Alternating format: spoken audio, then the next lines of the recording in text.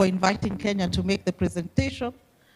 And Chair, allow me to just say good morning to the forum, and noting that I'm playing a dual role as the host.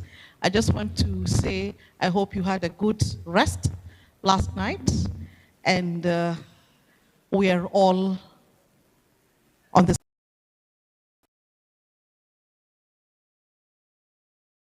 We'll start with the policy, that is employment and labor policy.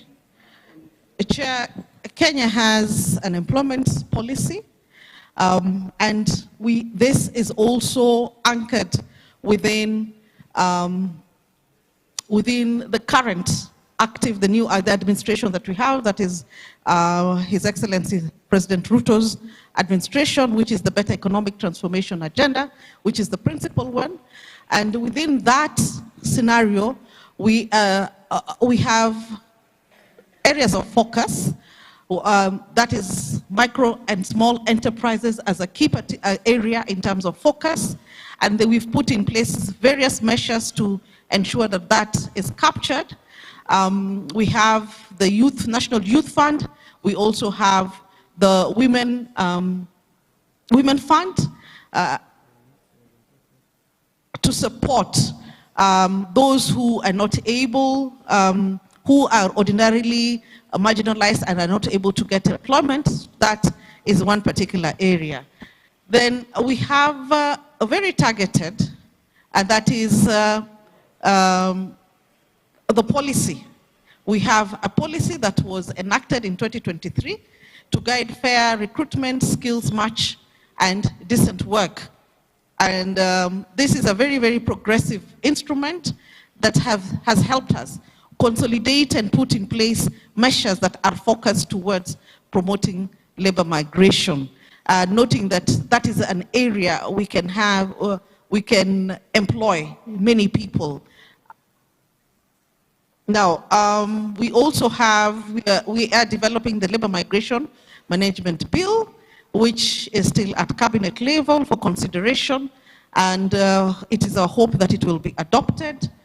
It also looks into issues of coordinating that particular function so that there's oversight, there's coordination towards that, and also just to ensure that all are safe in terms of roles and responsibility. We have multi-sectoral agencies that have also been captured under the bill. Then we also have development of a labor migration strategy, which we also have developed towards promoting employment and labor policy. Then we have strategies including the construction of affordable housing, which also targets those who are lowly paid, the skills, those who are not in the professional ranks, but are occupations who graduate, who have skills, the artisanry. Then we also have on social dialogue, chairperson, we have an active tripartite consultation forum under the National Labour Board and Sectoral Wages Council. This has been reactivated. They've not been active previously, but we're putting in place measures to ensure that they become more active, a consultative forum that brings together the social partners and government. So we have various wages councils. Then on the area of labor migration, we have put in place, we only had one labor attaché previously sitting in Geneva, but we realized we needed to have systems to support migrant labor, particularly those going to the Gulf GCC. So we have those who are based in Saudi Arabia, Qatar, UAE, as well. Yeah, those three are in place, but there are plans to open up labor attaché offices in 7 other places, which includes Oman, Kuwait, and several others. We are also working on the Migrant Welfare Fund, which is very, very important for purposes of supporting the migrants, supporting the process of departure, but also when they're out of the country, how are they supported in terms of health issues, in terms of welfare issues, and even back at home, because they still have responsibility of attending to their family members, children, for instance. Then it's important to have a welfare fund. Still on ethical recruitment to protect migrant workers, we have enhanced the process of registration. We've made it more rigorous, registration and vetting. There's continuous vetting of private employment agencies from time to time. There's a multi-sectoral body which includes different government agencies, and where they have to give a report and they take out a license every year. So those who are not compliant then they stand the risk of not having a renewal, and where necessary then action is also taken. Then we have also established a labor migration desks at the points of exit, and that is at Jomo Kenyatta International Airport, as well as the Moi International Airport. Those are the main points in terms of departure. This has been very helpful in terms of arresting any cases where then those migrating perhaps are under the influence of traffickers, yeah, or they have not followed due process. Then Chair, on labor rights, we are very keen on enforcement of minimum standards set out in law. And we have the Labor Inspectorate responsible for this. So, Chairperson, we have launched aggressive program in terms of capacity building of the Labor Inspectorate. We have a fairly new lot of labor officers, and I'm saying this because the inspectorate employment in the public service was affected by the policy on structural adjustments program, where there was a freeze on no recruitment for a long time. So to build capacity, to build knowledge and skills, then we have embarked on a program of training and induction, but also to ensure that every county, we have 47 county, has officers. So we have had recruitments since 2021, and we are hoping to have a new one again recruited. In terms of labor laws, we are keen to review them. The last review predates COVID-19, predates the Kenyan Constitution, which has been held to be very progressive, recognizing labor rights, but you find the law is not properly aligned to that. And then with the changing world of work, then we need to do that. Then on coordination in terms of issues of labor and employment, we are progressively working on that. I did mention that we set up a new directorate specifically to coordinate functions of labor migration. We also continue to work very closely with other government agencies through different forums. We have the National Coordination NCCM, which is hosted by the Ministry of Interior on issues of migration, so that everybody is on board, including refugees as well. We also have other agencies like the Skills. Skills was formerly in the Ministry of Education. We've had Skills Directorate also brought on back to the Ministry of Labor. So you have on-the-job training, but you also have labor market training. So as to focus on issues of employability and to ensure that the training programs is aligned, is responsive to the current labor market needs. On the area of gender, the Kenyan government is very committed to promoting gender and equality.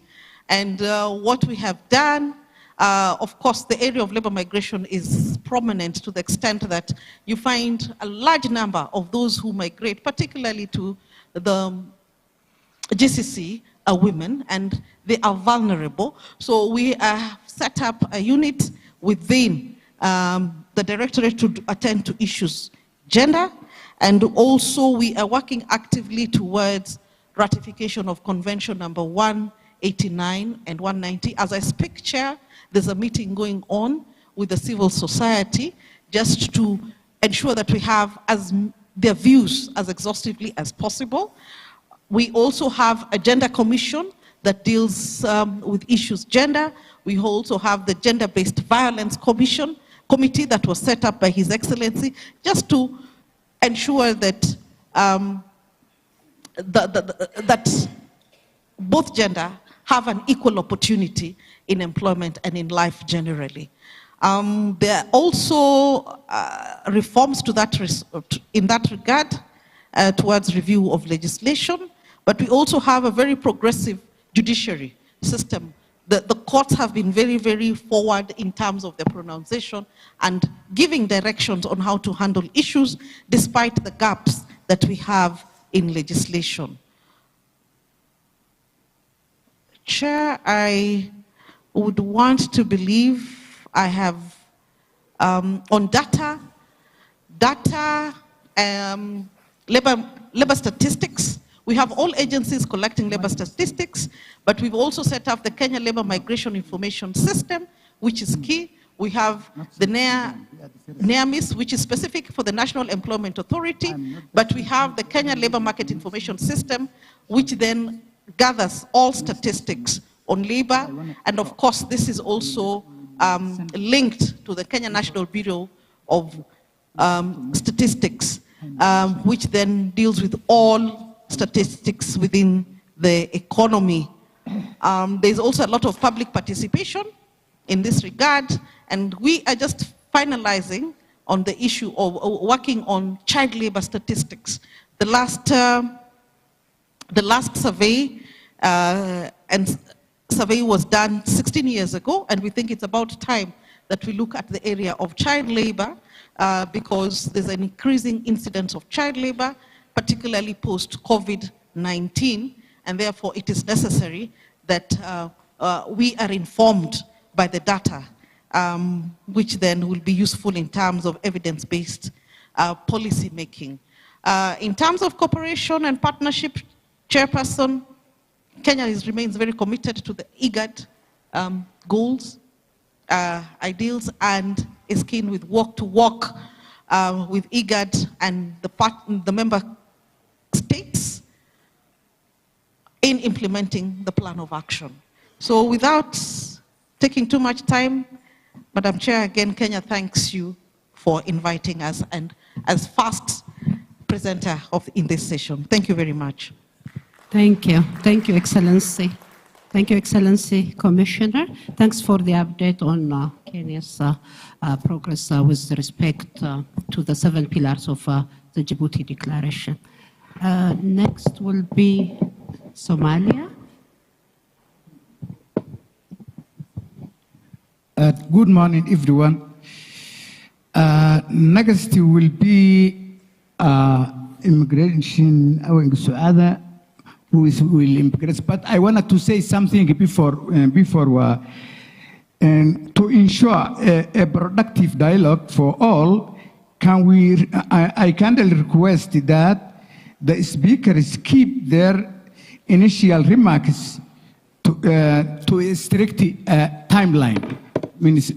I mean, is it enough for those comments 3 minutes? 3 minutes, then we will give chance in order to hear more voice from our audience. I will suggest to control our time. Thank you. Thank you for the reminder, but actually she was on time. She took 15 minutes, and I'm also controlling the time as a moderator. Thank you so much. All right, let's do this. Let's go ahead with the presentation.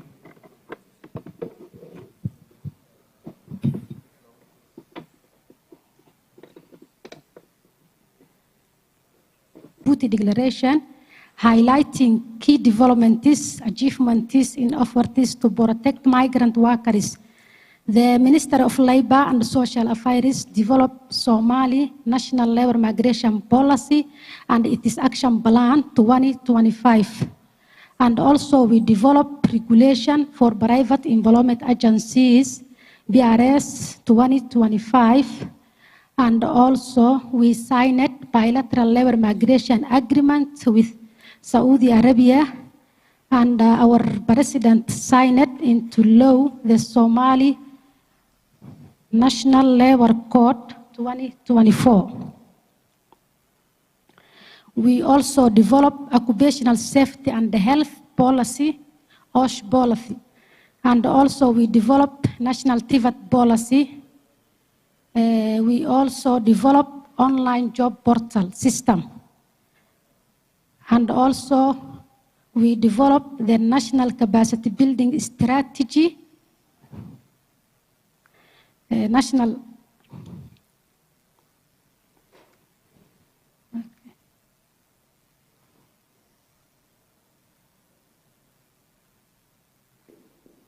It's okay.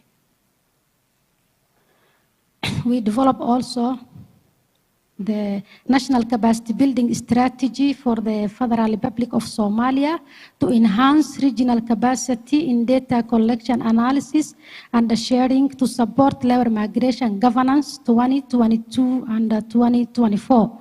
We developed labor migration meta handbook, and also we developed pre-departure orientation handbook training. The convention is that adopted by the government of Somalia. There are a lot of conventions, but I want to explain only the convention that including the labor migration. We adopted Private Employment Agencies Convention number 181 and also Tripartite Consultation Convention 144 and also Occupational Safety and Health Convention 155 and also Promotional Framework for Occupational Safety and Health Convention number 187, and also we adopted the Migration for Employment Convention number 97 and the Migrant Workers Convention 143. The government of Somalia appointed labor attaches with Qatar and Saudi Arabia. We also appointed committee for both countries, Saudi and Qatar, to implement the agreement. And also government of Somalia, refugees and asylum seekers law 2024. Thank you so much.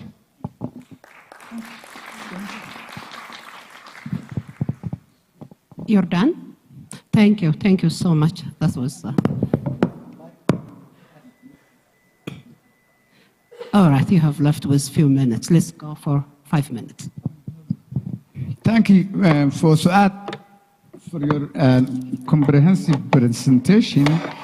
And I would like to add something, you know, the ratification of UNTOC, some additional thing.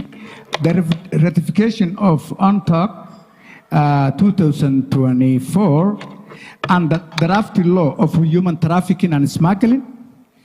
It is part of the preparation of the, you know, the implementation of the protocols. We have satellite, or we have, you know, launched 13 active land borders from Djibouti to Kenya, our neighboring countries. These land borders has active system which is connected directly to the central server.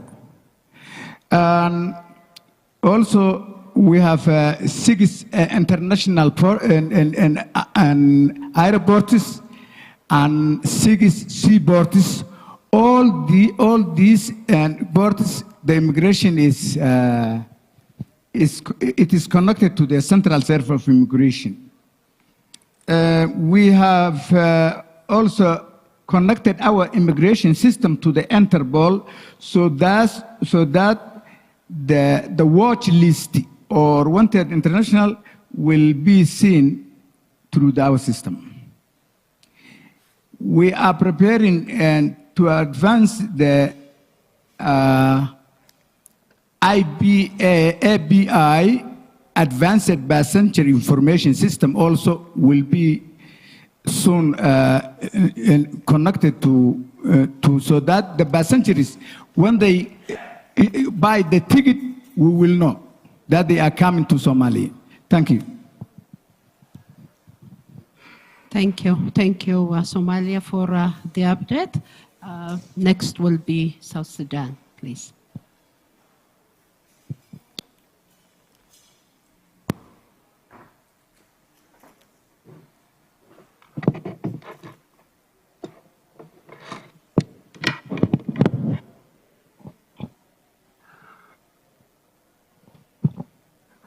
Good morning, everyone. Good morning. Okay, please wake up. It is still early to doze. Yes. Thank you very much. I am Deborah Ketch from Ministry of Labor, National Expert on Labor Administration in South Sudan. And in fact, just to begin with, South Sudan should not be doing this presentation or should not be justifying the declaration on IGAD protocol. Why do I say so? All the member states of IGAD seated here have their citizens working right inside South Sudan. So we should be the ones sitting there as Kenya, Ethiopia, Somalia, Uganda prove to us how they can as well take in citizens from other countries, just like South Sudan is doing. So that is, and South Sudan is the youngest of all. Yes. So now we should be receiving the reciprocation from our member states in IGAD region so that they can open their doors to South Sudanese as well. That is just a warm-up. But for the sake that we are supposed to show how each of our member states is working on the 7 pillars of Djibouti Declaration, I am going to give a brief overview of those.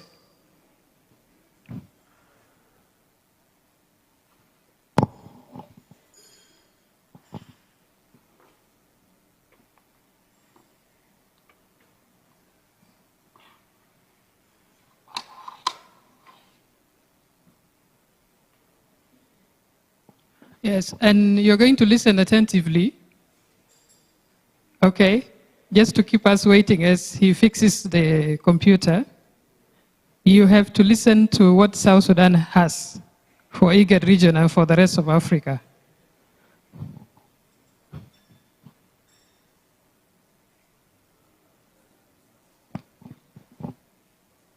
Yes, progress made towards Djibouti Declaration 2021.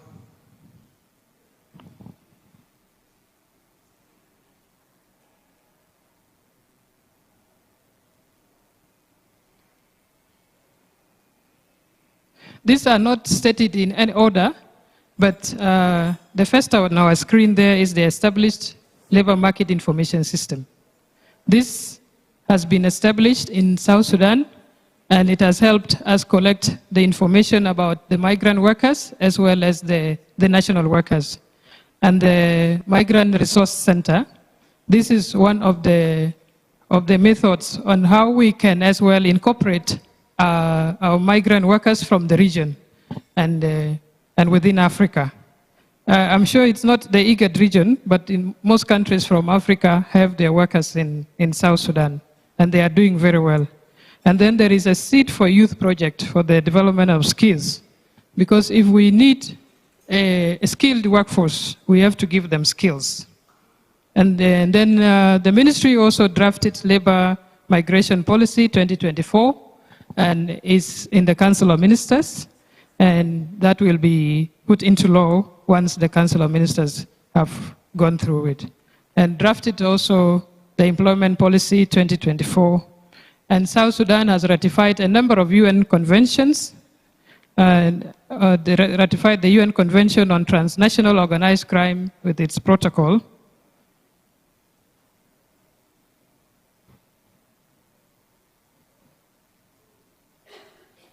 How do you go to the next slide?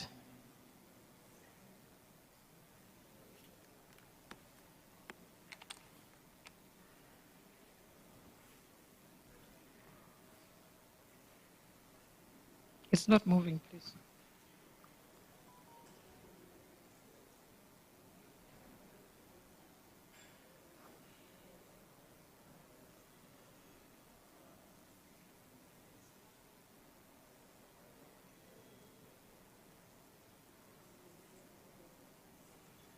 Technology.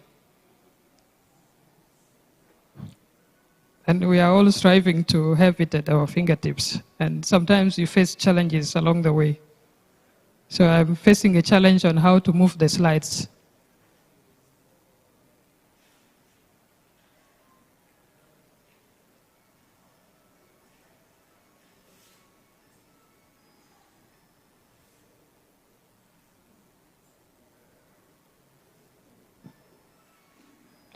Okay.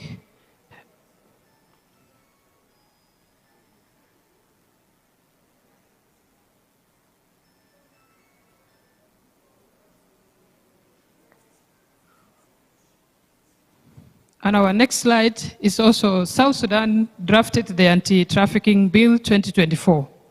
And many of our resources, that is the ILO and IGAD, have the information that there is human trafficking that happens, and sometimes South Sudan is used as a transit for the human trafficking as well. So for us to control that as a country, we have drafted the Anti-Trafficking Bill 2024. And we have installed an online work permit application that is accessible to anybody who has the interest of coming to work in South Sudan from your country of origin.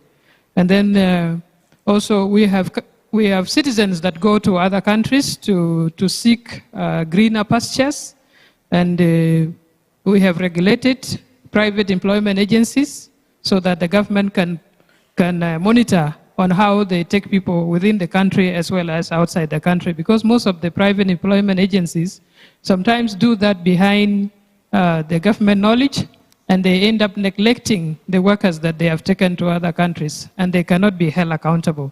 So it was in the best interest of the government of South Sudan to come up with a regulation to regulate these private employment agencies. And then there is also an installation for the server for the migration data. So in South Sudan, we are making steps to it, gathering information on the migration. And also there is a data sharing tools for the same that the stakeholders can also access from the Ministry of Labor. And then South Sudan also reviewed the National Coordination Mechanism on migration in 2021.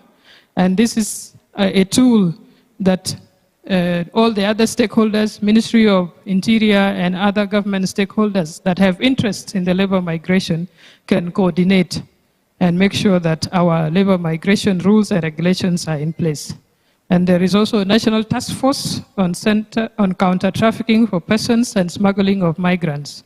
There are many migrants that leave their country of origin to look for jobs in other countries, but sometimes they are not done in the right way. So they end up being victims of human trafficking as well as other bad practices. Ratification of the UN, I had already mentioned that. The capacity building of social partners, we have our social partners among us here, and we always do that with our donors, the ILO and other strategic partners in this migration and labor migration in the IGAD region as well as the East African community. South Sudan also has priorities on labor migration, and one of these is the ratification of ILO instruments on labor migration, the Convention 97, 143, and 181. And many other, there are other 4 ILO conventions that South Sudan have also ratified. But then it's one thing to ratify and it's one thing to put it in practice or to actually implement what is in the documents. Awareness raising on the protection of migrant workers' rights. So in South Sudan, we recognize that the migrant workers also are humans like us, and they need their rights to be protected, as well as their human dignity. And so there is an awareness that is going on in the country that migrant workers may not have chosen to migrate, but due to circumstances, they have been forced to leave their countries to come and look for jobs in our country. And so we need to protect them. Training of labor inspectors. Yes, these are our officers that go out to inspect, to see whether the companies or the institutions are there to labor regulations as well as the Labor Act of South Sudan 2017. And that also the working conditions are safe for human operations. Strengthening the institutional capacity of both the national. South Sudan has 2 tiers of government. There is a national government, central government, and there is state government. So there are also state labor offices in the states to make sure that these same rules are also practiced in the states. And organizing migrant workers into the trade union. Yes, South Sudan is encouraging migrant workers to come together as a group and form their trade union. And the establishment of the Labor Advisory Council, the LAC there is Labor Advisory Council at the states. There is a Labor Advisory Council in the Ministry of Labor at the national government. South Sudan in 2023 launched Decent Work Country. And this is encouraged by ILO that every country makes the work as decent as much as possible for everyone that is working. That is by giving them protective gears, giving them all other, making the working environment conducive. If it is an hazardous work, they should give them all the tools that can protect the workers. And also drafted work injury compensation bill. Yes, and if there is no such a bill in place, then the migrant workers, not migrant workers, all workers will not know where their rights are. How should they be compensated? Who compensates them? And South Sudan is working on that bill. When it is passed by the Act of Parliament, it becomes an act, which is going to be a law that is applied to every institution that employs workers, that any worker that gets injury during the course of their work are compensated adequately. And yes, the Migrant Resource Center was set up inside Juba in a multi-training center that is a vocational training center that gives skills to different young people in the country. So migrant workers can access information from that center. What are the key gaps? The gaps are inadequate coordination with the partners and the shareholders on better migration governance. And the partners here are not only our social partners, the partners are also our member states of the IGAD, East Africa, and Africa as a whole. Because sometimes we come at workshops like this, we talk beautiful speeches, but implementation becomes a problem. Yesterday, when IGAD were making their remarks, if I was not wrong, I heard that Kenya has not yet signed the Djibouti Declaration.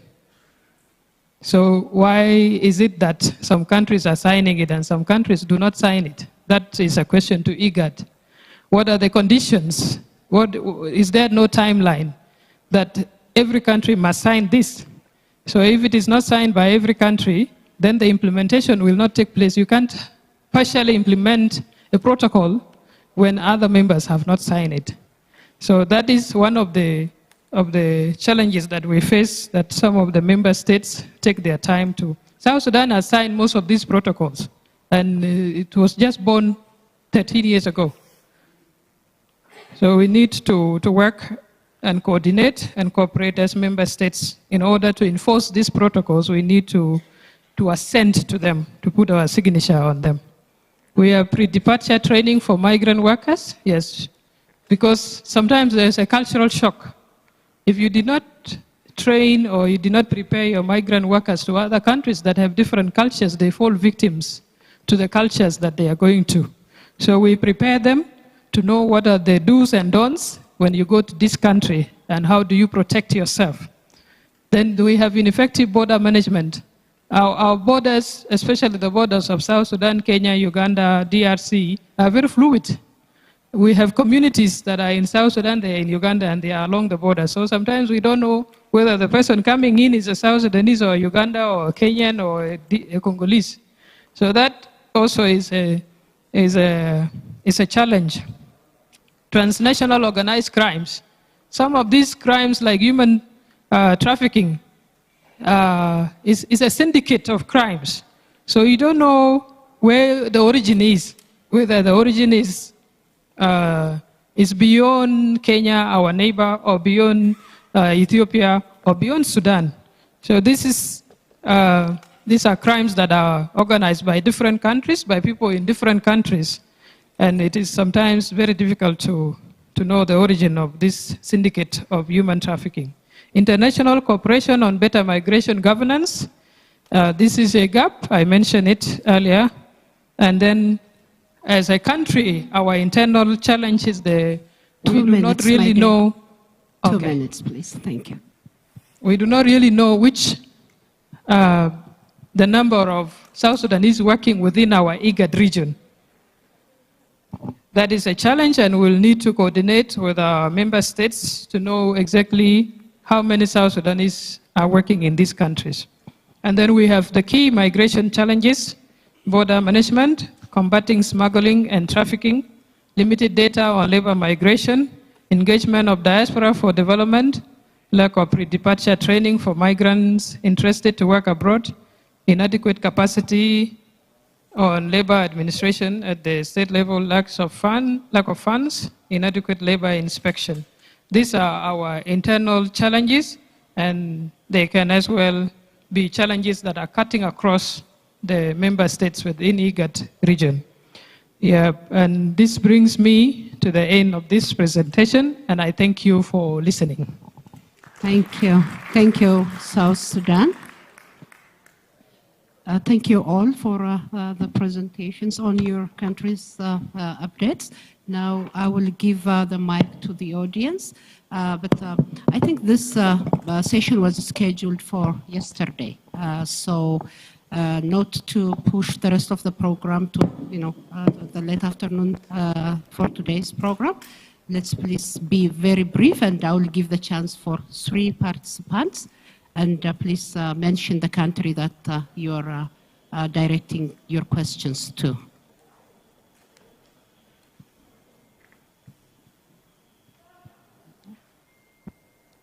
Which country is that? I'm sorry. All right. Okay. 1. You're number 1. Okay. Anyone else? Djibouti. 2. And 1 more. Do I say hand? All right. Thank you. So you're number 3. Go ahead, please. Thank you very much, Chair, and all the countries for making this powerful presentation. My name is Lanyero Faith Irene, and I'm part of HACTU. My question is specifically addressed to Somalia and South Sudan.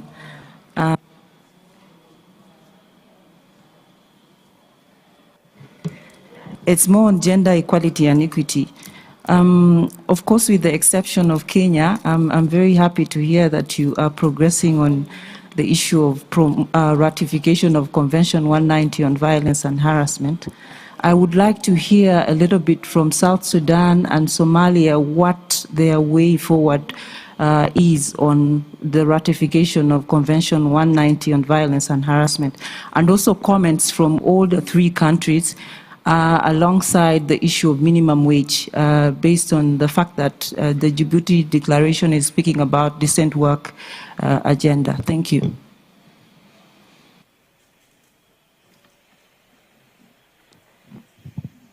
Let's take all the questions at a time, and we'll proceed with answering. Number 2, please. Yeah, go ahead. My own is not really a question, but more a comment. I just wanted to reply to the sister from South. we hear everyone's plea, making a commitment. It's something a lot of countries are working on, especially the remaining countries who have not signed the important documents. The desire is there, the vision is there, progresses have been made. So the point is, let's not lose hope. Things are moving forward. That's what I just wanted to say. Thanks for the comment, and all right, okay. That makes it four. Okay, go ahead with your question, and we'll come to it. Okay, let me give the chance to member states. All right, Uganda, please. Thank you. Thank you, Chairperson. I just wanted to update the meeting about the progress from the Republic of Uganda. Specifically, I wanted to inform the meeting and that Uganda completed the process of coming up with the National Migration Policy 2025 that takes cognizance of all the 7 pillars of the Djibouti Declaration. And we have even gone ahead to institutionalize the Interministerial Committee to discuss migration matters under the Ministry of Internal Affairs. So I thought this meeting needs to note that. Previously, we've been having national coordination meetings under the Office of the Prime Minister, but now it has been institutionalized under the Ministry of Internal Affairs. I also wanted to update the meeting about the ratification of the conventions related to trafficking in persons and smuggling of migrants, and because it is related to the work we are discussing right now.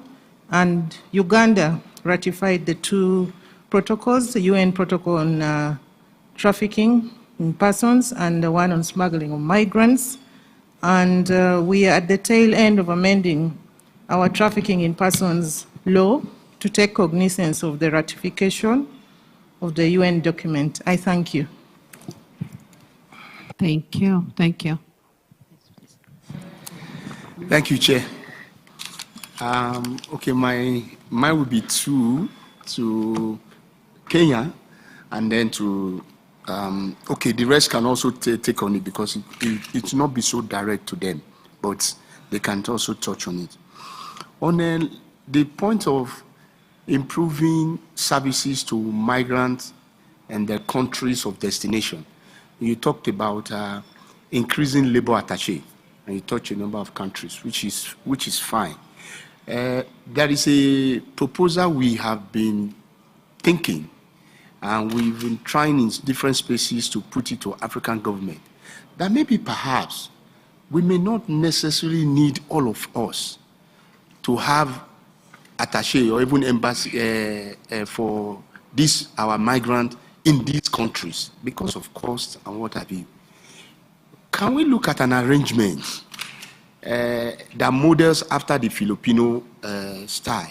Where in the Philippines we have what it called the Filipino house as a way of showing protection for its migrant. This person does not come from the Philippines and go into the house of anybody.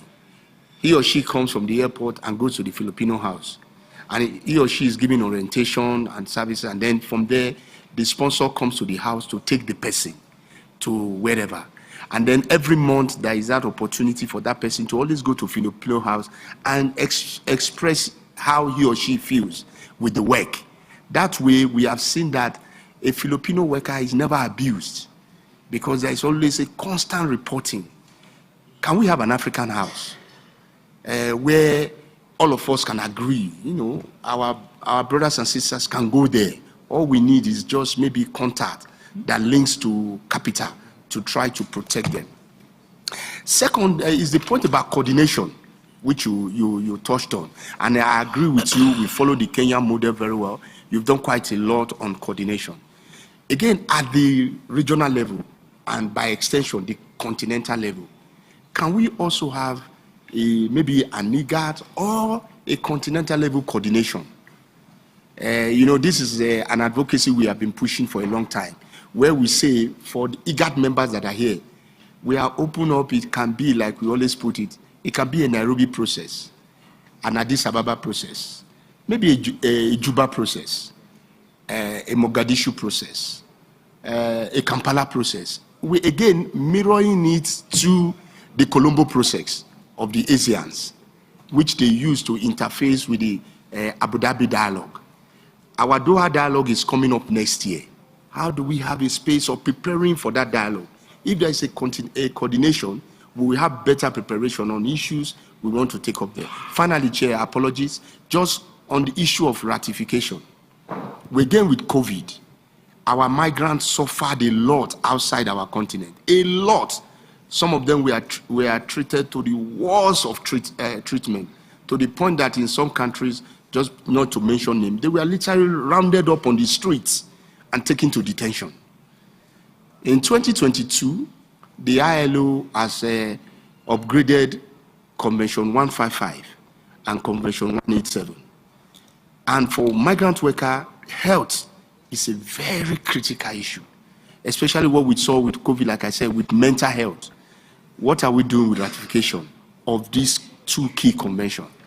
Of course, you can align it to Convention 190, which some of us we want to really give credit, and I think we'll talk about it too, what in this South, Somalia has done, and maybe perhaps the latest convention we have just also ratified, Convention 191. Chair, thank you. Thank you. So let's please be brief, and I'll start with South Sudan to reflect on the first question, then Somalia. Let her start, please. Yeah.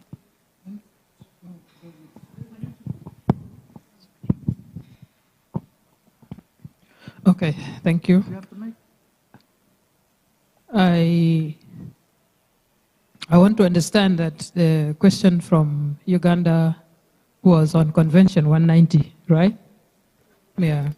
So in the context of South Sudan, the Convention 190 has not yet been discussed at the national level, but already you can see the atmosphere of South Sudan is welcoming, as there are many people that are doing their businesses there.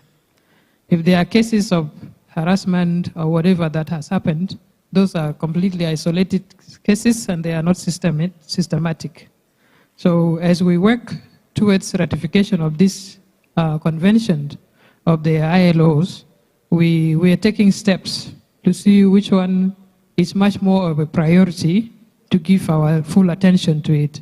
And the priority has gone to other conventions that I mentioned in my presentations. But in as much as we know, no society encourages harassment. Although there are cases of harassment, whether there is a ratification of Convention 190 or not, they are still available, but they are not systematic. They are purely isolated cases. Also on the gender part, South Sudan also takes the gender representation very seriously. And if we are to compare the statistics of South Sudan, women representation in all the levels of government, it exceeds other countries, even in Asia.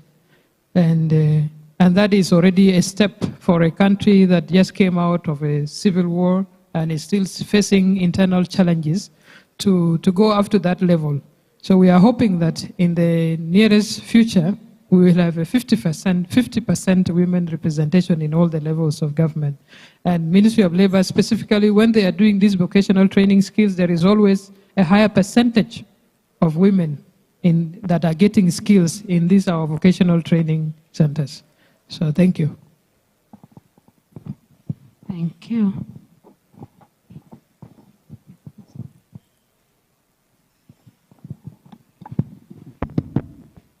Yes, the question about the Violence and the Harassment Convention 190, I would like to give the mic Mr. Umar Farouk to answer this question. Welcome. Thank you very much for giving me away. Yes, thanks my sister from Uganda, Faith. The question of ILO Convention 190, Somalia has ratified it in the year 2021, and we are happy to be the second country in Africa after Namibia that has ratified ILO Convention 190. and that convention is now also domesticated in the newly revised labor code of Somalia, and the new labor law, Article 8 of the new labor law says and criminalizes sexual violence and harassment at the world of work, and in this basis also directs the development of national policy on countering sexual violence and harassment at workplaces. So effectively, yes, we have ratified, and we are happy to be the first in this region, the IGAD region, but also domesticated it into national law. So now we have to move in terms of applying and enforcing it within the framework of the national policy on countering sexual violence and harassment. Thank you.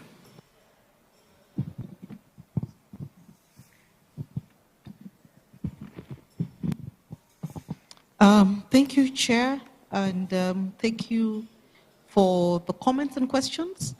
And allow me, Chair, to just pick it up on the issue of ratification, which I realize I didn't cover in my presentation. Chair, Kenya has ratified 52 conventions. I think one of the largest number within the continent or within IGAD in terms of ratification. And we are working on ratification of Convention 181, 189, 190. We have already ratified 97 and 143 on labor migration. And like I said yesterday, the Djibouti instrument in terms of ratification, Kenya is still considering that. And I want to appreciate the contribution made by the delegate from Djibouti, that yes, we have the vision, a common vision, and we are working. It's work in progress in terms of implementation. And just permit us to follow our internal law. We have a rigorous process in terms of interrogation and engagement, public participation, where everybody, and like I said, Chair, today, at this very moment, there's a meeting going on ratification. And who are the participants? Civil society. Civil society beyond employers and workers. And their demand is that they need to also be consulted. So we're talking about Tripartite Plus, and we have a roadmap to go to all corners of the country. And that is what makes it very difficult and expensive for the country to ratify based on the new legislation enacted in 2012 on treaty making and ratification, just to make sure that everybody knows. Nobody, we don't have anything passed behind the back. But having said that, Chair, in terms of the gaps and deficit between the conventions and our law, it's not so much, but it is important that we ratify, and including the 2 conventions of occupational safety and health, which were recently adopted by the ILO. Chair, then there's the issue of bilateral agreements. I didn't discuss that, but we're in the process of negotiating very many bilateral agreements. I think the number is well over 20 already initiated, but we have successfully concluded 5. We have 1 with Germany, we have 3 with Qatar, UAE, and Saudi Arabia. And then in Saudi Arabia, we have an additional one that is targeting domestic workers. And that one is also under discussion for review so that it is comprehensive. Chair, on employment, I did say we have micro and small enterprise as a focus based on our national policy, but we also have agriculture as a key area, and digital jobs and green jobs is also a priority area that is picking up as a focus, and which also fits up within the better economic transformation agenda. Chair, the issue of minimum wage is a matter of protection. Yes, we do have a minimum wage in Kenya, a minimum wage which is set through intense social dialogue, but through a tripartite engagement. and the National Labor Board and the wages councils are tripartite. And we have traditionally set up a minimum wage for everybody in the country. Now we are seeing an increasing need to activate the wages council, the sectoral wages council. For instance, the one for domestic workers. And we're looking at it in terms of Convention 190. Now, that is an area that we need to work on because domestic workers are key. We're also thinking of the seafarers, also very important. We're talking about the digital economy. Do we need to set a minimum wage? And like we were told yesterday by the ILO, there's a lot of there's decent work deficit in that particular area. And the courts have pronounced themselves as to their right of association, as to their remuneration and terms and conditions, but it's not sufficient. And also a committee is working on the occupational safety and health pursuant to a court directive that should be done. On the issue of attaches, I think that is a novel idea. A novel idea coming from ETUC, that why don't we have a special arrangement that we do not, so that we are able to attend to migrant labor outside the country. I think that is something that really belongs to this forum, Chair, because setting up of an attaché, traditionally under the Vienna Convention, you have the issue of sovereign states. But if IGAD wants to adopt something like that, that is something that can be picked up from this expert forum and deliberated and given to the Council of Ministers to give direction, consideration and direction for that, because we're talking about unity of purpose and common interest. On the issue of coordination, the Colombo process, a similar one. We have a Nairobi process, Juba, Kampala process. I think there's nothing that stops this forum from doing that. It is not an individual state's decision. It calls for cooperation. So if the IGAD forum would want to have such a process, I think that would be possible, Chair, and that is not for Kenya to answer as a country, but for the forum to decide. And last but not least, my sister from South Sudan said that South Sudan has ratified the Djibouti instrument, and Kenya and other countries should follow suit so that people move around. I think, yes, we are considering and we feel challenged, and reciprocation is very important. And like she said, it's work in progress. We have a lot of Ugandans living and working in Kenya, and so is South Sudan, Sudan, Djibouti, Somalia. They are all here. They are all here, and some have even become naturalized and have become Kenyan citizens. So we embrace the spirit of IGAD. Just allow our legal process to take precedence, and that is we must follow the due process for ratification of any instrument. Besides public participation, it must go to Parliament, and Parliament must debate it exhaustively. So it's not just the executive that takes that decision. I thank you, Chair. Thank you so much. I hope IGAD will take those recommendations and act. Thank you all on the stage, and thank you everyone for listening. Would you please give a round of applause to the presenters for the very good presentation. Thank you all.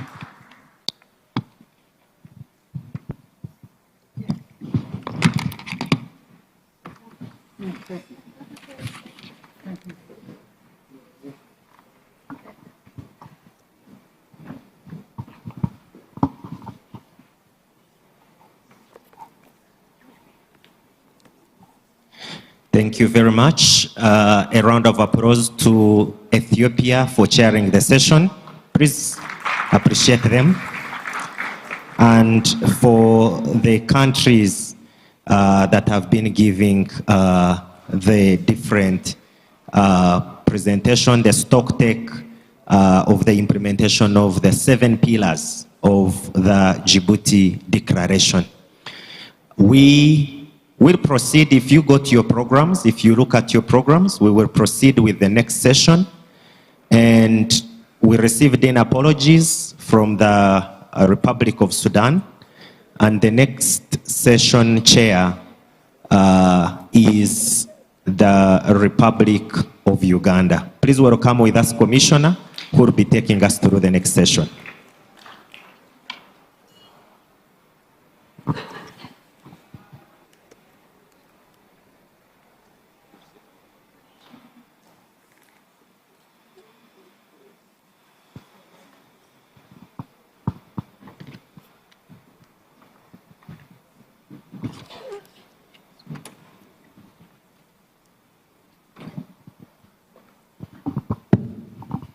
Good morning, everyone.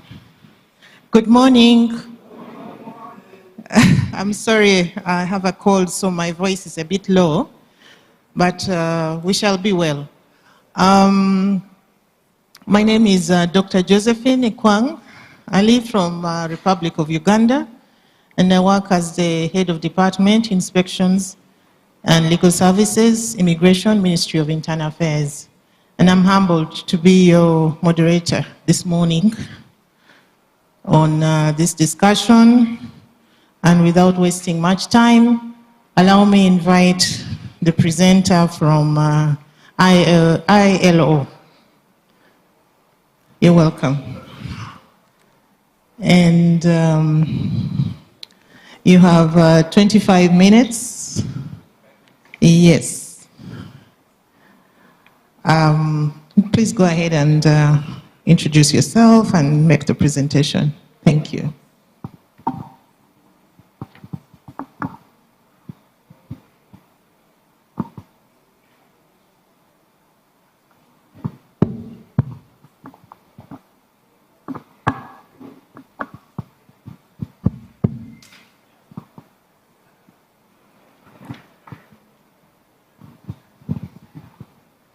So good morning, everyone. My name is Thomas Liebi. I'm the International Labor Standards and Labor Law Specialist for the Cairo office. I'm covering North Africa and the Horn of Africa, so most IGAD countries, but not all. And I will be discussing with you the protection of migrant workers through the lens of international labor standards. But before delving into the protection of migrant workers, if you indulge me, I will say a few words, set the scene on the ILO and international labor standards in general, and you will see that it will be something relevant for the rest of our discussion.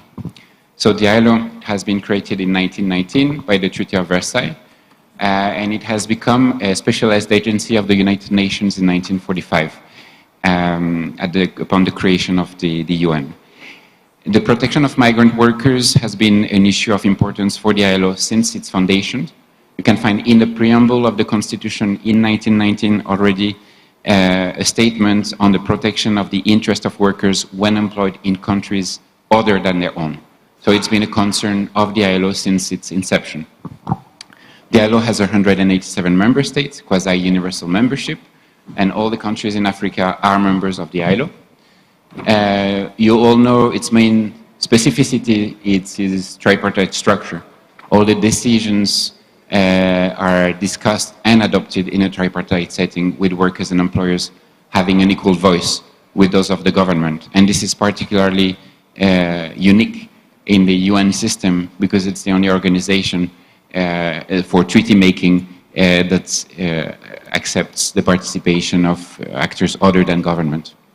Its aim is to promote social justice through decent work for all, and its main means of action are normative action, this is the center of the ILO's identity and action, technical cooperation, and research, the production of knowledge.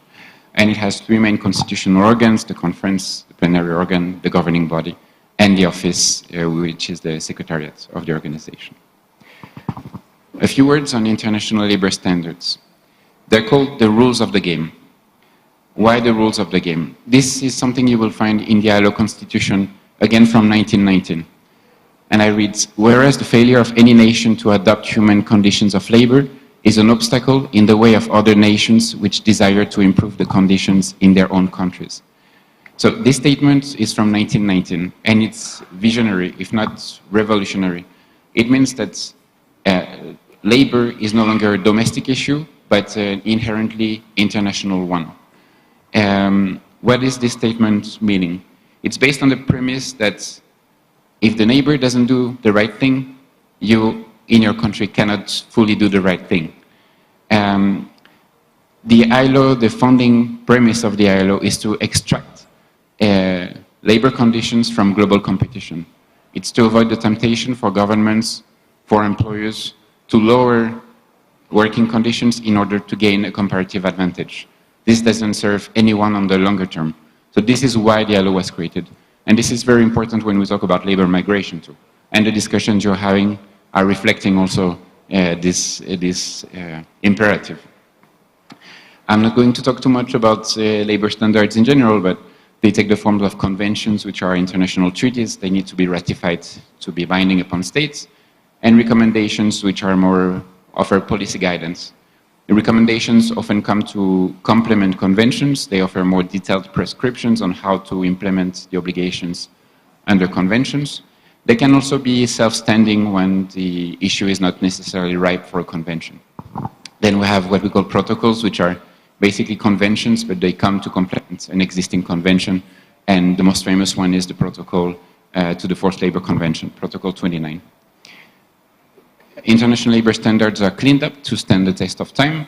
There's a whole mechanism in place to ensure that international labor standards are relevant and up to date. So the most outdated conventions, those that have been adopted in the 1920s, 30s, that no longer offer a regulatory approach that is up to modern standards, have to be withdrawn or abrogated, and this goes hand in hand with the promotion of more up-to-date standards. ILS cover the whole range of labor issues and impact people's life from cradle to the grave. Another important aspect of ILS is that they offer minimum standards, and this is under the ILO Constitution. That means two things.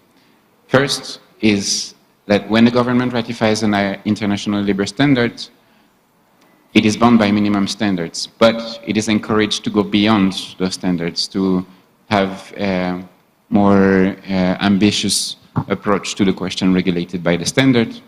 The second one is that if there's already higher protections in place, the ratification of an international labor standard shouldn't be used to diminish their protections. ILS are used, of course, when they're ratified, they must be implemented as per an international obligation, but they have many different areas of influence.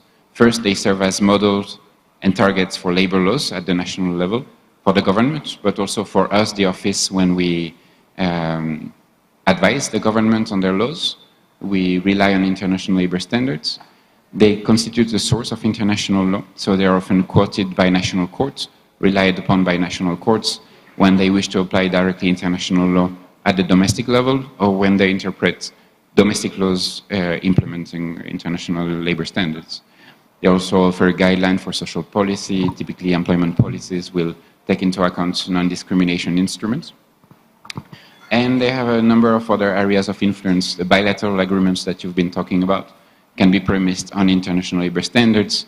We're also talking about corporate social responsibility, free trade agreement, collective bargaining agreements, public procurement, and the civil society at large.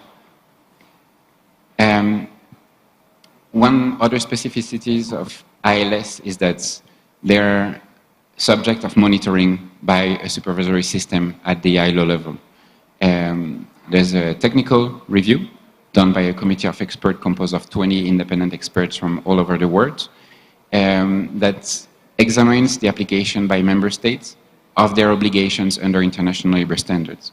So member states have to send reports every year on what they have done to give effect to their obligations, and the committee of experts will examine this and enter into a dialogue with member states.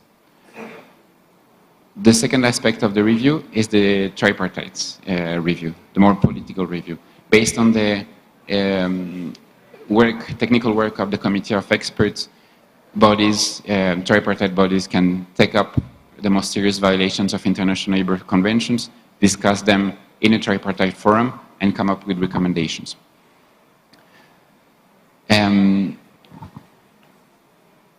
The monitoring is based on a regular monitoring I was talking about, so the regular reports that are submitted, but also special procedures.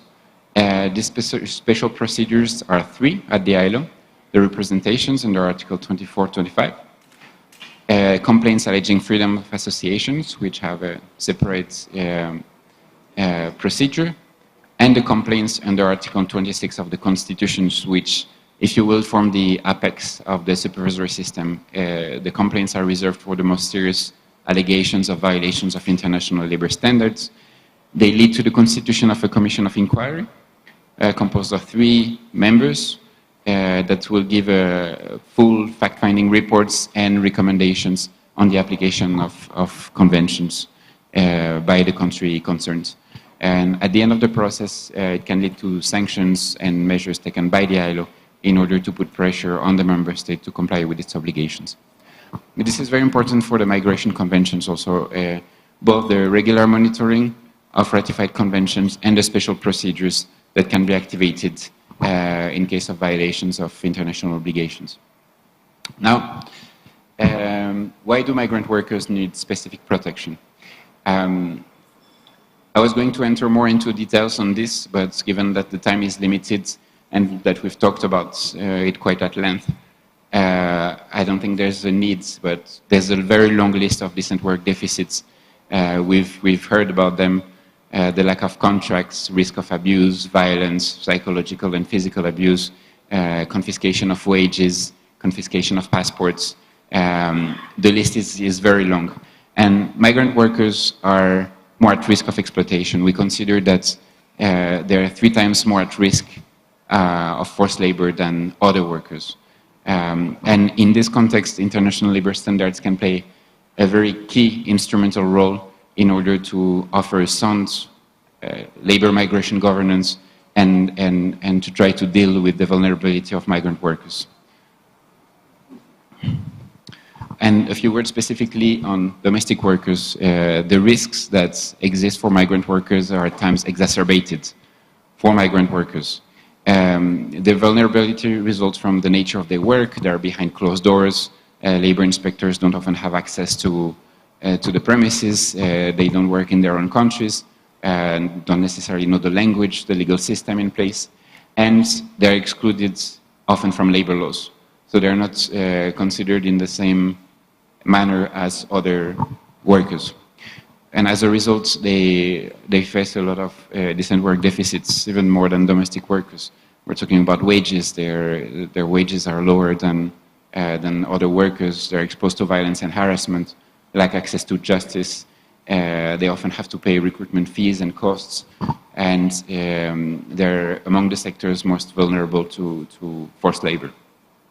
So, going to international labor standards, what framework should member states take into account in order to ensure sound labor governance? The first one, fundamental principles and rights at work. The 5 categories that have been mentioned here. Freedom of association is essential because it allows migrant workers to establish and join unions and to defend their interests. Forced labor, we've seen that they're very vulnerable to forced labor, so to have a framework in place that fights against forced labor is essential. Minimum age, non-discrimination, of course, and occupational safety and health has been mentioned in the last discussion.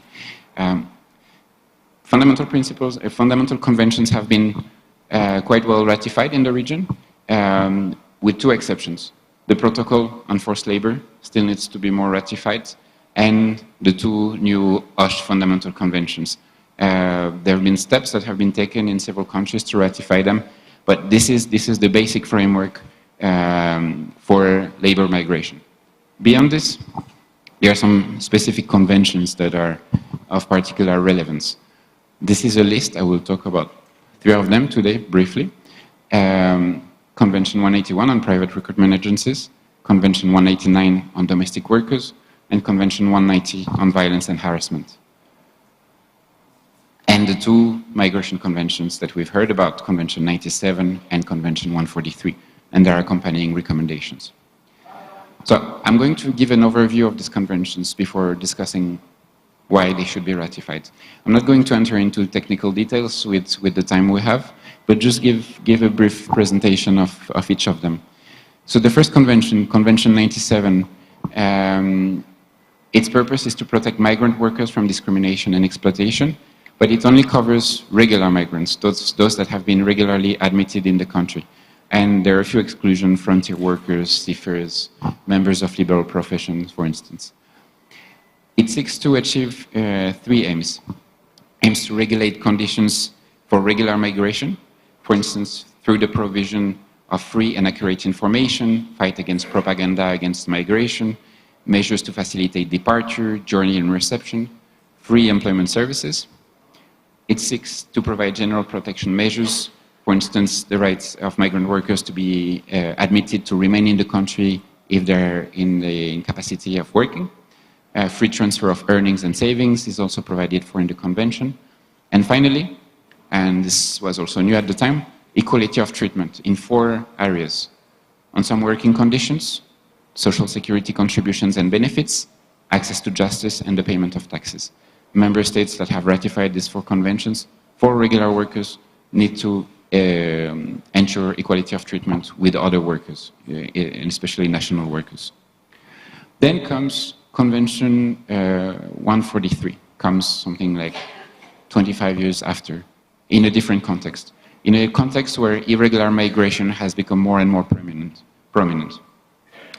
It's the first international instrument of the international community to address the problems arising out of irregular migration and illegal employment of migrants, while laying down the general obligation to respect basic human rights for all migrants, irrespective of their situation in the country. So the convention aims to facilitate regular migration, suppress illegal activities and irregular migration, provide minimum protection to all migrant workers, irrespective of their conditions in the country, and it offers some flexibility for member states which can decide not to accept one part of the instrument in order to ratify them and reconsider later the application of this part. So the first part is on concerns all migrants, including irregular migrants. The second one enhances the protections and the equality of treatment for regular migrants. So when we talk about basic human rights, we're talking about the fundamental human rights in the core UN human rights instruments. Migrant workers, even if they are irregular, should benefit from these rights. The regular migrants are also protected under this convention. In case of loss of employment, they don't become irregular migrants.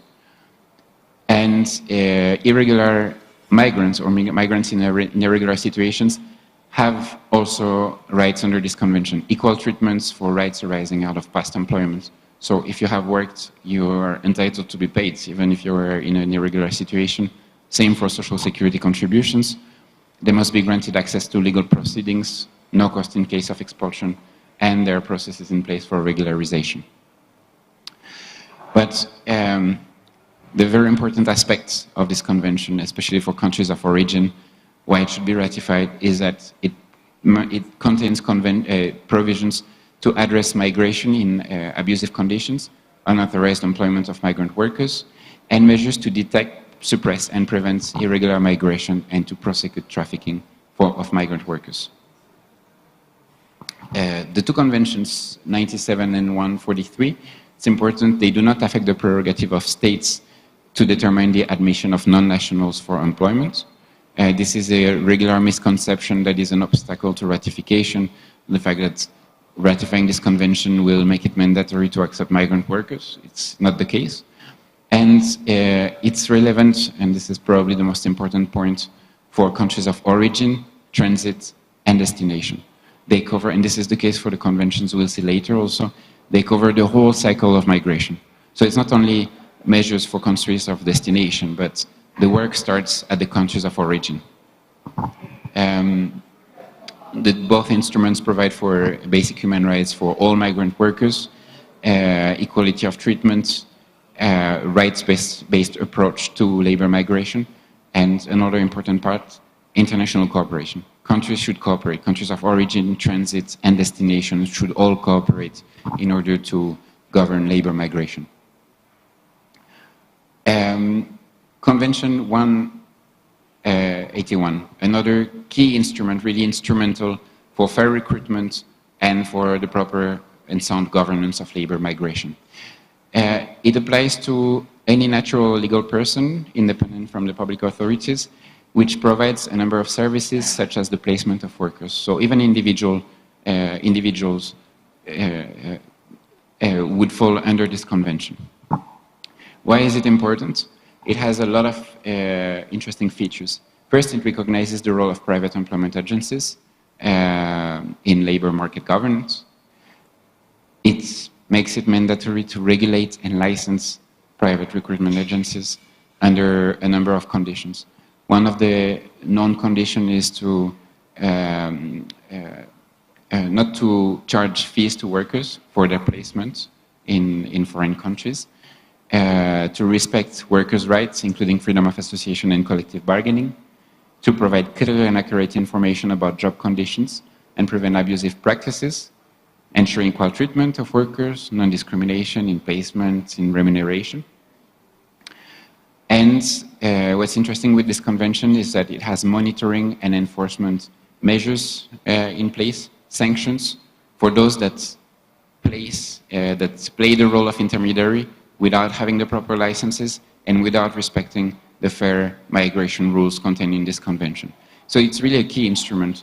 It formalizes the placement of workers abroad. It gives a framework, and it should really be considered part of the key conventions in order to regulate labor migration.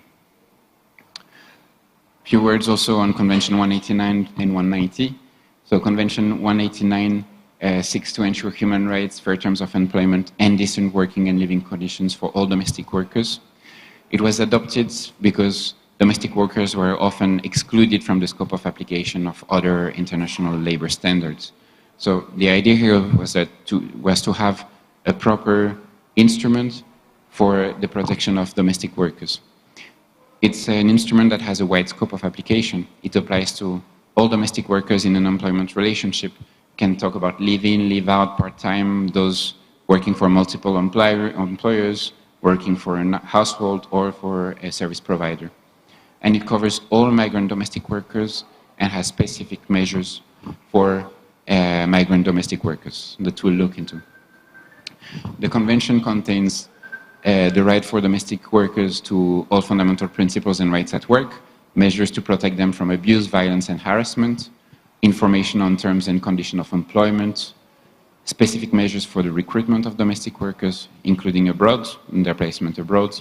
So the same requirements that you have under Convention 181 apply specifically for the recruitment of migrant workers and domestic workers under this convention. Promotion and compliance of access to justice and consultation with organizations of domestic workers and employers' organization where they exist. Convention 190, also very key. Why is it key? Why is this convention interesting? It doesn't apply only to migrant workers. It's for the protection of all workers domestically against violence and harassment. What's very interesting with this convention is that it has a broad definition. Violence and harassment is an all-encompassing definition covering a whole range of behaviors. It has a wide scope of application in terms of who is covered, not only employees, but all workers, irrespective of their contractual relationship, but also job seekers, job applicants, interns, volunteers are covered. And where it's not only at the workplace, but anything that is related to work, going to work, coming back from work, traveling for work, work-related events will be covered under this convention. It offers a comprehensive and inclusive approach to tackling violence and harassment through prevention and protective measures, enforcement and remedies, and training, guidance, and awareness raising. And finally, 190 and its accompanying recommendation contains specific measures for migrant workers especially in terms of discrimination or non-discrimination, and measures to protect migrant workers against violence and harassment in the countries of origin, transit, and destination. So I was a bit fast on this. The idea was not to have a comprehensive and technical discussion with this. We can have, if you're interested, we can have this separately because they're quite technical instruments that require time to do so. But I want to spend the little time I have left in order to discuss the ratification of international labor conventions, of these international labor conventions, the fundamental conventions and the 5 conventions I've been talking about. So the ratification, Convention 97, 143, 181, 189, 190, and the fundamental conventions directly strengthen the protection of migrant workers, reduces the risk of exploitation, and improves labor migration governance for the countries that send large numbers of workers abroad. We saw in the presentation what actions need to be taken at the level of the countries of origins to ensure fair recruitment, pre-departure information, standardized contracts, licensing of recruitment, agencies, monitoring, sanctions. But it is also important, and this is something that we have heard in the last 2 days, that there's a global reality is that most countries are countries of origin, but also of transit and destination. So it's something that the Committee of Experts has highlighted. Countries will be called to implement all these conventions as countries of origin, as countries of transit, and as countries of destination. Beyond the labor governance, the framework for a sound labor governance, I think there's an important aspect to why these conventions should be ratified. And this is something I've heard also in the discussions these last 2 days. And I've seen that all the countries that have intervened have either taken steps to ratify the conventions or showed their commitment to do so. And this is very important.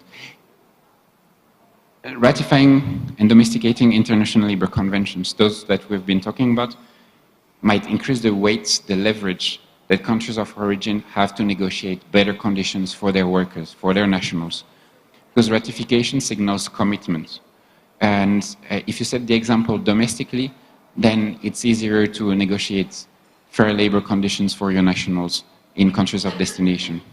And this has particular weight, for instance, in the negotiation of bilateral agreements. This is not a theoretical argument. This is something that has happened, and we have the example of the Philippines. That for their domestic workers, for instance, they have ratified and domesticated the relevant conventions, and they have a sound, robust legislative and regulatory framework in place, and they have managed to negotiate good conditions for their workers going abroad in countries of destination.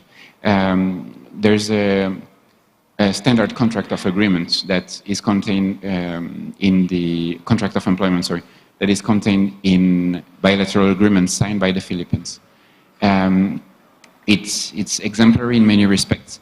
This standard contract contains the determination of the contract periods, the payment of wages on a dedicated bank account, the prohibition of salary deduction, and the provisions of facilities, including continuous rest of at least 8 hours per day and 1 day per week, suitable and sanitary living conditions, adequate food, monetary allowance, transportation to be covered by the employer to go to work and to come back, leave, annual leave is also there, the right to maintain to keep custody of the passport, to communicate with the family abroad. All of these are in the standard contracts concluded by the Philippines. And the fact that they have improved these conditions didn't reduce the migration flows. The Philippines still send domestic workers abroad. So this is a very good example of what can be achieved by ratifying and domesticating the relevant instruments at home in order to have a stronger basis to negotiate bilateral agreements with countries of destination. And not only to negotiate individually. This is something I've heard in the room also.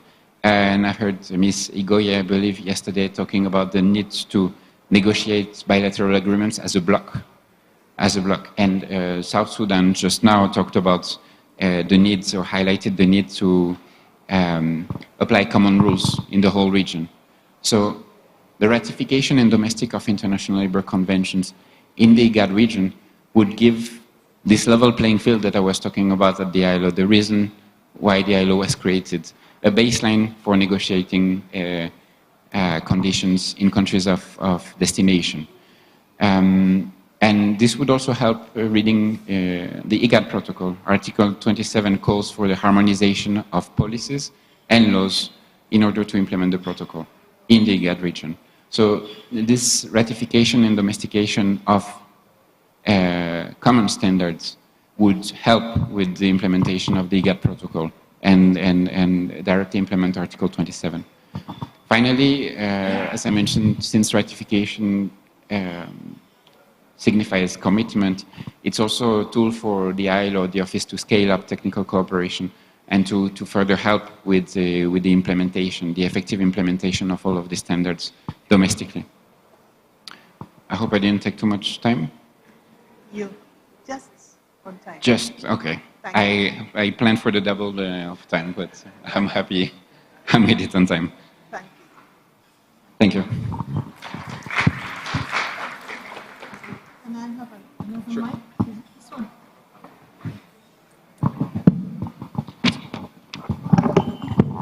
Okay, can we have a round of applause for our facilitator? Please take a seat. I think I'm going to open the floor for discussions, but before I do that, I'd just like to give an overview of what we've had. We've had about the discussion or the presentation on the standards and the fact that it takes a tripartite setting in treaty making to enhance social justice. We've heard about its regulatory approach as a source of information in courts of law, among others. We've heard about the technical review. We've heard about the tripartite review. We've heard about issues to do with the migrant workers, domestic workers. We've also been taken through what the framework for member states should, what the member states should take into account, that is coming up with the associations, to, among others, provide for minimum age. We heard about the protocol on forced labor. We've heard about the convention, 189, domestic workers. We've heard about a presentation in the area of social security contributions. We've heard about Convention 143 to facilitate regular migration. We've heard about Convention 97. We've heard about Convention 189, the role of private regulators. We've heard about Convention 189, human rights in employment. We've talked about Convention 190, going to work, traveling to work. And we've heard about recommendations on discrimination, non-discrimination, and in countries of origin and destination. We've had detailed presentation on ratifications of Convention 143, 190, 181, and how it strengthens the protection of migrant workers. We've heard about the committee of experts, and we've also been told about the recommendations, which are in a positive context regarding ratification, how it helps countries to negotiate terms for their nationals in countries of destination, how it enhances negotiation of groups or within IGAD in the destination countries, and among others, domestication in our respective member states. So that is an overview of what we've had in this presentation, and I open the floor for discussion, questions. You're welcome. Thank you.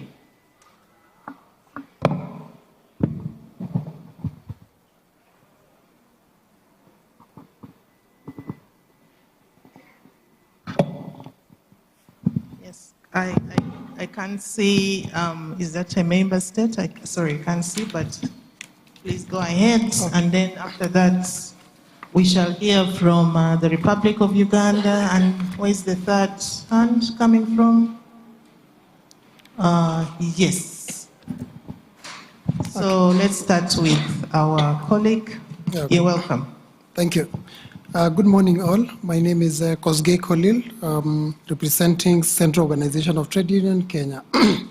One issue which has emerged very clearly and which is linked to what has been advocated by ITUC is to have a clear framework. We already have a clear framework of preparing the migrant workers through a departure process, where we take them through what they expect in those countries, that is the reception countries.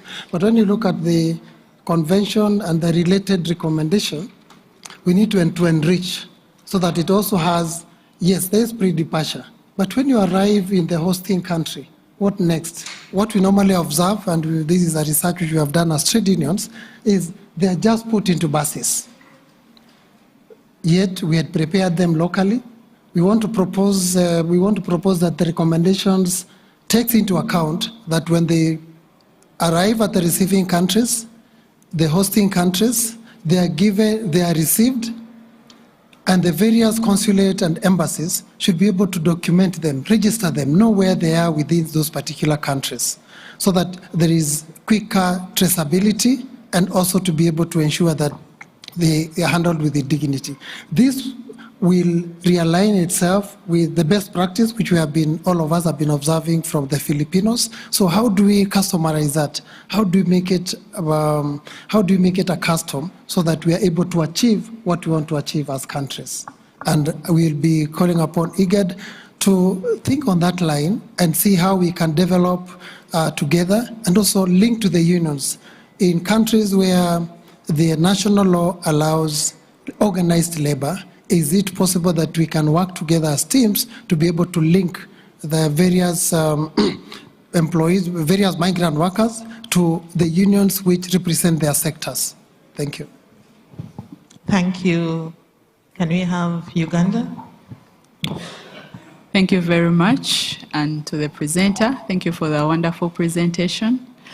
Mine is on Convention 181 on private recruitment agencies and the licensing and regulation, particularly where these agencies are not required to pay and to charge the migrant workers. Maybe you may share with us the best practice in the Philippines. But currently, I will state this has been really a challenge, even when it is known that they're not supposed to charge. However, in our regulations, there are certain fees, like the administrative fees. Like in Uganda, it's only 20,000 shillings for administration, where recruitment agencies are required to, migrant workers can pay those fees for administration, particularly, but also you find that it is also a challenge whereby these private recruitment agencies, in most cases with their counterparts in the destination countries, they are supposed to make all those fees paid to the private recruitment agency in the country of origin. But then this fund, at times it does not come and it is compromised. And you find that a private recruitment agency has to ensure that they actually deliver. So in a process where this agency may not have the money to maybe deliver and ensure that the migrant worker is, the entire process is done until the payment, it's even done when there has been, the migrant worker has actually arrived. So you find it is compromised, and at the end of it all, you find that still it is the migrant worker that has to make the payment. So even when we have these provisions or standards, at times the practice is compromised and it is challenging. However, what is it that we can do as states? For instance, even when we try to benchmark from some of our member states, like you'll find that payment of a passport in some countries, for instance, like I think Ethiopia, migrant workers have to go to the recruitment agents when they already have acquired their passport.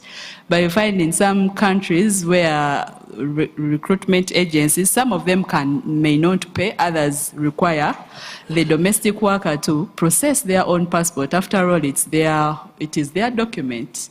So we need to strike a balance and see how best can we really support and ensure that this provision is actually taken care of as we expect it. So we need some guidance and in order to streamline this.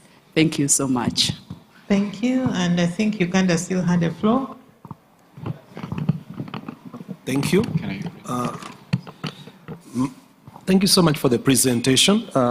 My other question was about the monitoring framework. Apart from the submission of the member state reports, what framework is there to make sure that feedback on the compliance with the standards for each country is actually available to learn from each member state what has done, what has worked well, and what can help them to identify some policy gaps to direct the policy direction of each member state. So that would be very helpful to share. Thank you. Thank you, and we had a hand up from our colleague before we respond to those questions. Yes, please, go ahead. Thank you, Chair. Okay, Uganda has taken two of the questions, but we'll discuss with Uganda more on that. But the last speaker from Uganda talked about monitoring. Just to follow up quickly, what we have also observed on even ratified convention is the reporting for the continent as a whole, not just IGAD. Reporting suddenly are very low. And so if you don't report, even when we do monitoring, we don't know. There is this perception that when you report, you are shaming your government. That's the perception. We don't know why is that, but that is not the purpose. The purpose is also to see where the gaps are and to see how to help.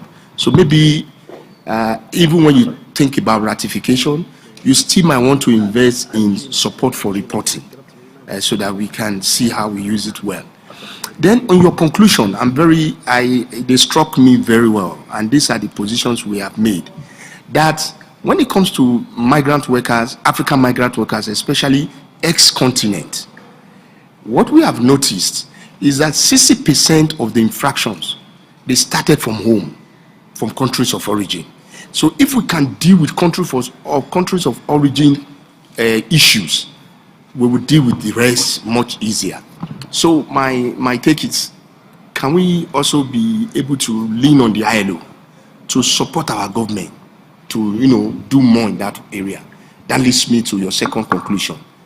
The idea of a negotiation with BLMAs, it is always supply driven, demand driven rather. The countries that are demanding for our labor, they are the ones that will write the agreement and send to our government, sign. Meanwhile, it's supposed to be a mutual discussion to agree. So these protections that you talked about, we don't have it. Can we have a review of existing BLMAs? Let's even use IGAD to review them, see how they fare, and then give suggestions to our government how we can improve the use of it. Lastly, capacity. For all the social partners, remains very, very critical in doing this, advancing the protection of migrants, including capacity for how to pursue ratification. I just want to add. Thank you very much. Thank you very much. So I will allow us to respond to the questions. So over to you. So I have a very bad memory, so I will take from the last comments and then try to build up to the first ones. And please just ask the question again. in terms of capacity building, and yes, that's why we're here.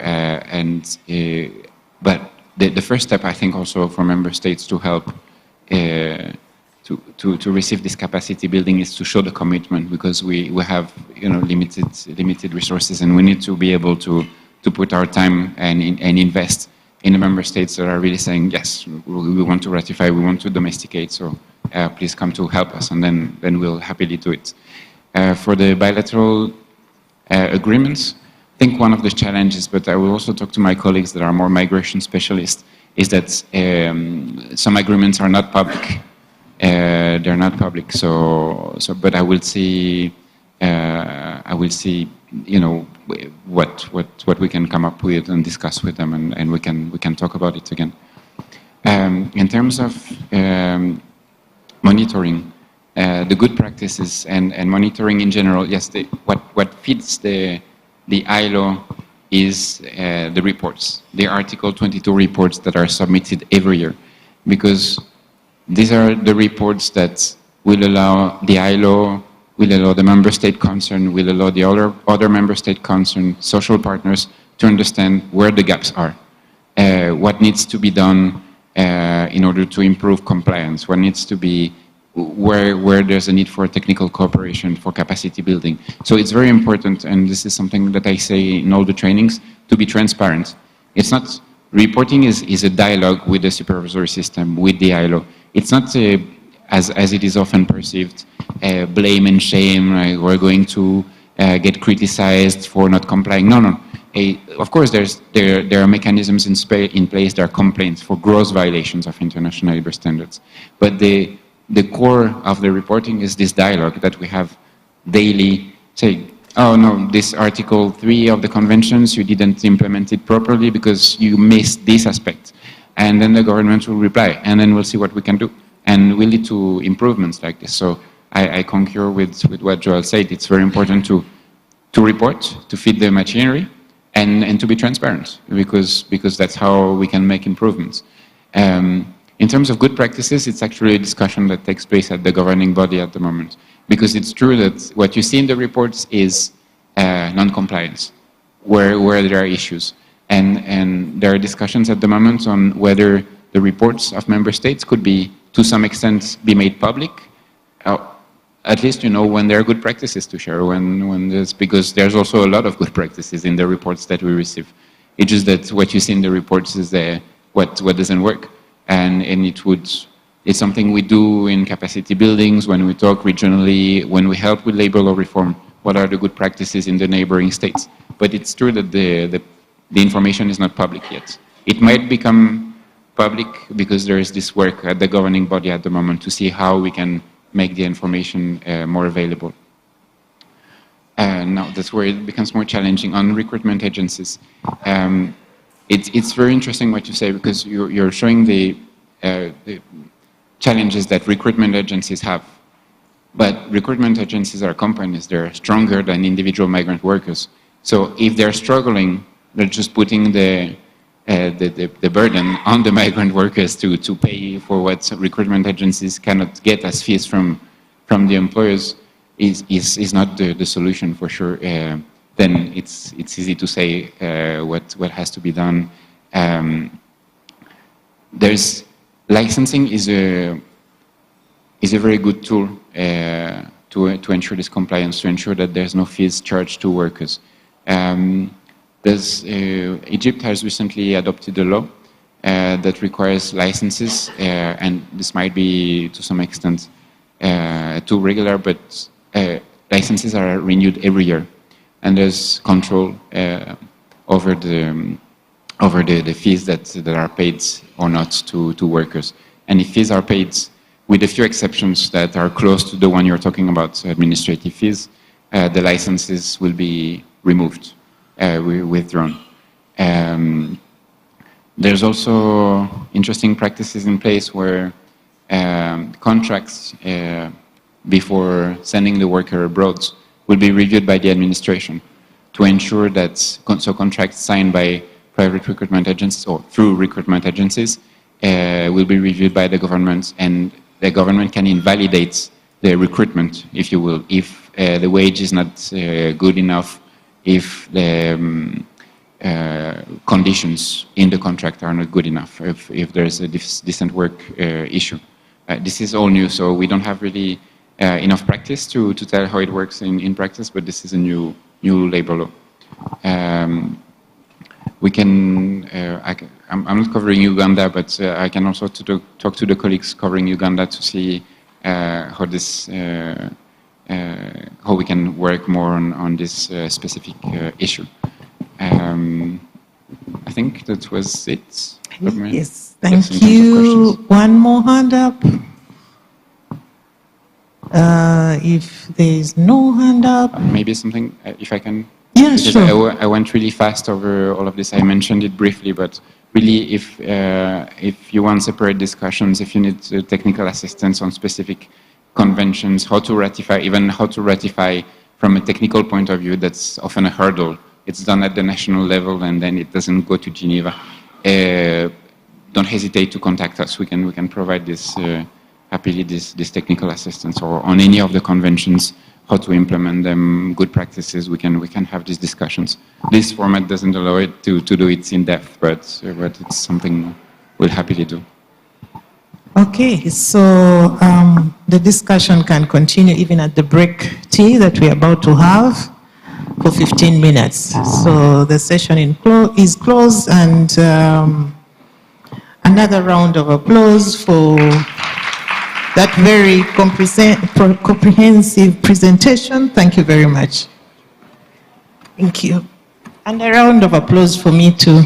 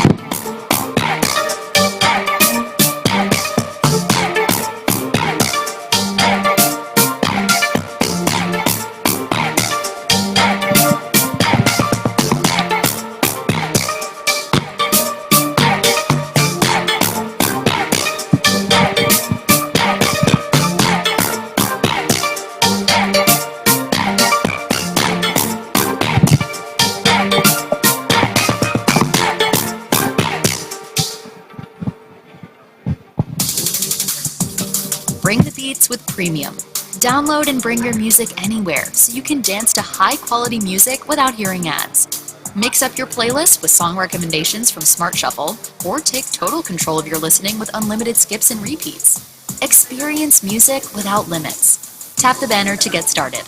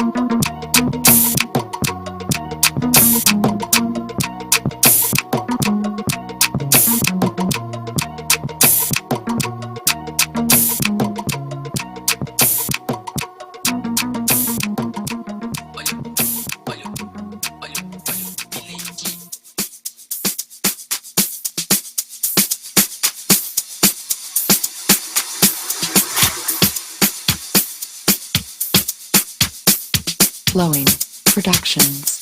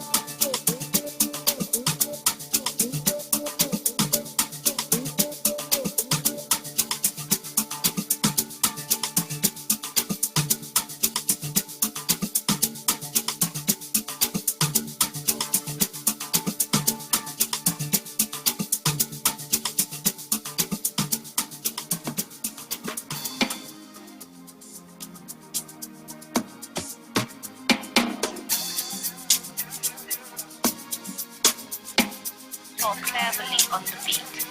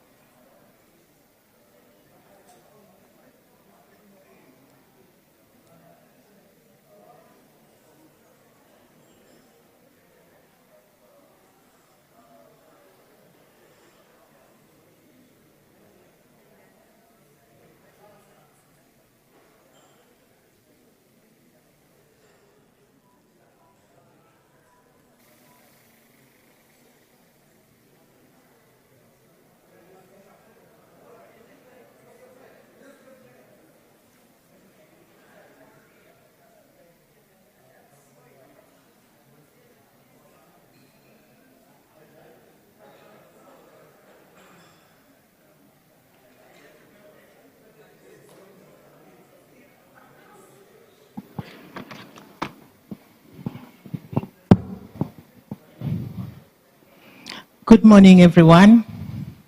Good morning. Welcome back from the tea break. Allow me introduce Ambassador Megag from IGAD. You're warmly welcome to this meeting, Ambassador. And allow me request you, Ambassador, to introduce the EU Ambassador. Thank you very much. Thank you so much. Good morning, everybody. Thank you for your participation at this important session. Since yesterday, I know that you are debating, and enriching the document that we have. These, migration and labor are two key areas in our journey to have IGAD integrated regions. So I think today we have a very important guest and partner who join us, His Excellency Ambassador Denisa Elena Ionet, head of the delegation of the EU in Djibouti, accredited, to IGAD. So we are very happy, Ambassador, to welcome you. Please applaud and congratulate her for coming. Thank you so much. And Ambassador Ionet is, a great partner for IGAD, European Union. They are supporting, this project of free movement since and transhumance since 2017. We go through different steps. We are struggling to work with the EU, with the partner ILO and IOM, and all the other stakeholders, the association of the employers, the workers of the member state of IGAD. So this is very important, that we strengthen our, capacity in terms of policy development, in terms of harmonization rules, in terms of also to strengthen our institution. So there is many things will be. I'm very happy that you have a very constructive discussion since yesterday, and tomorrow we have our ministerial. So I hope we should have, a good deliberation for the document that we have to adopt, at the end of the day. So thank you so much, and welcome, Ambassador, again. Thank you so much. You have the floor. Please, over to you.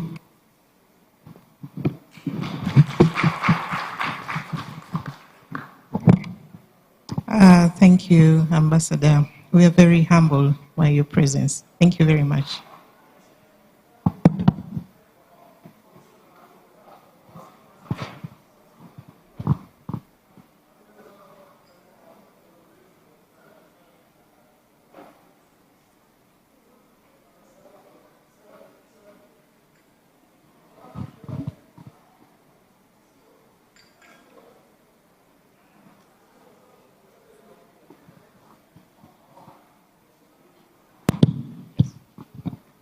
Okay.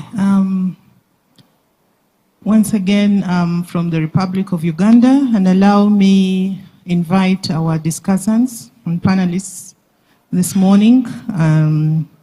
Let's have the panelists from the African Union, the panelists from IGAD, the panelists from ILO, the panelists from ITUC Africa, the panelists from HACTU, and the panelists from CIE. You're welcome.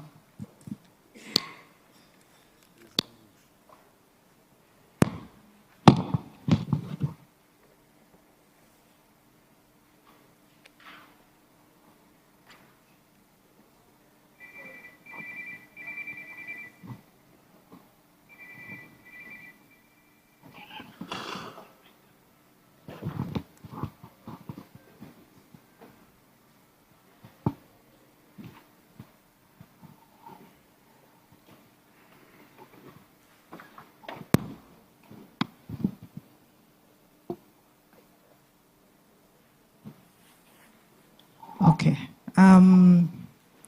Allow me invite Ida from ILO to make the presentation. Ida, you're welcome.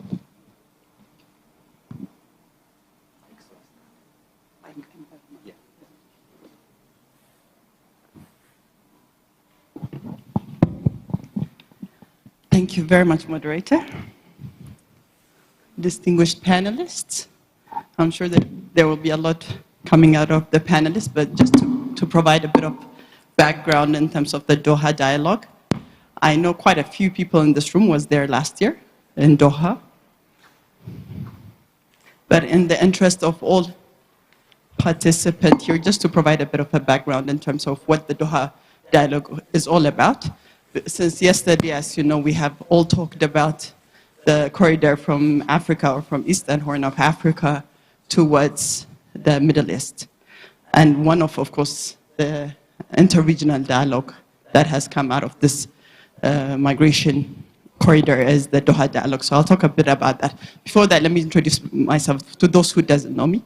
My name is Ida Awal. I'm a Chief Technical Advisor on Labor Migration, based in the ILO office in Addis Ababa, but covering the Eastern Horn of Africa. Pleasure to be here. So a bit of a background in the Doha dialogue. In terms of the idea of the Doha dialogue actually emerged, if you remember, we had a tripartite interregional workshop back in 2021.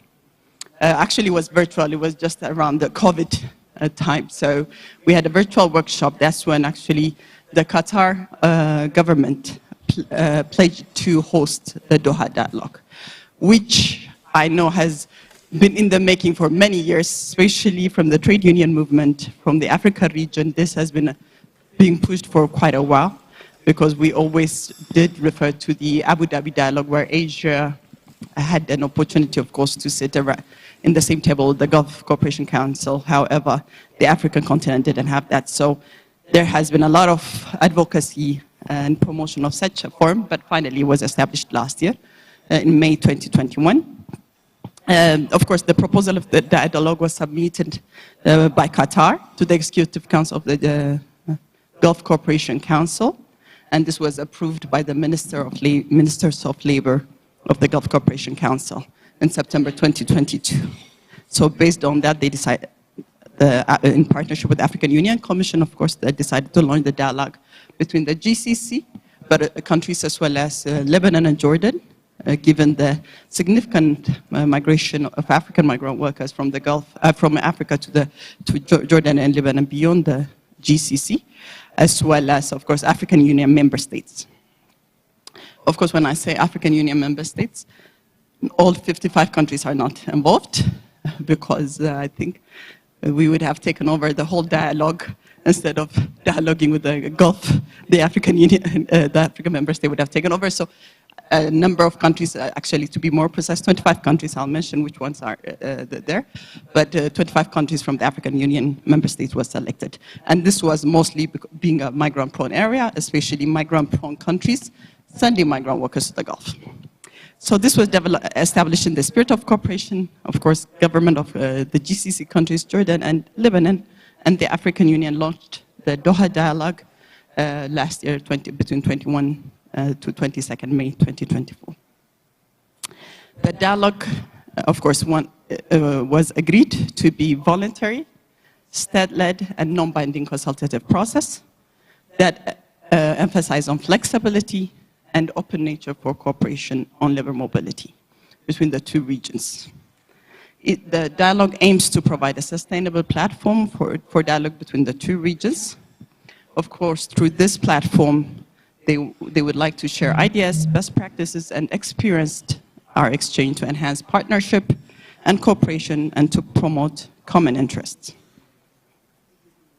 The objective is to provide interstate dialogue platforms between African sending countries and the Gulf Cooperation Council, as well as Jordan and Lebanon, to enhance regional cooperation and efforts and exchange experience, lessons learned, and best practices regarding labor mobility. It have 8 objectives. The second objective is to promote data and research, to provide solutions on issues arising during the labor mobility from Africa to the Gulf. yesterday, I think when several presentation was made, we still have not have a clear picture as to the numbers of African migrant workers in the Gulf. So hopefully through this dialogue we'll be able to achieve that. At least the latest they had when the Doha dialogue took place last year, they said at least 12% of the expatriate workers in the Gulf is from the African member states. Again, since we're not sure where that data come from, it's very difficult to say, but at least that's the figure the Gulf countries indicated. So it's quite significant, 12% African migrant workers in the Gulf. The third objective is to improve contractual relationship for labor mobility from Africa, benefiting workers and employers, and the economies of both sending as well as receiving country. I think we will all agree this is a critical challenge that we're facing in terms of having standard contractual relationship between the employer and employee. We also are well aware that once they get to the destination country, sometimes even the employment contract that they have signed, the migrant workers tend to change. So this is also another critical area that is planned to be addressed through this dialogue. The fourth objective is to promote regular pathways for the employment of African workers. Ida, you have just 3 minutes to wind up. All right. Okay. So I would have to rush it. All right. So the fourth objective is on promoting regular pathway. As you know, there's a lot of irregular movement from this region to the Gulf, of course, due to the geographical location as well. So that's another challenge that they want to address together. The fifth objective is to enhance the management of labor mobility, to strengthen partnership and bilateral labor agreements, exchange information and improve mechanism. As we have said, we still need a common approach in terms of bilateral labor agreement, even though there's a lot of bilateral agreement being signed between member states of the African Union as well as the Gulf, with the Gulf countries. To develop a common vision for governance of labor mobility between the regions is the sixth objective. And to assist African member states in understanding in the Gulf, Jordan, and Lebanon the labor market, as well as developing adequate mechanism in preparing their expatriate. So as long as we know the demand in the labor market, we can also prepare our migrant workers better in terms of skills development so that they can access the labor market in the Gulf. The eighth objective is enhanced partnership and exchange of information and policy alignment. So this is the eighth objective. In terms of membership, as 8 countries from the Gulf, or should I say Middle East, the GCC 6 countries, as well as Jordan and Lebanon. Then from the African side, at least during the launch, there was 25 African member states. Of course, this number is likely to evolve depending on the need. I won't go through the countries that is member currently, but it's there in the slide, so I hope you'll get the presentation. But I think almost all countries in this room, IGAD member states, is part of the Doha dialogue. There, of course, as observer, we had the regional economic communities, regional social partners, as well as the UN agencies, the ILO and the IOM was there to provide technical support, as well as an observer. And a number of academicians and civil society were able also to be part of the observer in the Doha dialogue. The intention is to establish a joint secretariat between the African Union Commission and the Qatar government so that they can prepare the way forward in terms of the organizing the event, of the agenda, preparing reports, and all the process that comes with organizing. In terms of frequency of meeting, the plan is to have a biannual meeting every 2 years. The last one, as I said, was 2024, and the next one is planned in 2026. In terms of level of representation, it's very similar to this one. They have the experts meeting, which takes place first, then followed by ministerial meeting. In terms of chairpersonship, it is going to be at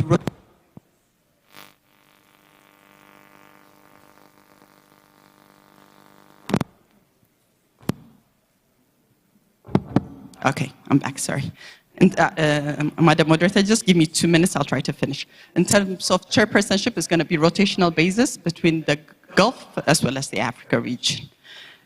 So that's the intention. And the host country, hopefully the next host should be Africa. In the launch last year, Tanzania did commit themselves to host, but of course there's a process that needs to be followed, so it's not confirmed yet, but The host country will be the chair, as well as cover majority of the cost, of course, of this. So I won't dwell on it. The decision-making process is guided by the chairperson.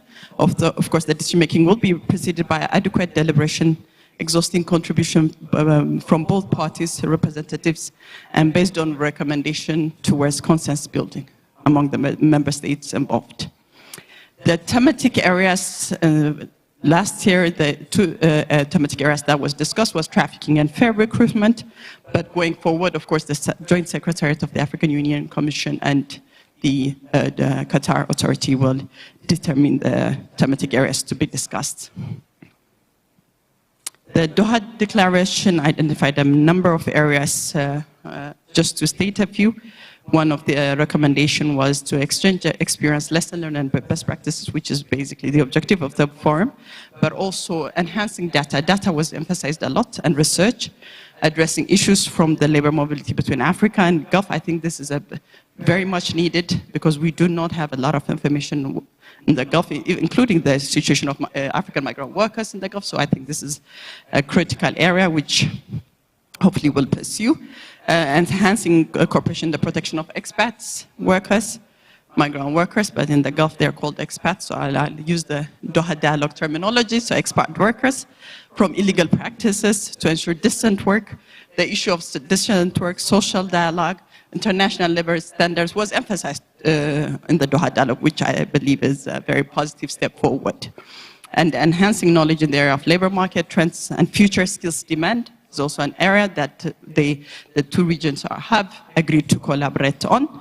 And increasing collaboration between private and public sector is also another area that they want to collaborate on. The issue of female migrant workers was also emphasized in the discussion. This is my last slide. Of course, the Doha Dialogue will continue to evolve, aiming to foster deeper cooperation and more robust protection frameworks. The key focus area for the future at least should include the issue of fair recruitment, wage protection, skills recognition, gender-sensitive labor migration policies, and improving social protection and social dialogue, of course. The Doha Dialogue on labor migration, of course, will be a vital mechanism for managing labor mobility in a manner that benefits both country of origin as well as destination countries. The next dialogue, as I said, is expected to take place hopefully in our region in 2026. Sorry, in the interest of time, I have rushed it to keep up with the time given by the chair. Thank you, Chair. Thank you very much, Madam Ida.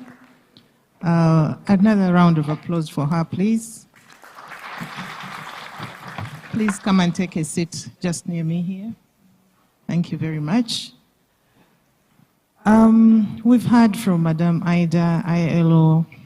We've heard about the parties to this Doha Convention, or we've heard about Qatar, Lebanon, the African Union Secretariat. We've heard about dialogue, flexibility in this matter. We've heard about the areas that they agreed on, sharing best practices, enhancing data, adhering to international standards, and working with the private sector, among others. So allow me now ask IGAD, what are some of the key migration dynamics across the EU Horn of Africa, Middle East migration corridor? Madam Agnes, IGAD immigration expert, over to you, 5 minutes. Thank you very much, Chair, and thank you, Aida, for that brilliant presentation. Yes, the dynamics, we've been hearing this since morning. We have key drivers, really, to this migration: economic factors, environmental, conflicts. And we also realize that migration, to the Gulf is highly gendered. Because you see women concentrated mainly on the domestic work, men in construction. We see care work, the women, garment. And we also realize that these are really low-skilled, jobs where there's a lot of exploitation, to that effect. That's why it is very, very important to talk about, migration, labor governance in our region. We've also heard about, lack of that comprehensive data, because if there are both regular and irregular pathways, many of our people are migrating irregularly, and it's difficult even to track. If you look at, our discussions that we are having, even on the Red Sea route, you can see, I know that we are going to have that presentation. So tracking, that data is going to be really, critical. But we also know that, as IGAD member states, we are not just sitting down and not doing something about it, because working on the drivers is very critical. That's why it's important for us, even when we are negotiating the protocol on free movement and as we go towards ratification. I know that at the IGAD level right now, we are looking at, projects like MODIAC, whereby we are concentrating on the drivers, environmental degradation, very critical. What are our policy and legal frameworks, to that effect? How are we supporting our communities, because when you deal with that, so fewer people are going to, migrate. I've also had discussions, since morning when we are admiring the Philippines, but for me, I'm optimistic because Philippines is so ahead of us. They started this game ahead.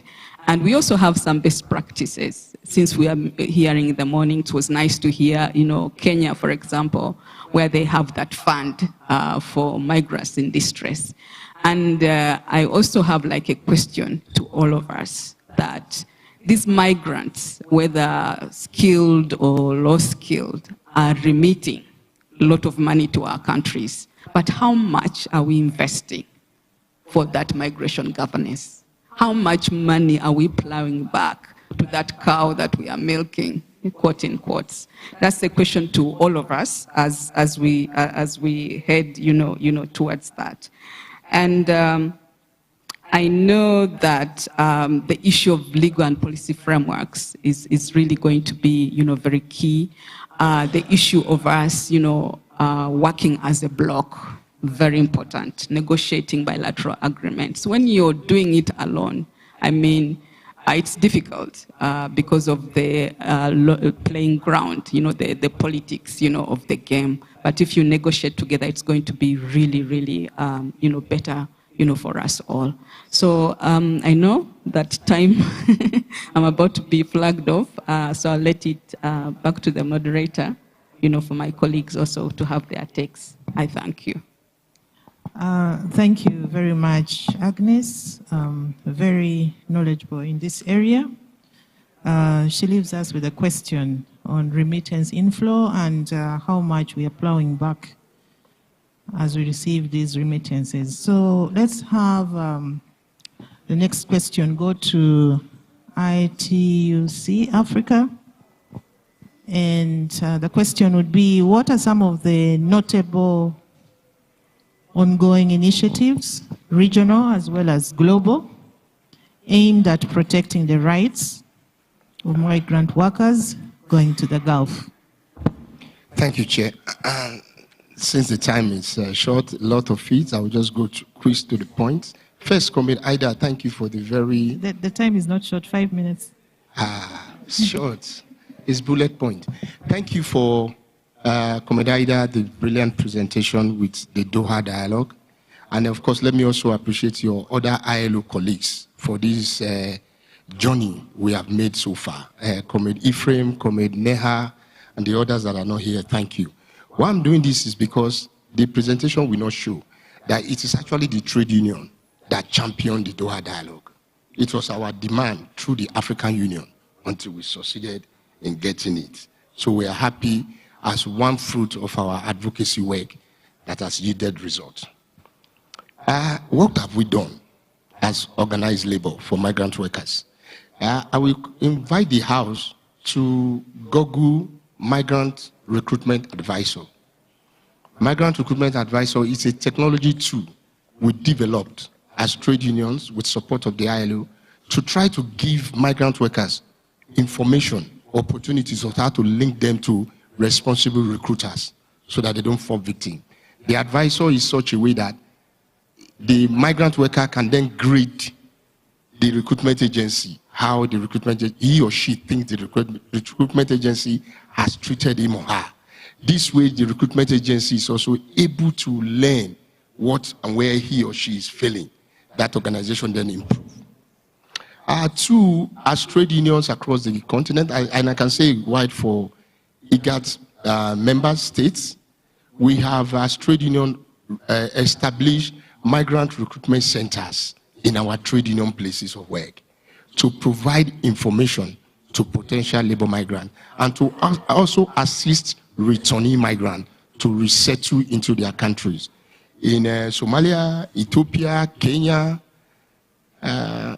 Uganda, we have with our trade unions these initiatives that are ongoing, and they are very active and alive. We also link the recruitment center to migrant communities. We are building cooperation and collaboration between recruitment agencies on the continent of Africa, between both of us to say, how do we work together to improve the recruitment process? Because at the heart of migration is recruitment, and our approach is that recruitment must be fair. And in so doing, we are collaborating. Our collaboration is in places where it's excellent within the IGAD for now. I can say Kenya, but more with Uganda. We are discussing in Somalia, Ethiopia, very good. I remember that, at least for the IGAD countries that I know of, where we are doing this. And of course, outside, a number of it outside IGAD member states. Currently, we have developed trade union messaging on fair recruitment, where we want to take this issue forward to say, this is what fair recruitment means. This is how it can be achieved. And we'll be rolling it out continental-wide from next year. There is trade union cooperation, Africa Trade Union Cooperation. We trade union in the Middle East, especially those outside our continent, where we say, how can we cooperate together to protect migrant workers so that we don't treat them as inferior persons within their host communities. And a number of our affiliates have bipartite relationship with trade unions in the Middle East, Ethiopia, with Lebanon, Kuwait, Kotu, Kenya, with Lebanon, with Kuwait, and I think Bahrain. They are building this relationship, and we are working together as trade union from the two continents. Organizing migrant workers. If you don't give migrant workers voice and representation, then it is difficult for you to protect them. On the continent of Africa, we do not have it so much as a problem. Earlier today, we heard from the sister from South Sudan to say we are even encouraging trade union, migrant workers to join trade unions. Across the continent, our members, those in IGAD states, are doing that consciously. But where we have the current challenge and we want assistance, and a discussion item we should have on the Doha dialogue is the question of the right to freedom of association for migrant workers. Ongoing initiative, Committee Chair and the House, is that at the moment, we are having discussion, a bipartite discussion, ITUC Africa, Business Africa. We want to prepare for the next Doha dialogue. What are social partners' issues that we should put on the table to firm up and really utilize this document? Finally, is that we have a 20-country research on the situation of women, African women, their experiences in migration. 20 countries, at least 3 are from IGAD member states. We have started with 10 countries already. In the next phase, we have another 10. By the end of the first quarter of 2026, we will commission the report of this 20-country situation to show, because at the heart of recruitment is the issues of women are so peculiar that we need to really deal with them frontally. And we want to elevate women issue in migration, in labor migration governance. Thank you, Chair. Thank you very much. notable initiatives. You talked about migrant advisory tools, information, retooling of returning migrants, among others. Thank you very much. We now move on to the question to ILO. What are some of the barriers that exist in the Middle East region which impede migrant workers' access to decent work, as well as to ensure the promotion and protection of their rights? Over to you. Thank you, Madam Chair. Please allow me to introduce myself. I'm Amish Karki. I am based in ILO office in Kuwait. I am a project manager for our inter-regional program called Fairway, which looks at labor migration corridor between Africa and the Gulf countries. And hence I'm here, of course, to learn from all of you, but also to share some insights coming out from the Gulf countries side as well. Let me start with some figures. In the Arab states, it is one of the regions that receives the highest number of migrant workers globally. After Americas and Europe, it's the third region in the world that receives highest number of migrant workers. There are about 30 million migrant workers in the Arab states. Most of these migrant workers are employed in the private sector, right? Some of the countries, up to 90% of the labor force are migrant workers in the Arab states. The predominant sector where we find migrant workers in the Arab states is the domestic work, right? Unlike other regions, it's interesting to note that in the Gulf countries, there are more men domestic workers than women domestic workers. Now, this is because we count in the domestic work sector the cook, the gardeners, the drivers, who are mostly men employed in these sectors. And women are part of the household in terms of childcare, elderly care, are part of the domestic worker group. From the IGAD region, again, quoting to some of the reports that, again, IGAD has produced, there are about 1.5 million migrant workers. This is quite dated, again, 2019, I think. There will be a report that is being published by FMPT project. There will be a report that will be looked at by the Fairway project as well, that will produce some up-to-date data in the near future in terms of the statistics of migrant workers. But I would like to highlight some characteristics which you might be already aware of the migration flows in the Gulf countries. It is mostly low-wage, low-skilled workers. Second, most of them, as I said, are in the private sector. Third, they are temporary in nature. No migrant worker can get residence or naturalization in the Gulf countries, right? So they are all temporary. However, I've heard and I've spoken to migrant workers who have lived in the region for about 15, 20, 30 years, right? Although they will not be naturalized or will have residency in the region.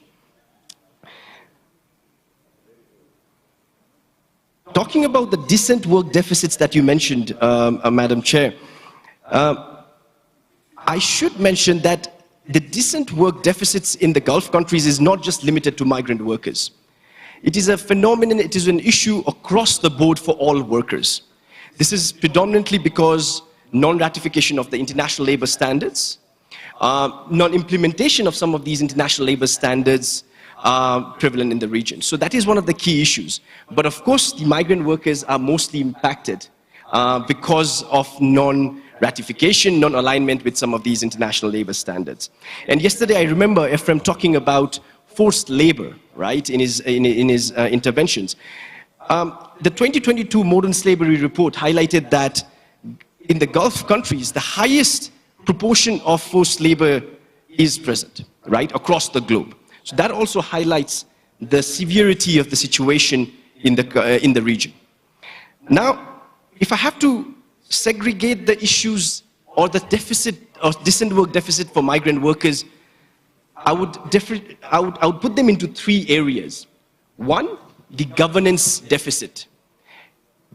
And when I talk about governance deficit... 3 minutes. When I talk about the governance deficits, I'll talk about the elephant in the room, that is the kafala system or the sponsorship system, which we are mostly aware of. And it basically talks about tying up a worker to an employer. Now, if we talk about any of the other countries, like I come from Nepal, Australia, you know, I was always tied to an employer. But I had the flexibility to move employers easily. I was never restricted to one employer, right? So that is the difference in the Arab states. You are tied to an employer to a certain period, right? That is now changing, and I'll come to some of these developments as well. But the kafala sponsorship system is the key issue around governance deficit for migrant workers. Migrant workers are not included in the labor law, or if they are included in the labor law, domestic workers are not, or agricultural workers are not included in the labor law. So there are sectoral division of who is included in these labor laws. The weak enforcement of labor law is another issue as well. Every member state, the 6 GCC countries has its own labor law. They cover the private sector, but its enforcement. They all talk about non-confiscation of passports. But in practice, that is not true. Migrant workers' passports are withheld all the time, right? Lack of inclusion in social protection is another issue. The second area that I would like to very quickly highlight is the protection deficits. And when I talk about protection deficits, the foremost thing that comes to mind is access to justice. Either it's expensive, either it's in a language that the migrant workers don't understand, it is difficult to reach to these centers where you can access justice. So there are a lot of problems around this. Weak labor inspection, right? There are labor inspectors out there, but in terms of its mandate or in terms of its practice, in terms of labor inspection, there's a lot of challenges there. The payment of wages or delayed payment of wages or non-payment of wages, there's a lot of challenges around that. And particularly during COVID-19, this was highlighted, where migrant workers returned back home without being paid their wages, number of months being withheld. And the third major issue that I would like to talk about, again, that my colleague, ITUC colleague, Joel already mentioned, is the representation of workers, right? That is almost non-existent in the Gulf countries. Of course, we have union in Oman, Bahrain, and Kuwait. The laws does talk about migrant workers can be organized in unions, but in practice, this is very much limited. I know a worker, when I was talking to, they mentioned, look, I have a contract, I'm working, but I do not have a voice, right? So that is one of the key challenges, representation of these workers' voices in the country. And I'll very briefly talk about, I talked about the challenges, but I also want to mention there are reforms already in the Gulf countries, right? I want to talk about 4 reforms. 1, to the kafala system. We have all heard about exit permits or exit visas that is required, right? And I'm happy to mention here that all the GCC countries except Kuwait have now done away with the exit permits in some form. Some workers are still restricted and do need exit permits, but most workers except in Kuwait, the private sector workers as well as the government sector workers do need exit permits. Others are exempted from taking exit permits. Mobility within the labor market. Again, in Qatar, within the probation period, you can still move workers between employers. There is a fine that the new employer might have to pay to the old employer, but there are provisions. But this is only in Qatar. Other countries are yet to implement measures around labor mobility within the market. The labor law does talk about 1-2 years period when the migrant workers can return, can move between employers, but not within that particular year. There are conditions for mobility within that year. The second protection, I have just two very quick, within a minute I'll wrap up, Madam Chair. Wage protection system.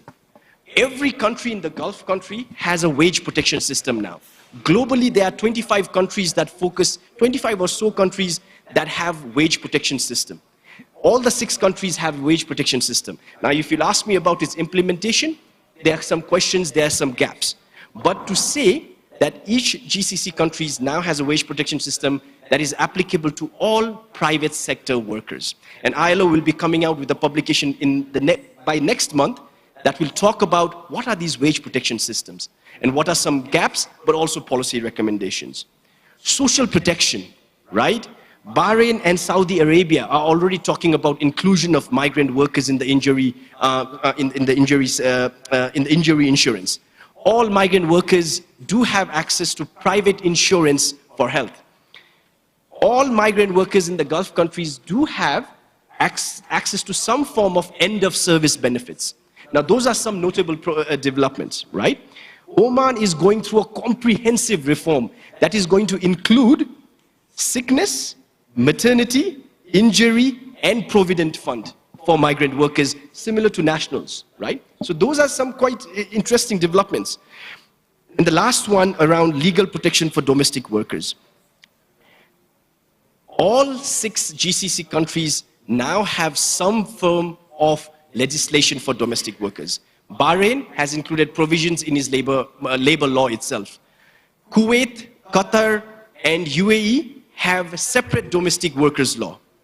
And Saudi Arabia and Oman have what we call ministerial decisions or ministerial decrees, not legislations, but like policies that have focus on domestic workers. So there is some movement, however, there are challenges in its implementation. Madam Chair, apologies, I stop there. Thank you very much. Thank you. We've heard about some of the barriers. We've heard about the temporal nature of the work that the migrants go to carry out, and largely or broadly the governance issues. And we've also heard about the reforms to address these challenges. So next we're going to have a presentation from HACTU, and the question is: regional social partners, what are some of the key challenges and opportunities to ensure safe, orderly, and regular migration across East Africa, Middle East corridor? 5 minutes. Thank you, Chair. And I don't know how I will manage this 5 minutes, but I will say what I have to say. Indeed, when we talk about the question of the Horn of Africa and Middle East labor migration corridor, we all know that this is the most active and sensitive migration routes globally. And I say this because there are hundreds of thousands of migrant workers from the IGAD region that are actively involved crossing to that part of the world. And we have this kind of engagement with the GCC countries. And for us as trade unionists, the Horn of Africa Confederation of Trade Unionists, we don't see this is only a matter for labor market or labor market issue alone, because we believe it is a human rights issue. We believe it is a social justice issue.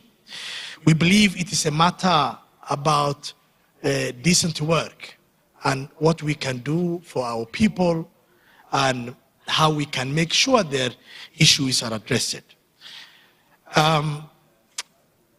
My sister Aida talked about Doha dialogue, and this is where I wanted to take us. Why? Because I was the only trade union official in that Doha dialogue. Can you believe it? It's incredible. Because in that first dialogue, most of our country delegations were not tripartite. And it was only Somalia that has made it a tripartite delegation.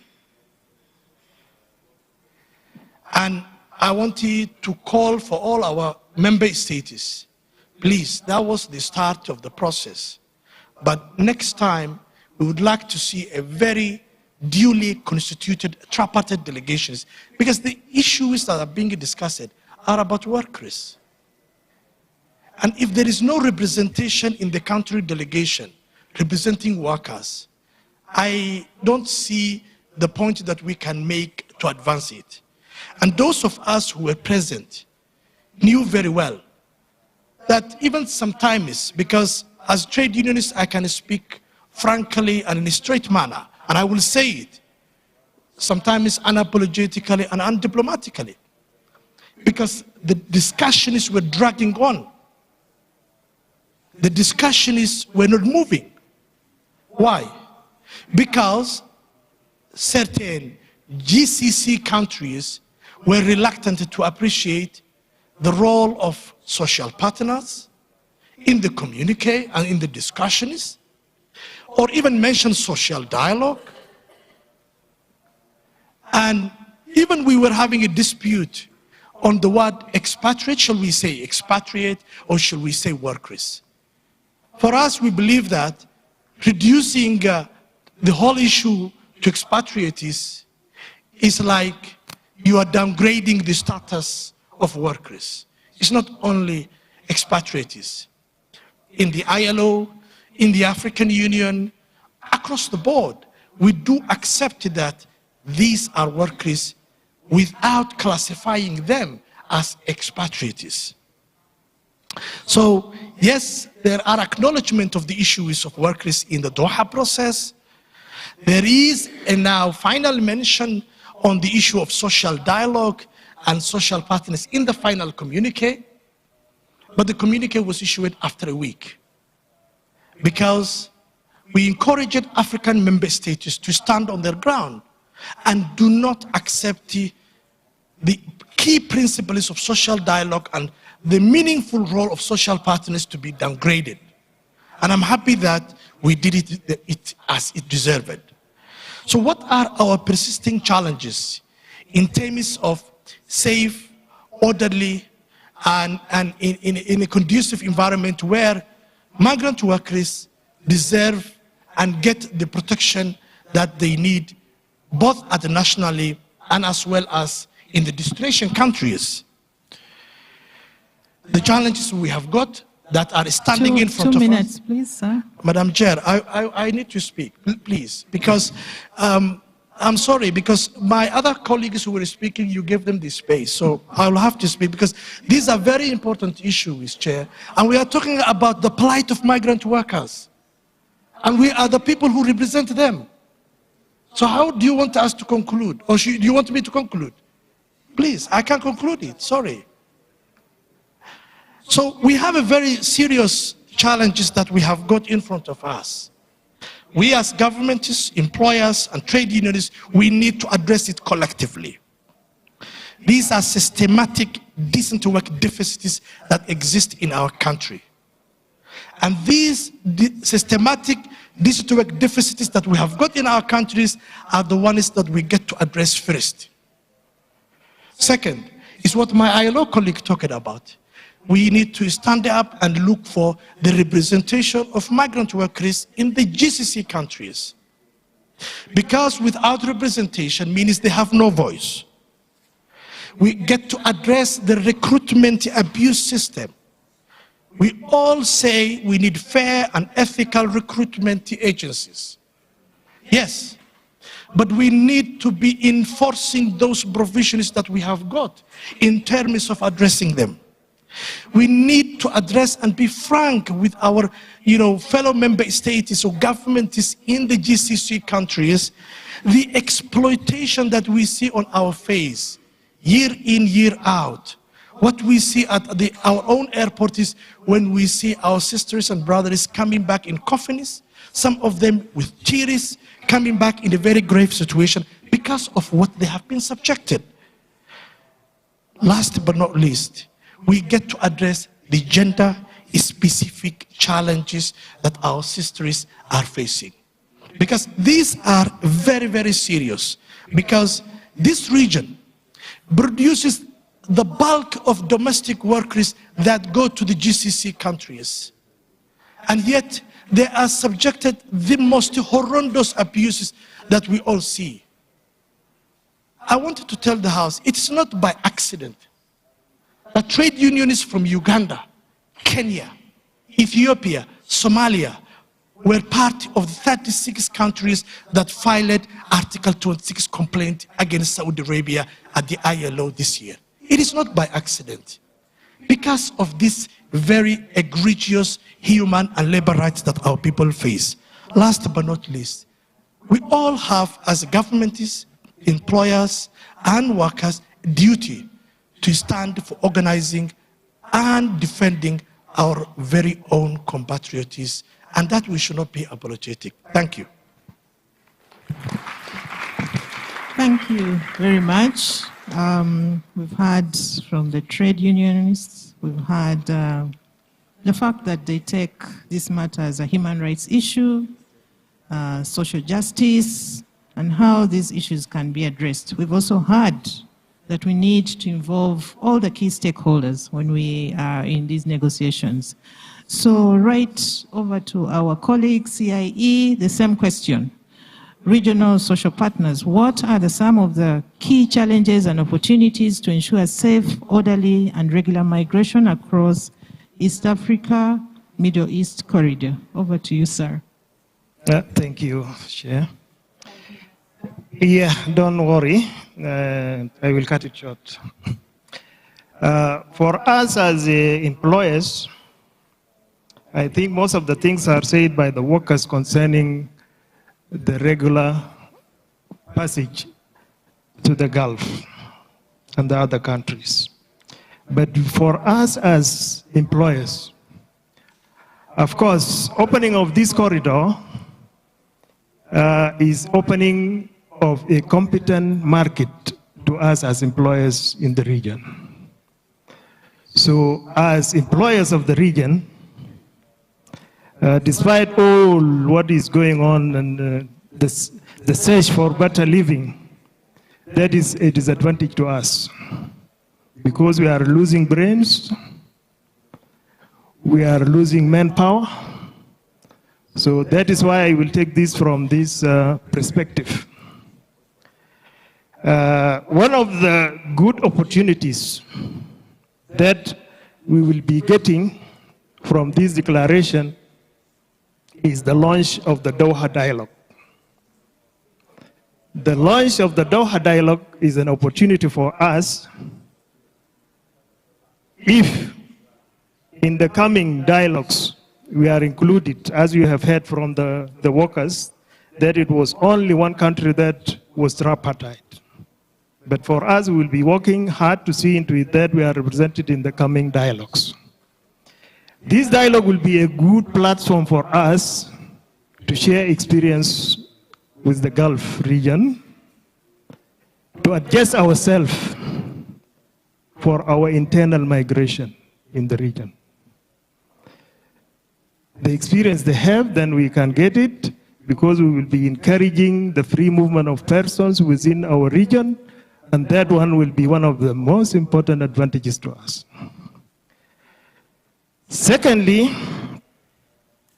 our participation in such dialogue also will just be a contribution to our knowledge, since also they have approved that collection of data and research will be useful between the two regions. So using the data and that research will also help us as employers of the region to put our strategies and plans to see into it how to make use of this situation so that also we reduce the outflow of our manpower and the brains that are going outside. So from this perspective, I look into it, that is the advantage that we will be getting, because we are really challenged by the loss of the brains that we will be going. Otherwise, from the other side, yes, we may benefit, at least from the returning migrants. Because the returning migrants, if they are exposed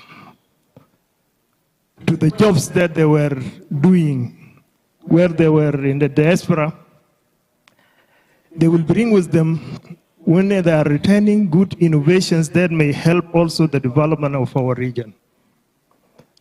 And we will be working hard as private or employers to also let them be part of us. because their integration will be integrated to the private sector, to the employer sector, and that one also will be a good gain for us. So this will be one of the advantages that we will be getting out of that. Thank you. Thank you very much for that. What have we learned from this? We've heard about opening up competent markets. We've heard about brain drain and brain gain and enhancement of data for planning purposes, among others. So a round of applause to all our facilitators, please. And now I'd like to open the floor for any questions, comments, suggestions. You're very welcome. Thank you. Yes, Madam, up behind there. And then I'll have the Republic of Kenya. And then I'll have the Republic of Uganda. So, Madam, over to you. Thank you so much. My name is... Okay, Djibouti. I beg your pardon. Thank you. Okay, sorry. My name is Brenda Tom. I'm the Secretary General of the IGAD Youth Council, and I'm honored to be here. And in this, I'd love first to applaud Omar Farouk for giving us an insight of what is happening actually in reality within the IGAD region and in terms of the youth. So I'll first start with, it will rather come out as a grievance, because as we're talking about this, it is matters affecting the youths who are crossing over to other countries, the Red Sea region, and they're looking for employment. So when we talk about this, it is a grievance to me because most of the youths that are supposed to be informed are not really informed of even such forums. That is one. What I mean is there need to be sensitization and need to be more calling for the youths to attend such conferences so that they may be able to understand the issues and the realities that they are facing in the day-to-day life. That is one. Number two, I'd love to bring out some recommendations following what we have just been given by the panelists, and one of them being the youth inclusion in decision and policy making of such avenues. Number two is regional standardization, that is aligning national labor migration policies with the Doha Declaration principles. And then protection mechanisms, set up an IGAD GCC Joint Monitoring Committee on Labor Welfare. Then youth employment linkages, establish a youth migration and employment desk under IGAD's labor division to promote skills matching, and also reintegration of programs, scale up psychosocial and entrepreneurship support for people, or let me call them returnees. Thank you. Thank you very much, Republic of Kenya. Thank you, Madam, for giving Kenya this chance. And we just want to commend your chairmanship as well as the presenters, very clear and informative presentations. Madam Chair, we just wanted to appreciate the forum, the Doha Dialogue, as one that is a very useful intervention in terms of expanding the scope of countries involved, but also ensuring that the bracket is as wide as possible in terms of according protection and promoting labor mobility. However, Chair, in the presentations, we didn't hear a very clear provision that exists within this framework, the Doha Protocol dialogue, as to coordination of that process, and one that would be sustainable beyond just having the conferences. How does it work? Noting that the two countries have a unique place, particularly Lebanon. The challenges in Lebanon are slightly different from the others that we have. Then we need to have an institution that is able to follow up those issues and ensure that they're well addressed. Then, Chair, there's the common issue of labor rights, and which is key within, is one of the key pillars of IGAD. Protection of rights. We're talking about social protection, welfare of workers who then go and work in these countries.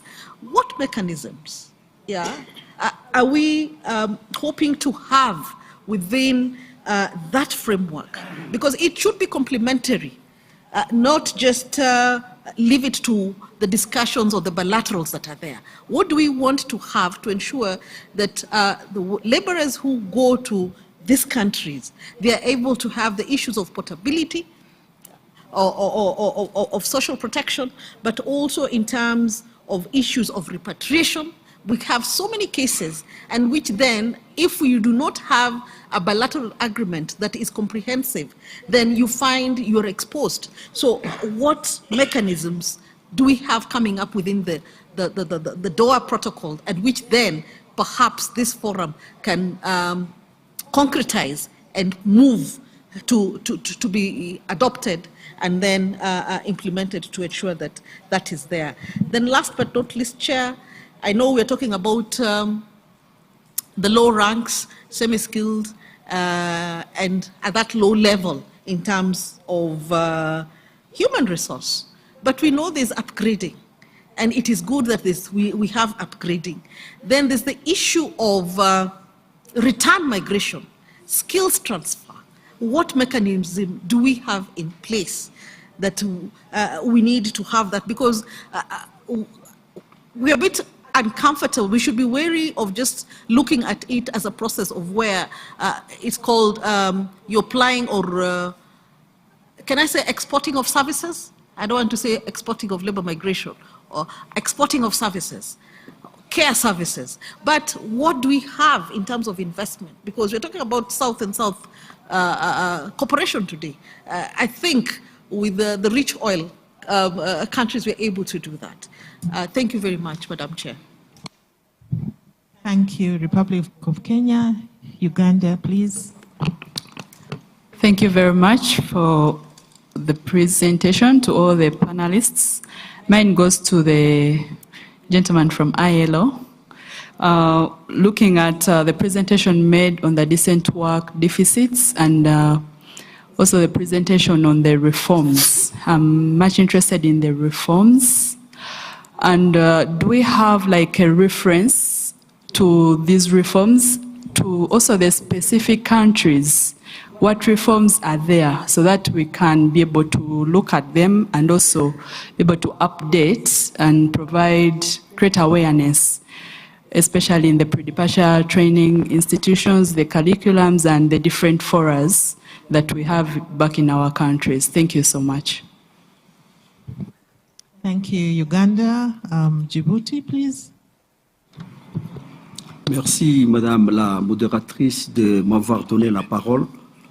Je vais être bref. I'm going to be brief, Madam Chair.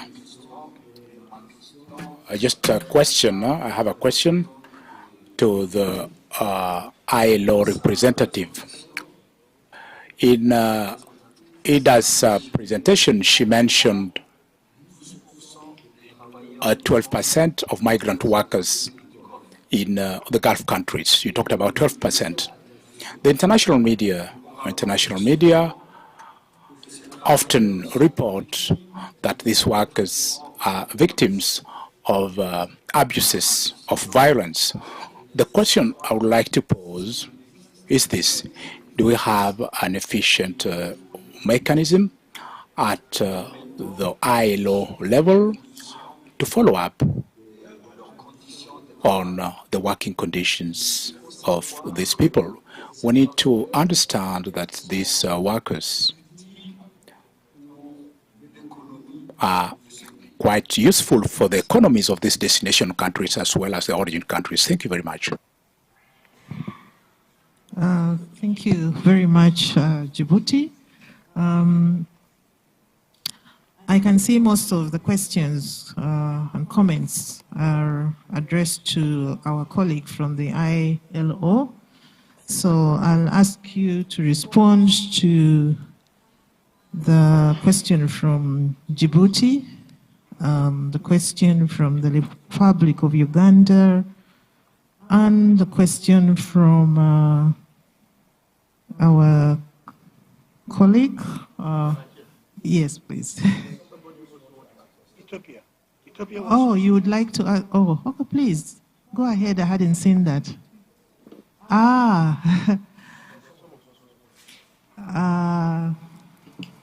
Yes, please. Thank you, dear moderator. We have been a little bit cautioned for the Doha Declaration. My first question, how can sending and receiving countries enhance cooperation for safe, more transparent labor migration pathway? And my second point, how can the Doha dialogue promote sustainable development by valuing migrant contribution in both origin and destination countries?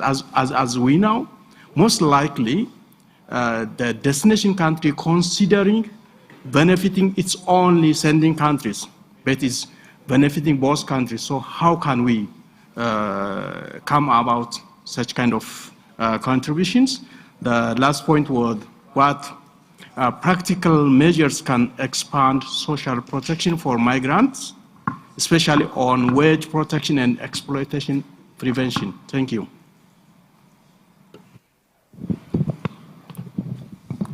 Thank you, Ethiopia. I saw another hand this side. Yes, please. Thank you very much, moderator. I would like to thank the presenters for their brief and comprehensive presentation. My question is, since yesterday, we are talking about this, the problem, the challenge of the migration issues. So now we need practical things. Who is doing what? When? Who is taking the responsibility to improve this migration cycle? For example, we developed model BLA at the IGAD level, but no country willing to use that model BLA. But we are talking here about the violation of the right of the migrant workers. So how can we solve this problem as a region? If we negotiate as a region, can we solve the problem, or as a country is better? We have to agree on our approach first. I thank you.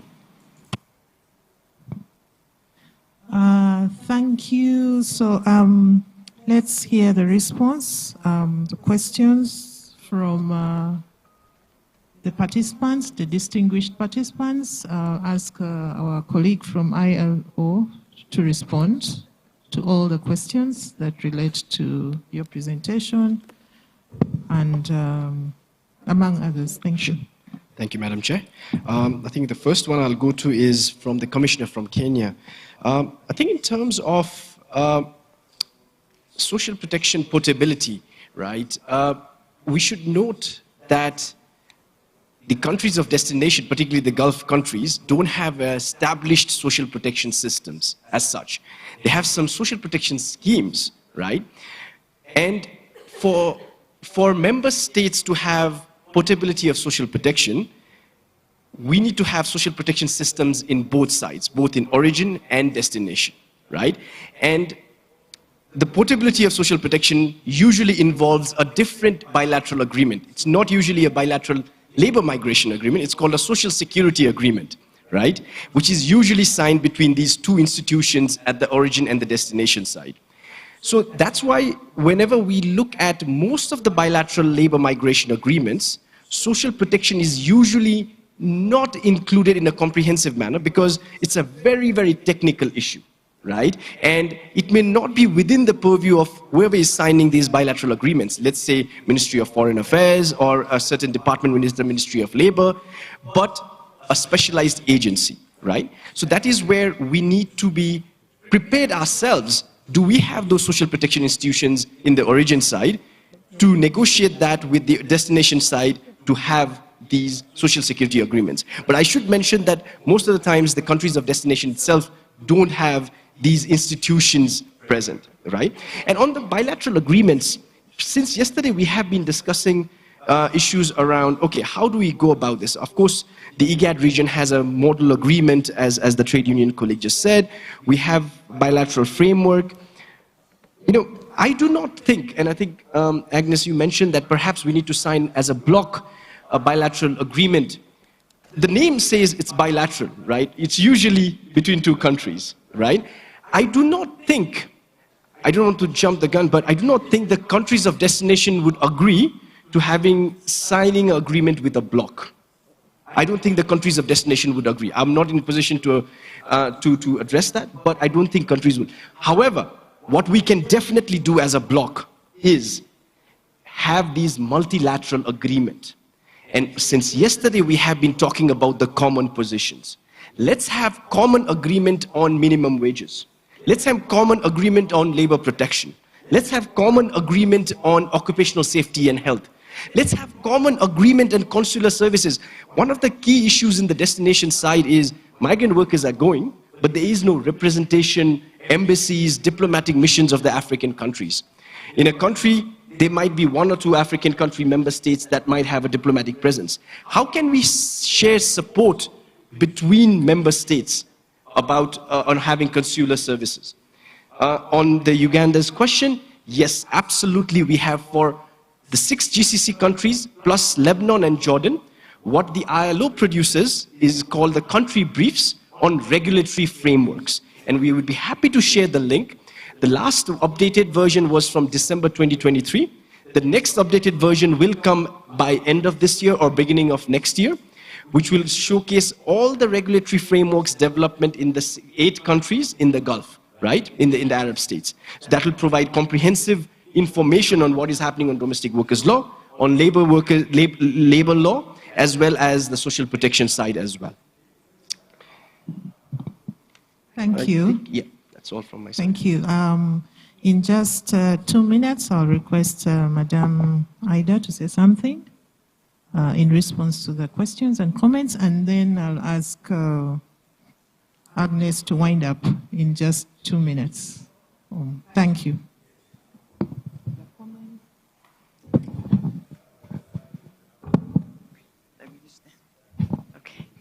Thank you, Madam Chair.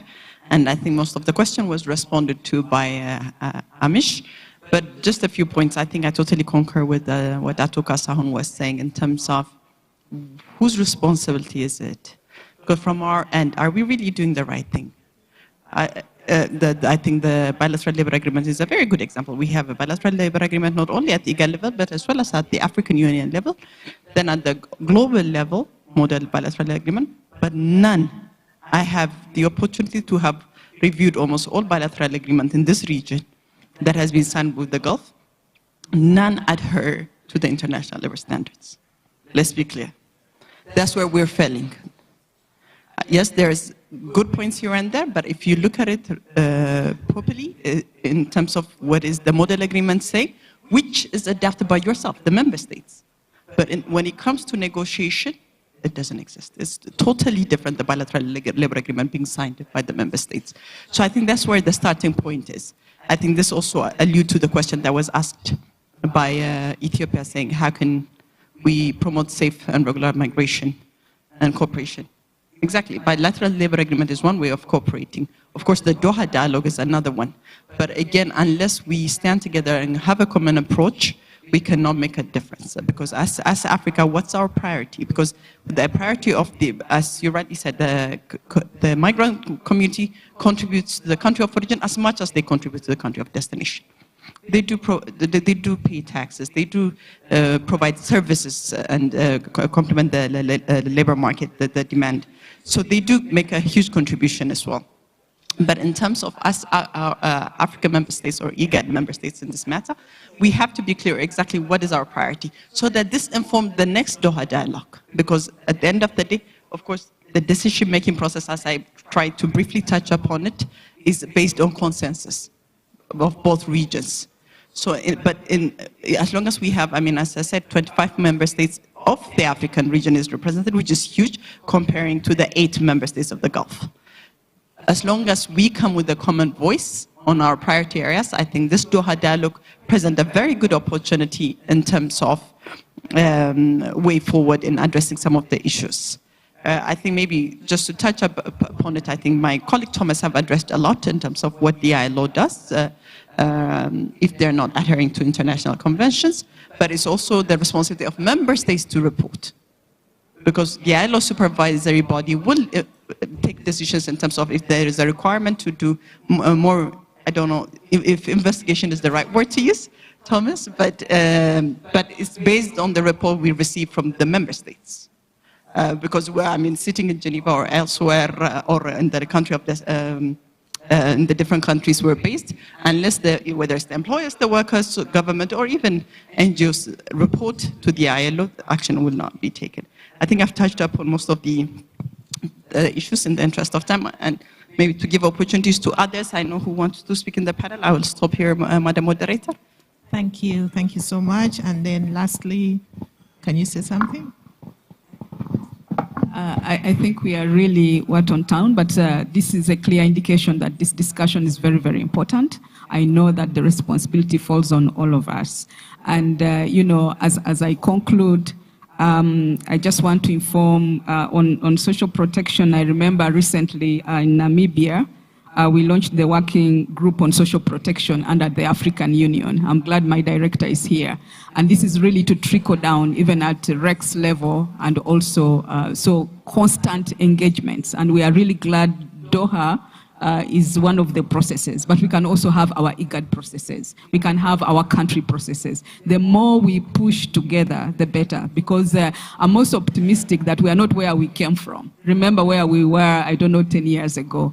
So let us be optimistic, continue these discussions, and this is not the end, and we'll take, really thank you for those recommendations as we conclude.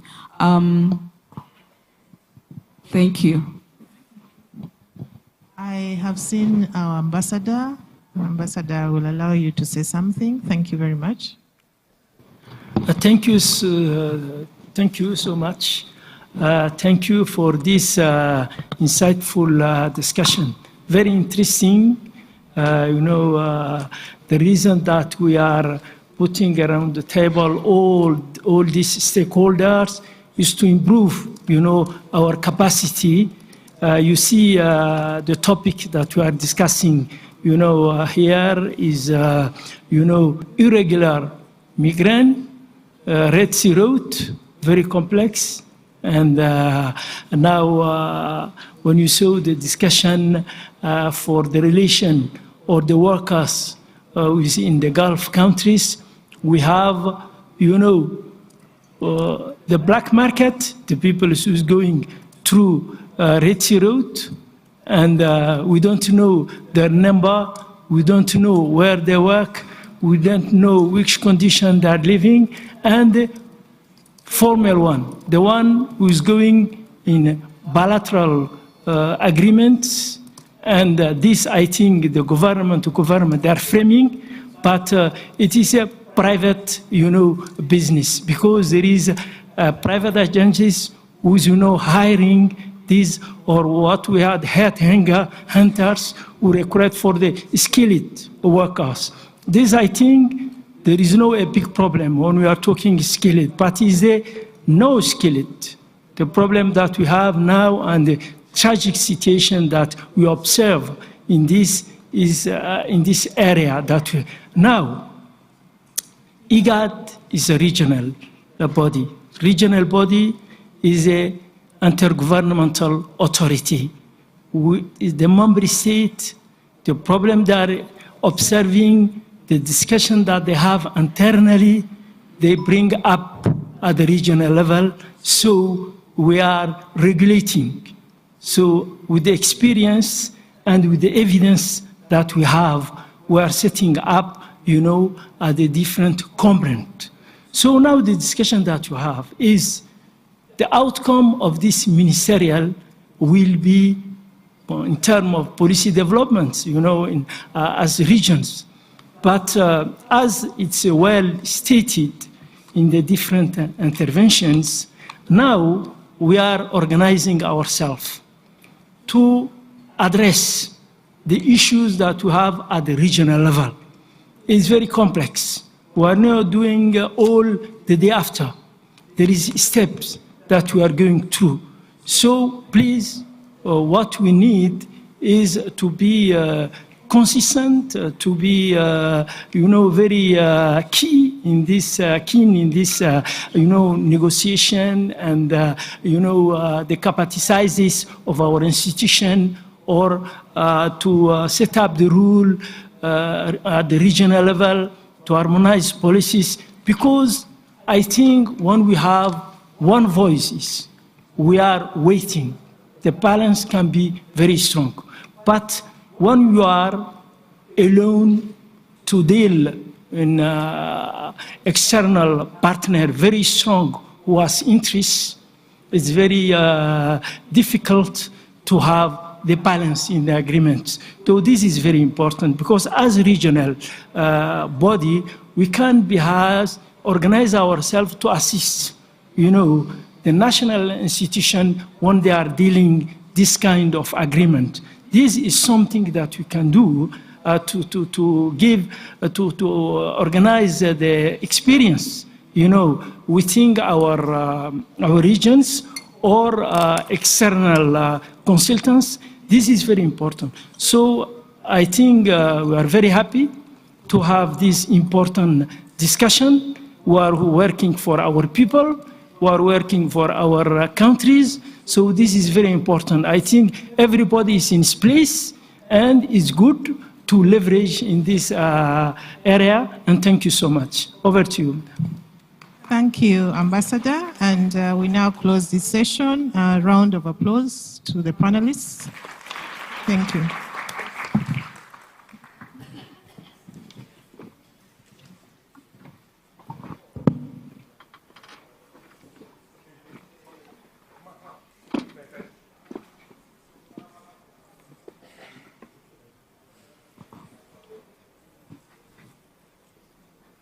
Surely Commissioner Josephine deserves another round of applause, as well as the experts on the panel. Thank you very much for your interventions. It's now my opportunity to invite the specialists from the IOM to come for the next session before we break for lunch. And this session is chaired by the Republic of Djibouti, His Excellency, the Secretary General of Ministry of Interior. I would also like to invite the ILO to sit on the podium, as well as IGAD. So the presentation will be done by the Deputy Regional Director of the IOM.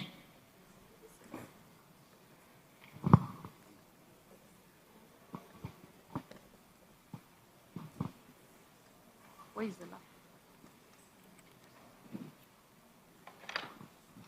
As we're organizing the presentation, I just want to inform you that we're on track. We have two major presentations, this one by the IOM on the Red Sea route, and then we also have the presentations on the IGAD single visa for non-IGAD travelers in our region, and the interoperable ID. Then our mega project is to actually finalize the communique before we go to our residences tonight. So the Secretariat of IGAD is now following your presentations and preparing the communique. And so that will be our final project this evening. Most welcome to prepare the presentation.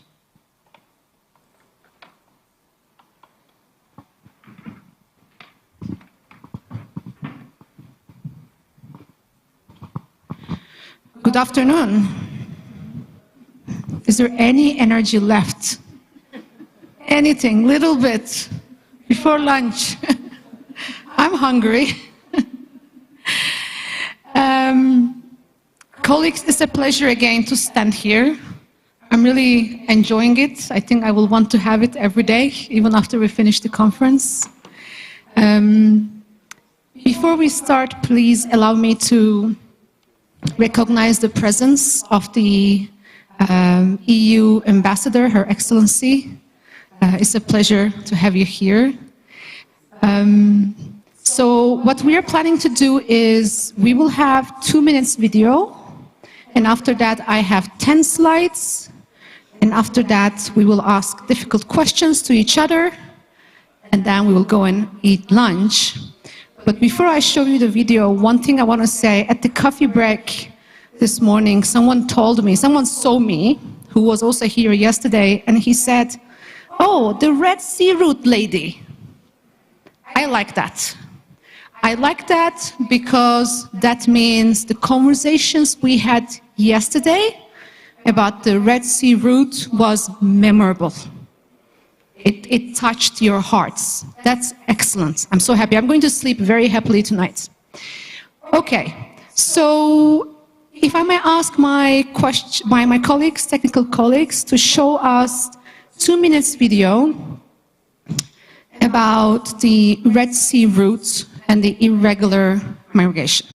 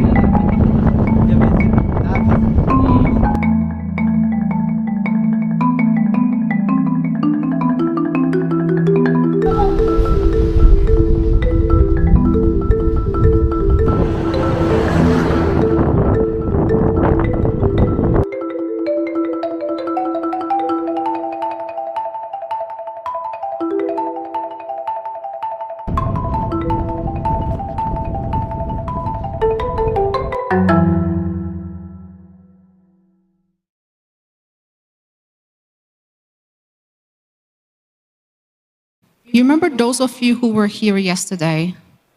I kept saying that if there's one thing I want you to remember about this route. You remember where it was? Lucy kept summarizing it in between the sessions very nicely. I said, this is one of the busiest and most dangerous routes in the world, unfortunately. When we talk about such a route, we of course need to look at the dynamics. Why do we have a situation like this?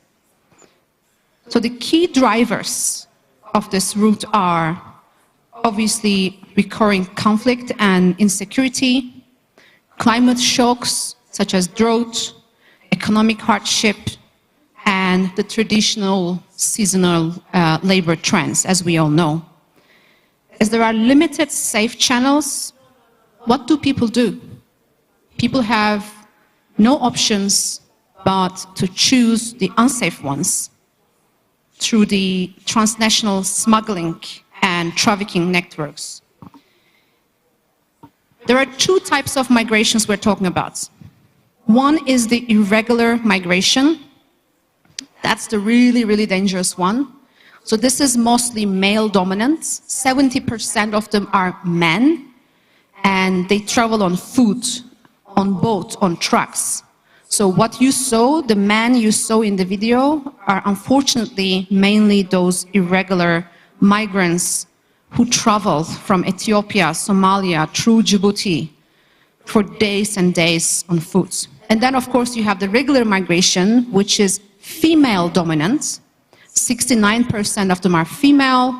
These are the domestic workers that my colleagues were talking about in the previous session, and they usually go by air. Yesterday we talked about the data, the power of data. I just want to show you a few of them. Last year we tracked 446,000 movements in this route, the Red Sea route. 446,000, almost 500,000. And if you look at the crossings from Obok, from Djibouti to the Arabian Peninsula, in the first half of this year only we had 238,000 people. Both of these numbers are already much higher than the previous years. This is an unfortunate reality of this Red Sea route. That's why we really appreciate this conversation, because the numbers are just getting worse and worse and worse. And then, of course, you have thousands of migrants who are stranded, especially in Yemen. We are aware of more than 132,000 migrants stranded in Yemen. What does it mean beyond the numbers? Beyond the numbers, it means a very significant protection risk for people. As I said, this is one of the most dangerous routes in the world. We know that since we started counting in 2014, there were more than 4,000 migrants who have either died or disappeared. And as you can imagine, the number is likely to be higher because it's unreported. What do they face? You can see on the slide. Arbitrary arrests and detention, sexual violence, child marriage, child abuse, inhumane and degrading treatment, especially in detention centers and by the smugglers, for extortion, attacks on civilians, because as you know, there are some areas in the route which are active conflict areas, trafficking in persons, especially forced labor and sexual exploitation, and of course abductions. We know migrants being kept in basements, in makeshift buildings, where ransom is demanded from the families of these people. When you have a complex challenge like this, you have to have a comprehensive response. What I want to show you here is IOM's holistic response in 5 areas. Number 1 is obviously life-saving assistance and protection. I was in Djibouti earlier this year, where I met with His Excellency. We were in the field, in Obok. We went all the way to meet the Coast Guard and to see, where people start their journey to Yemen. You see some people in incredibly terrible conditions. So we have no options but to ensure we have life-saving humanitarian assistance and protection. But also to advocate for the migrants, the migrant health, to be included in the national systems via the universal health coverage. Number 2 is facilitating return, readmission, and reintegration. These 3 come together: return, readmission, and reintegration. Because once a migrant is returned to their area of origin, they need to rebuild their lives. They need to contribute to their communities. It's not that easy. There's a lot of work, community-level work that needs to be done. Number 3 is obviously addressing the root drivers and building alternatives. And this is what we do through durable, community-based resilience programs, creating livelihoods, climate adaptation, and social cohesion. Number 4 is policy and institutional strengthening. And this is one I want us to discuss about today, in the afternoon, whenever that's possible, because we need to have strengthened regional dialogue. We're very happy that we have a regional ministerial forum on migration, RMFM in short. It was in Uganda earlier this year. That's a wonderful opportunity. And also building the capacity of border or law enforcement officials on rights-based migration management, search and rescue at sea and other areas. Last but not least, data and evidence. Yesterday, His Excellency IGAD Ambassador, he said data is power. We agree. We need to make sure we can continue tracking migration flows, forecast the surge, and preposition assistance. As I told you repeatedly in the previous slides, I'm sure the real data is more than this because the situation is likely to be worse than this. We have to continue investing in data. What do we have in our hands? So far, I told you a lot of unpleasant, dark scenarios, right? But we have a system, we have a platform, we have a tool. It is called Regional Migrants Response Plan. This is an interagency system. There are more, be it on the UN side, NGOs. What has it achieved? So every year, we look at the problem at hand, come together with the partners, more than 45 of them, in your countries, in 5 countries of IGAD as well as Yemen, and then we say, okay, how can we achieve our objectives? How much money do we need to do that? And for this year, partners of this regional plan, they asked for $81 million US. $81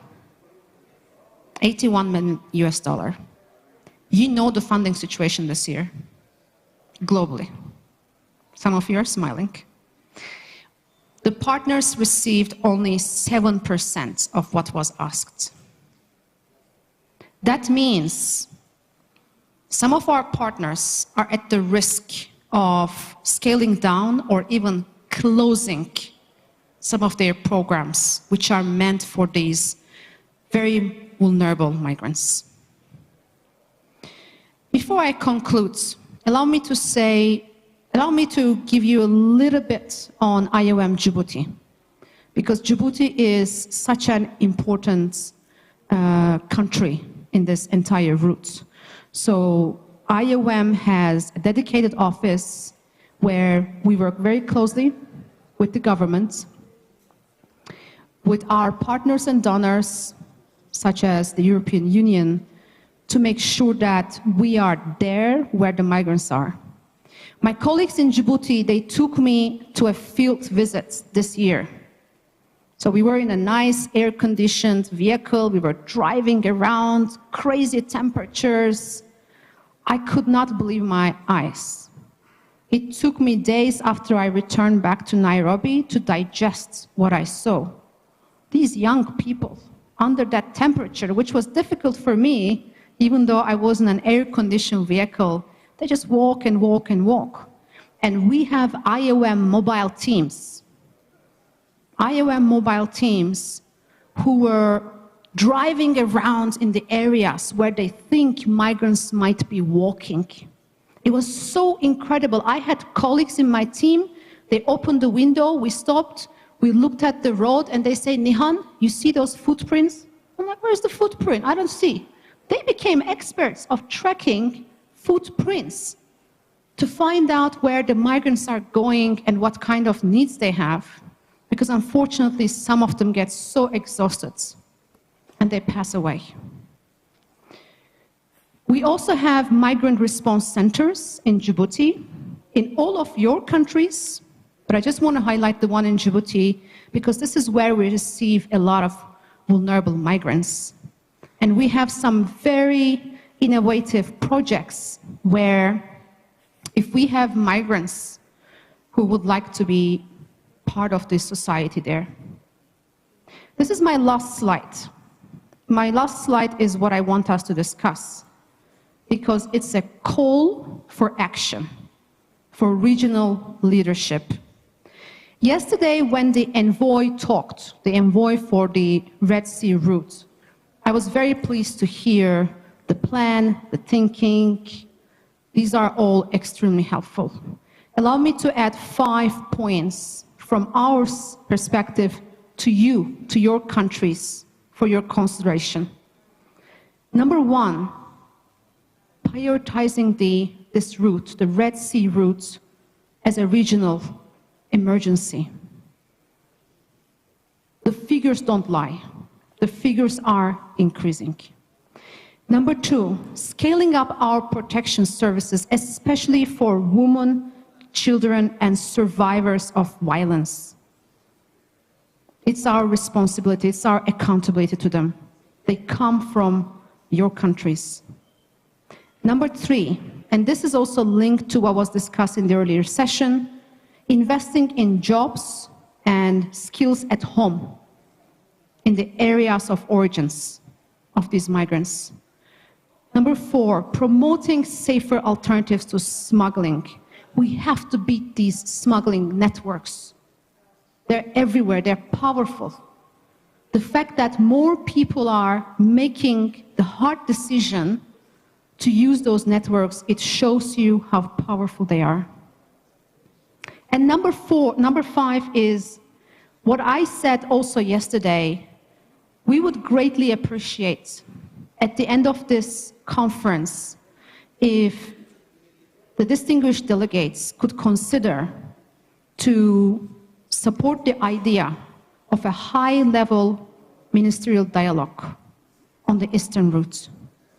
We have to solve this issue and we have to really attack it. You remember yesterday I was saying it's all hands-on war against these networks and against the struggling of human beings.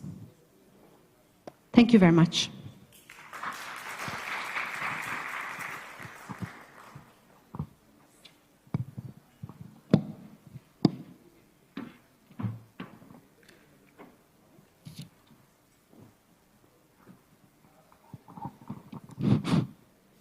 Merci, Madame la Directrice. Thank you very much. Deputy Director IOM, for this very rich presentation. As she said, the Red Sea route is the most dangerous, the most used route. About 500,000 migrants use this route. That's why it's extremely important. So I'd like to talk about IOM in Djibouti. IOM opened its offices in Djibouti in 2009 to help the government to manage migration situation in our country, and since then they've increased their presence by opening up migrant response center in 2011, followed by 3 offices in Tajura, Dikil and Isebie in 2023 and 2024. So the organization collaborates with different ministries, Ministry of Interior, Ministry of Health, as well as Ministry of Foreign Affairs, to implement policies and programs and projects on migration. We have Madam Hasna. She's from Djibouti. She works in immigration services, so she's gonna give us a lot of information on migration. I would like to give the floor to the participants who would like to pose question or provide contributions or comments. Thank you very much. Hasna is also there. She's gonna make us a small presentation on immigration.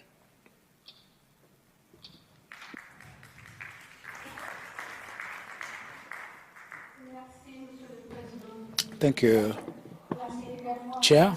Thank you, Madam Director, for your presentation that also focused on Djibouti. Hasna, National Coordination Office for Migration, Djibouti. So we're not going to come back to the dangers presented by this eastern route that starts in Ethiopia, Somali, going through Djibouti. As we know, it is one of the most dangerous routes for all the migrants who go through it. We get different types of migrants, voluntary migrants looking for greener pastures, as well as forced migration from conflicts, natural disasters. Now, with regard to the risks these migrants face during on this route, rather, we have exploitation, human trafficking, migrant smuggling, perilous conditions through the deserts.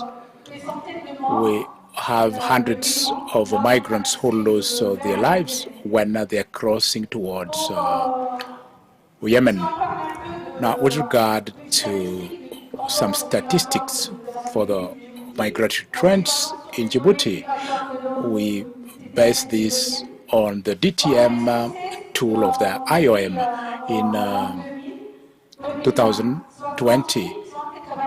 We had about 60,000 migrants who crossed through Djibouti in 2021, 137,000. So this preceded the previous year in 2022, 222,000. In 2023, 2,078,000 movements, and in 2024, 446,000. From January to June 2025, the DTM tool from the IOM managed to record 238,000 along this route going through Djibouti. Now, to remedy to these risks, Djibouti came up with a national strategy for migration that seeks to protect these migrants, but the Coast Guard has also sent up SOPs to improve search and rather rescue of migrants in distress. So these are the data that I wanted to present to you. These figures might not appear a lot for some countries, but for a country like Djibouti that has less than 1 million people, these are very high figures. Thank you very much. Before going to the questions answer session, I wanted to provide some extra information. Djibouti, we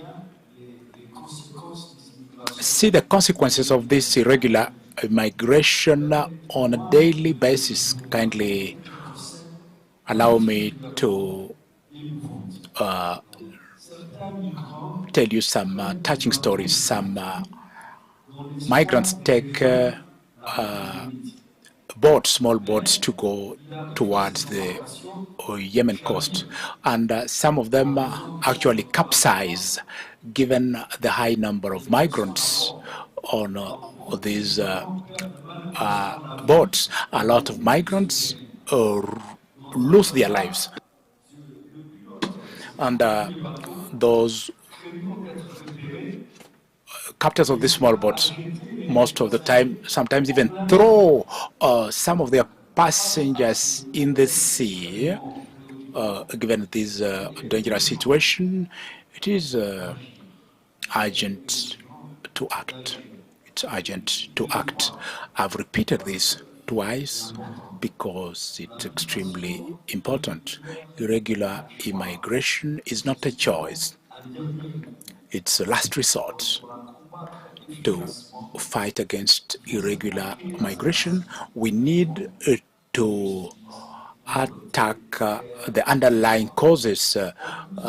Insecurity, conflict, famine will never have a sustainable solution if we don't take into consideration human dignity.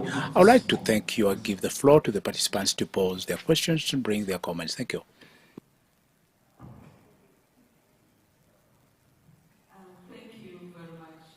Moderator, and I really want to thank, Djibouti and IOM. I come from Uganda, and in my previous deployment in Uganda, I was the Deputy National Coordinator Counter-Trafficking. So every Monday, I was also the PRO. Every Monday, I had to brief the country about the condition of migrant workers, of the trafficking situation in Uganda. But until I came to the Red Sea, I've never seen anything like that. The figures you hear, the video you saw, those are decent pictures. I remember my colleague Bob, also there, just at the corner. He was also traveling on the same route. He met the young, they were boys, 14, 15, 16. So one of them had died of exhaustion along the route, and his fellow children, instead of proceeding, were burying him, at least to give him a decent burial as they move. I've seen the boats, the wrecks. We've gone through the desert towards the actual point. They will tell you temperatures 53 degrees Celsius. Some of the bones are found after they've died in the desert. I remember standing at the mass grave, seeing where they've buried children. You people, we have to do something about the Red Sea. The Red Sea. The Red Sea. Thank you.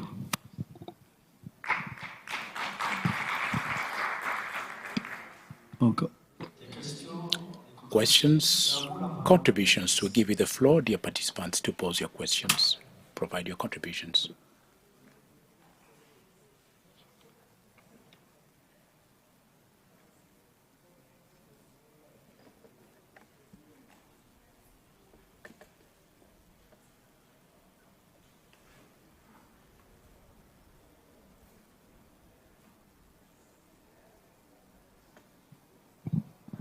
Questions?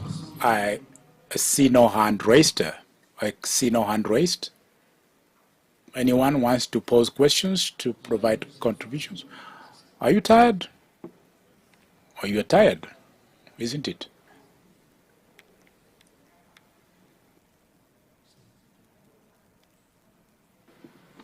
Which country? Which country? Kindly raise your hand clearly, yeah? If you want to have the floor.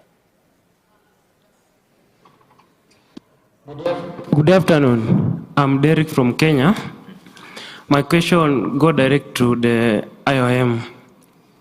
What tests are done? Because IOM, the main agenda is to promote human and orderly migrant. Like in Kenya, they help to assist the community, the poor community. So what tests are IOM done to help the community? Like I've seen people from Djibouti, immigrant. Yeah, that's my question.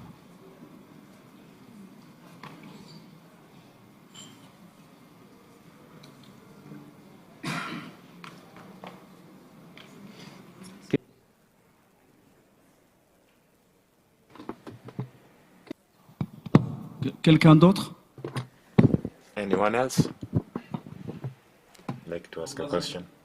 Go ahead. Thank you for that elaborate presentation. My name is Kabi Geoffrey from Uganda. I would like to be helped by our lady from IGAD and IOM. You say that you find very many young people and migrants in very difficult situations. And the lady from IOM said they have even established centers for receiving and helping those found in culpable conditions.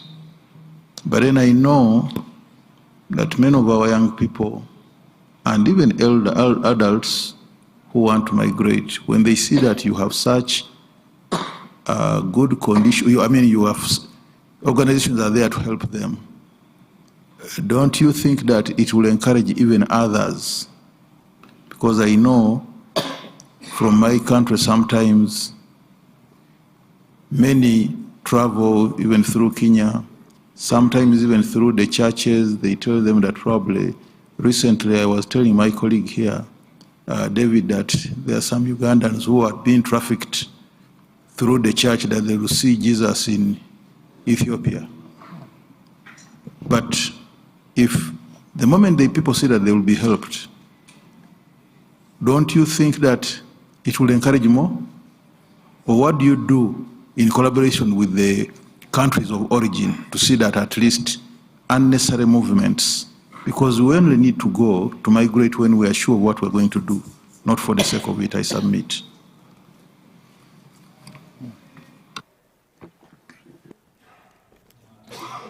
Is there somebody else who would like to ask a question or make a comment?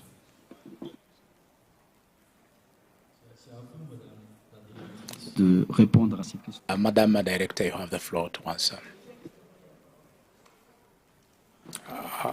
I think this Ethiopia have the floor.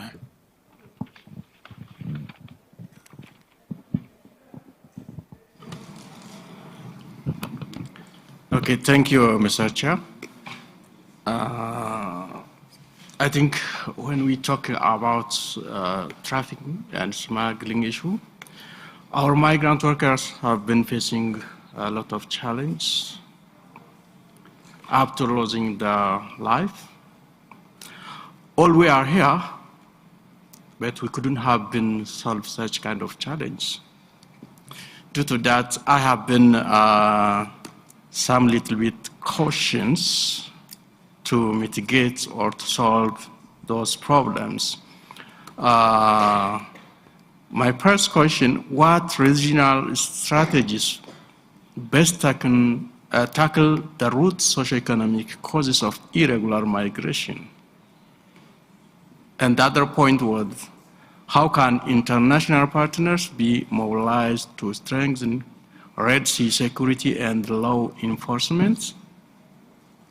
And my last question, what impact does regional legal harmonization have on disrupting smuggling network? I thank you.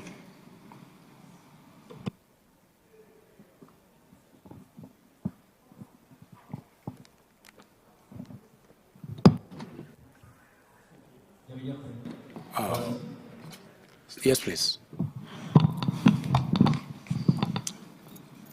Thank you. Thank you very much, Chair. I have a few observations and questions, maybe. One, in terms of the Red Sea, I think one of the issues, of course, the border control. In this regard, what is IOM doing in terms of supporting member states and strengthening the border control? The other issue I wanted to raise is also, of course, through this, those who make it finally in the Gulf state, there's also a lot of vulnerability that happens at the destination country, because majority of these migrants will end up in irregular status, which usually end up in forced labor situation, as you are well aware. So I think what we really need to work on, and this not only to the IOM and IGAD colleagues, but I think this applies to all of us, the member states as well, but we need to strengthen the regular pathways. Because the challenge is, I don't think anybody would want, I mean, if they're human, they don't want to put themselves at risk. I will say that some of the challenge we see is, one is lack of awareness, because sometimes the migrants doesn't know the difference between regular and irregular migration. The other is that regular pathway is sometimes more expensive and time consuming. So it's up to the member states to also work more on the facilitating the regular pathway so that they can avoid the irregular migration.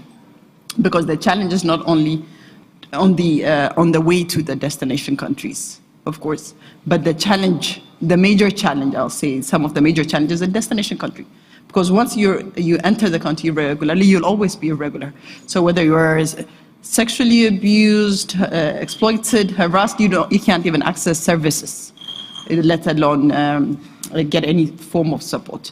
So I think we also have to look at how can we strengthen the regular pathways in order to discourage the irregular pathways. Thank you.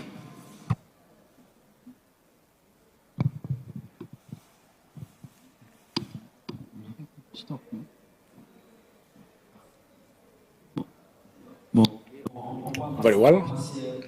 We're gonna go to the responses. I'm going to give the floor to the Deputy Director to answer the questions. Allow me to combine some of the questions because there are similarities in the nature of the question asked, and also the fact that I know everyone is hungry. So in relation to the first and the second questions, I really appreciated that my colleague mentioned about humane and orderly migration. At the end of the day, everything we're trying to do is about that. And then that is linked to the very last point my colleague from ILO made, creating or strengthening the regular pathways, of course. But also what we discussed yesterday about the protocol of free movement. If we provide alternatives to people, they will take it. They will take it. Some of these people are so desperate. I mean, I met and I talked to some of them, these young ones. They did this journey more than once. And they were telling me, like, I'll attempt again if I have to, until I die. That means a lot of desperation. That means options are not there, especially for the young people.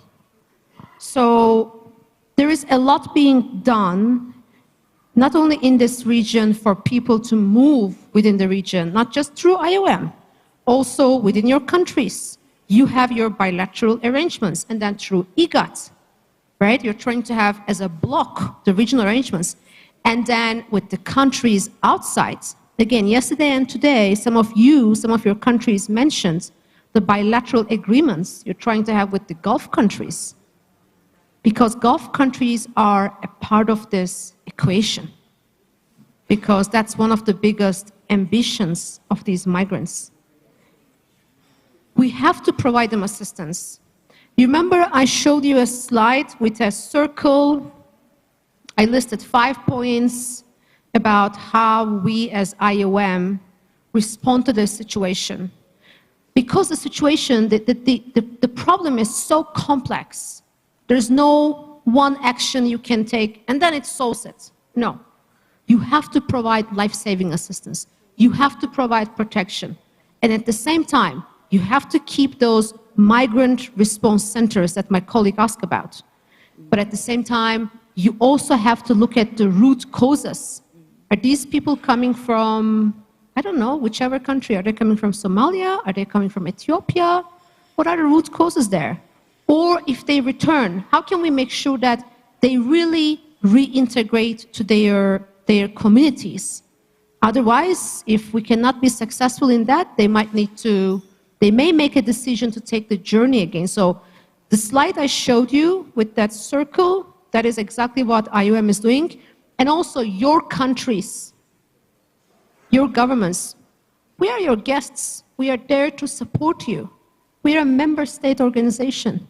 We're there to support you to make sure that we can minimize and hopefully eliminate this very dangerous irregular route. On the several questions my colleagues from Ethiopia asked, probably the best tool we have in our hand is what I presented to you, the Regional Migrant Response Plan. Because the problem is so big at this stage, it is not something one organization or one country can tackle on its own. It requires all hands-on approach. That's why I keep repeating myself since yesterday. This is my number 3 on stage. I keep saying we have to attack it, we have to open a war, but we have to have a platform and multiple actions in that platform with all of you. There are 5 countries of this region that are a part of this plan. And we work very closely with the government of Ethiopia because a majority of the irregular migrants come from Ethiopia. So that's a very important country for us to make sure that we support you in this platform. The role of international partners, we have some of them here. Your question is really, like, I need another session to, to respond that question because it's a very good question. I would really encourage us to continue using the tools that we have through IGAD, through this regional migrant response plan, get the international partners on board, because there's so much work already is being done, so much support is given. We just need to make sure that, number 1, it continues to be coordinated. Number 2, funding. Funding still needs to be there, because as long as these people need support, we have to provide them. We have to save lives. These are children. Many of them are children. Yeah, I think. And again, the last question is, I think we kind of answered that one. That's why, let me say one sentence before I finish. I would strongly encourage your member states and His Excellency, Ambassador from IGAD, to consider having this dialogue, very high-level dialogue. And yes, maybe with the countries from Gulf, maybe continue building out the successes on the regular pathways that we have with the Gulf. But we really need to take this issue elevated to a much higher level if we want to win the war against these smuggling networks. Thank you. Chair, I think there was a question asked of IGAD. Maybe if I can respond. I know that I think a colleague from Uganda, talked about why should we help? Doesn't that encourage other people, to come? So we can't leave people to die, but I think the Red Sea route needs a whole of route approach. Things have to happen simultaneously. You have to work on what is happening at home, where they are coming from. what are the drivers?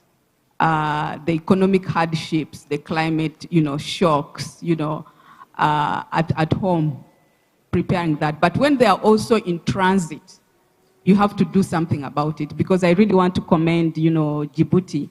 I know that IOM has those responses, but I'm thinking about, the guards at sea, the communities in Djibouti who are doing a lot to actually support also the migrants. So, and then if you look at what is happening, the Doha dialogue, that what is happening, because most of them are actually going to en route to Saudi Arabia and some parts of the Middle East. So we have to collectively whole of route, approach, and we have to launch, the political process. Because if you look at the Red Sea, it's one of the most neglected routes. Compare it, for example, to the Mediterranean. There's a whole of, approaches on rescues. I'm sure that when you look at the televisions, you'll see a lot about Mediterranean. Because, that's where even the media and all that, but no one, the media is not showing. If they showed you what is on the Red Sea, it is just, you'll not believe it. So we need to launch those processes that, okay, let us put it higher on agenda. Let us have the Red Sea route process and have programming on the whole of the route, approach. Thank you.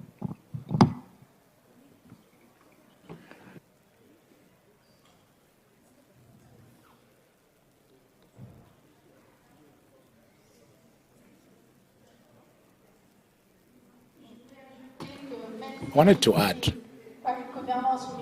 even if we have a migratory governance to ensure orderly, safe regulation, we need to understand that these migrants are already there, and Djibouti has to get solutions. So for that, Djibouti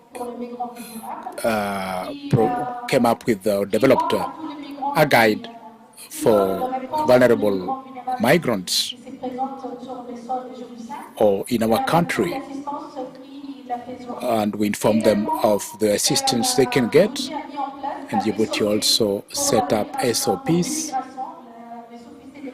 for immigration police at the border level. There are also SOPs with regard to smuggling and human trafficking. We've signed an MOU between Ethiopia and our government to undertake joint investigations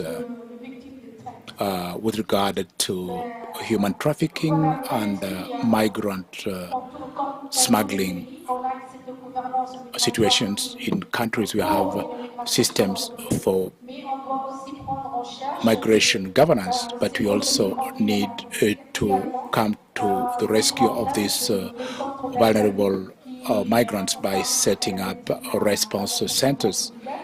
As the representative of IGAD said, we cannot leave these people to die from heat, to die from thirst, and to help them to reintegrate in their countries of origin. Thank you. Sir, you have the floor.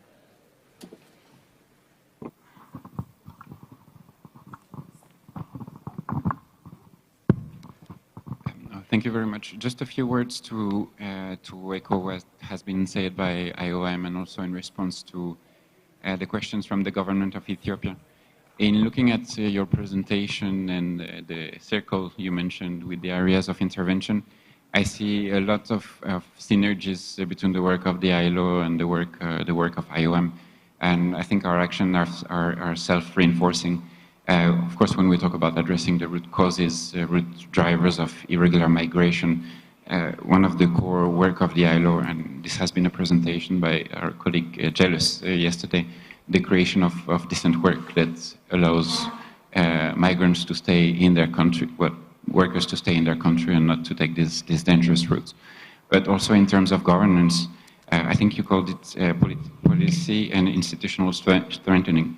Really, international labor standards have a core role to play in this regards, to ensure fair recruitment, to reduce decent work deficits, and from the countries of origins to try to create alternative routes, regular routes, legal routes, that can help reducing what we see in the Red Sea. Thank you.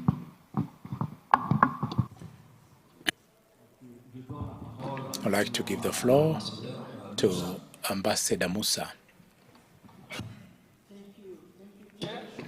I think it's a very important discussion. We see the history of this dramatic, situation in the Red Sea. The presentation of Djibouti, the figures as very high, 500, for 1 year, 500,000 irregular migrants. So you see that the origin for this road mainly is from Ethiopia. Djibouti is transit and sometimes destination.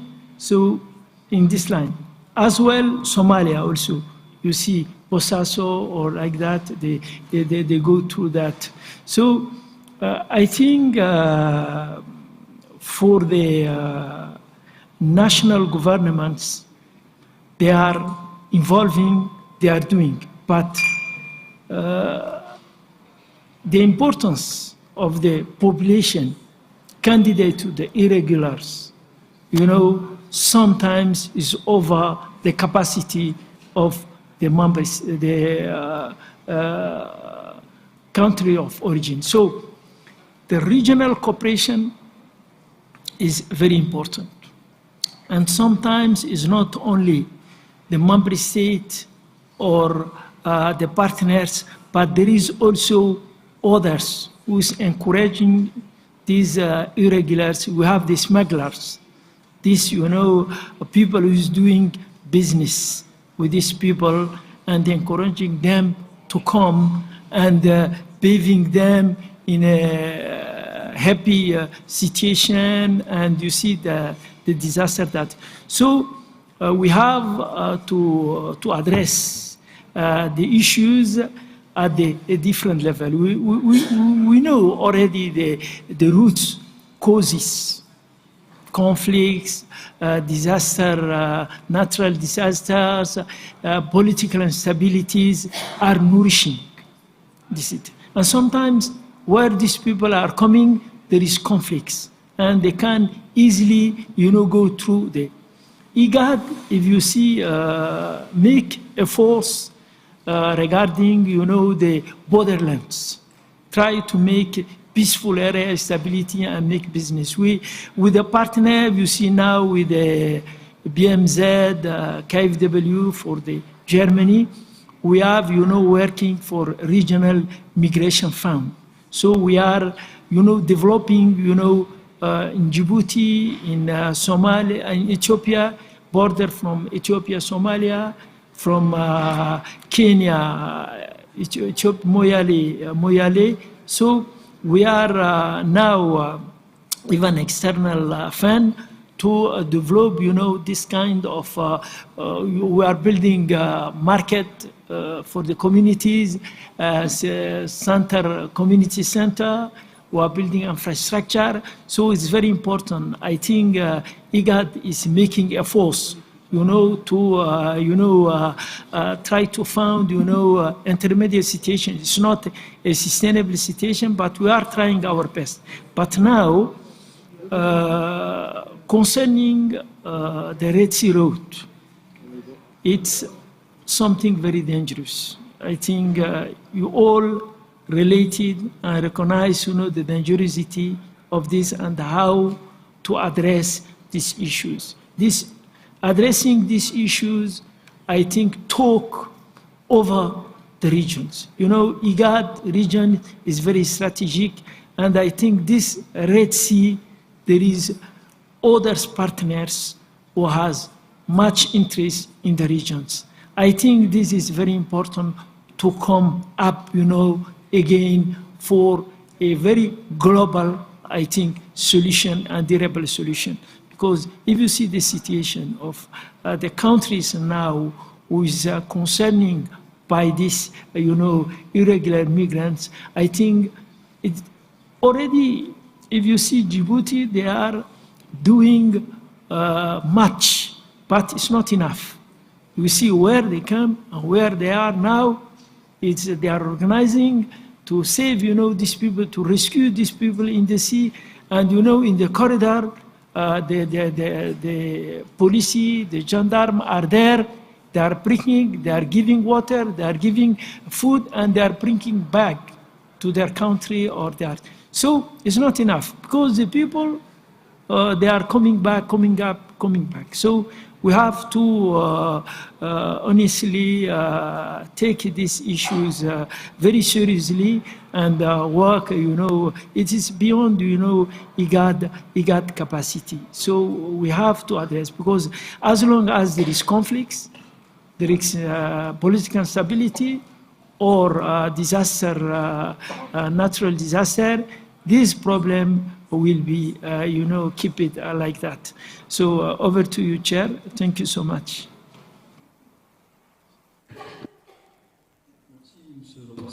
Thank you, Ambassador. We are all agree that the Red Sea route is the most dangerous route, and it's important the consequences to provide special attention to this route to get a sustainable solution and to save human lives. I would like to thank the panelists for their excellent contributions, and I would like to close this session. Thank you very much. 3 o'clock? Oh, I think 3:15, 3:20?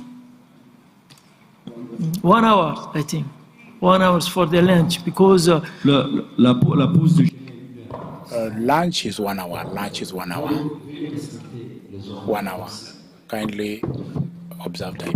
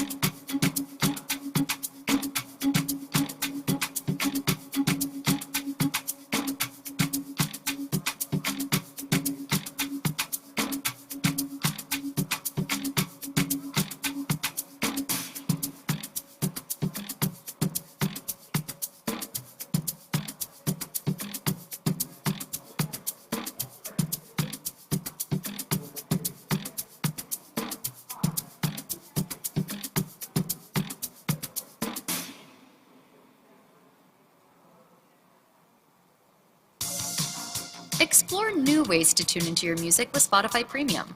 Smart Shuffle adds recommendations into your playlist to show you new sounds. Or you can make music a shared experience when you host a jam, where you and your friends can add songs and listen in together. Tap the banner to learn more.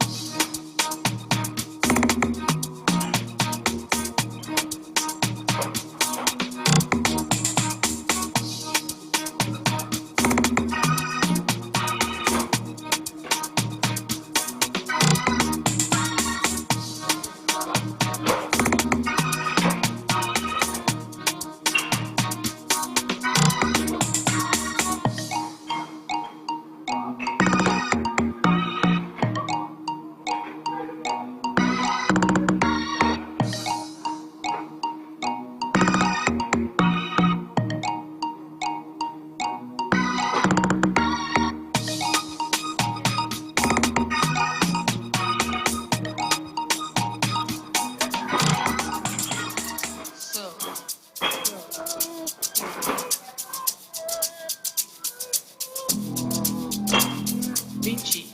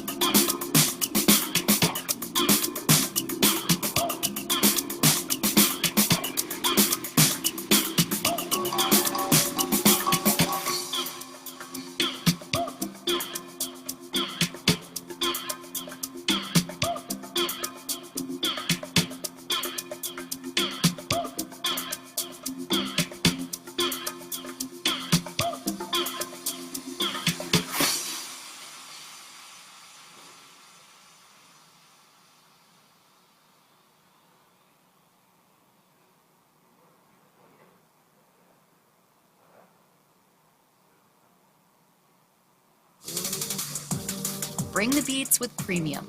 Download and bring your music anywhere so you can dance to high-quality music without hearing ads. Mix up your playlist with song recommendations from Smart Shuffle, or take total control of your listening with unlimited skips and repeats. Experience music without limits. Tap the banner to get started.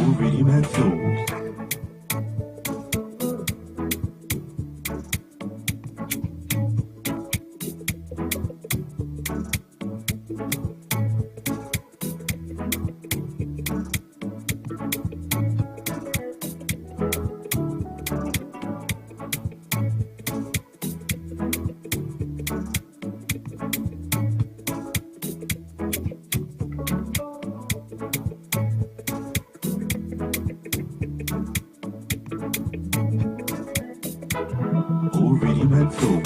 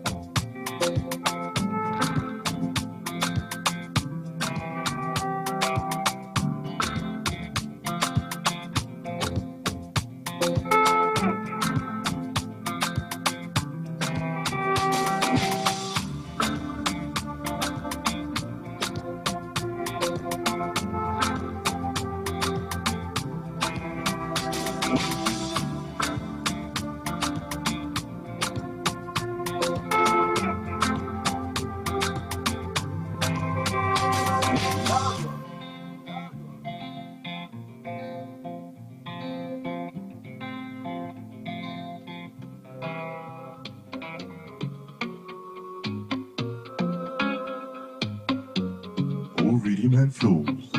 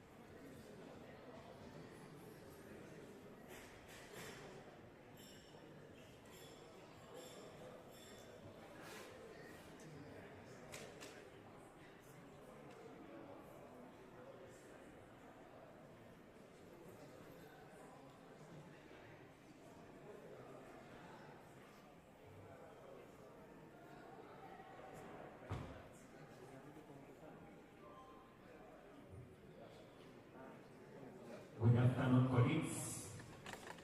Good afternoon. It is time for us to reconvene for the last half of this experts meeting. And I can see some of the delegations are yet to make it. I can see a couple of colleagues standing outside the room. So, Samuel, if it's possible, please call our colleagues to come inside the hall. I can see the delegation from Somalia. If they could join us. Our team of CIE, please let's reconvene such that we can go through this afternoon session. Chairing the afternoon session is Mr. Amsaru from the Ministry of Labor and Skills, the federal government of Ethiopia, and I will request him to come and take the moderator's chair.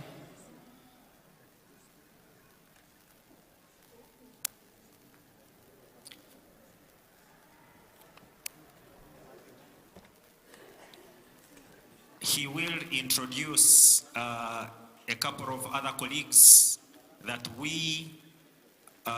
will be giving the afternoon presentation, and then we will follow up with another session where we shall go to the concluding remarks the recommendations from these technical experts, which will form into the communique that the ministers will look at tomorrow.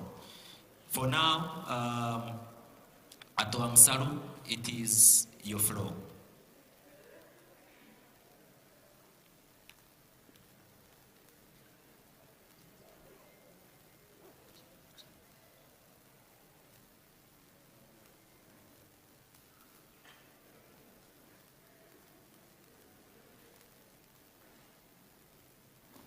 Okay, good afternoon.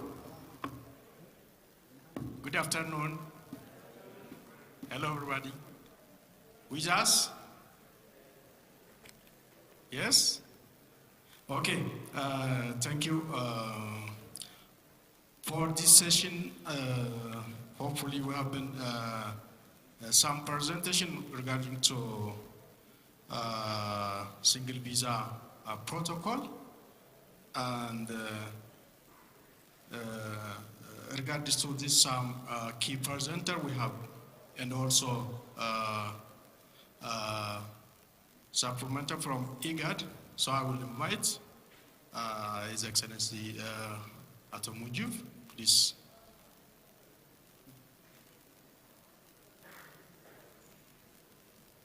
Next, I will invite Cabron and Jas.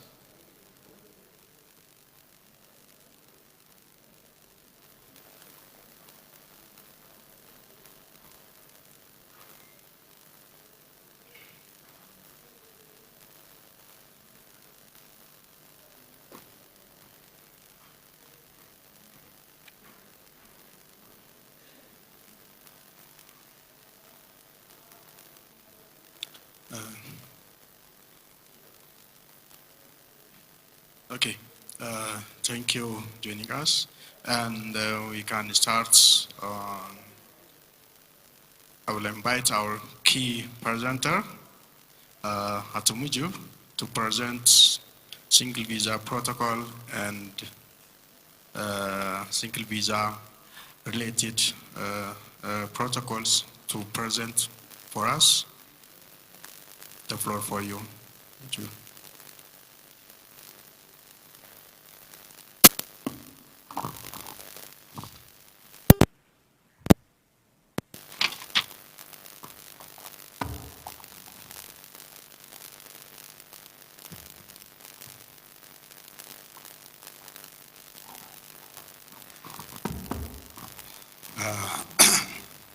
Good afternoon.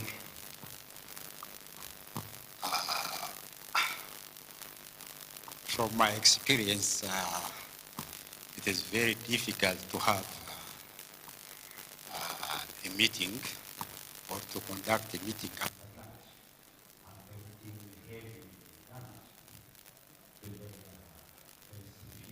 to follow. Anyway,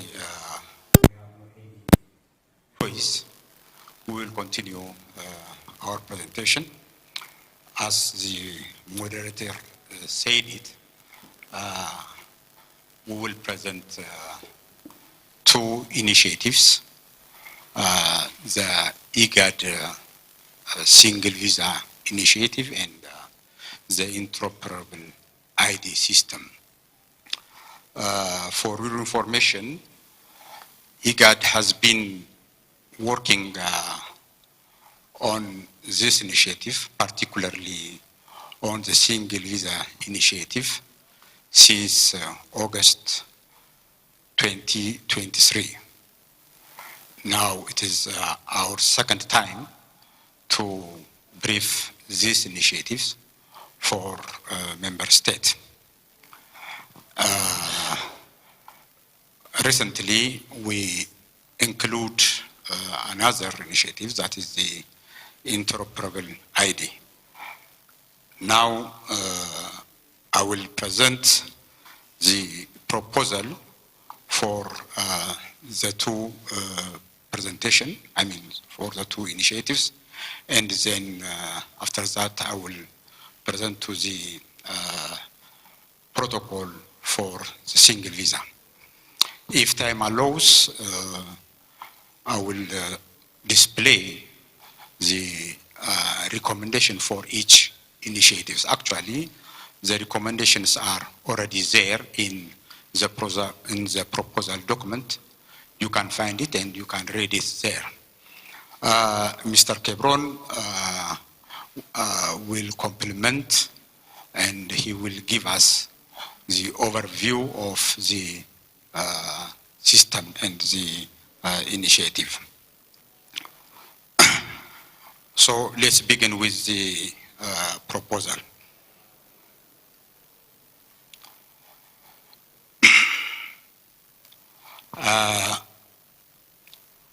In my presentation, I will take you through the following agendas: the challenge, the existing challenge on the current system, on mobility and the visa system.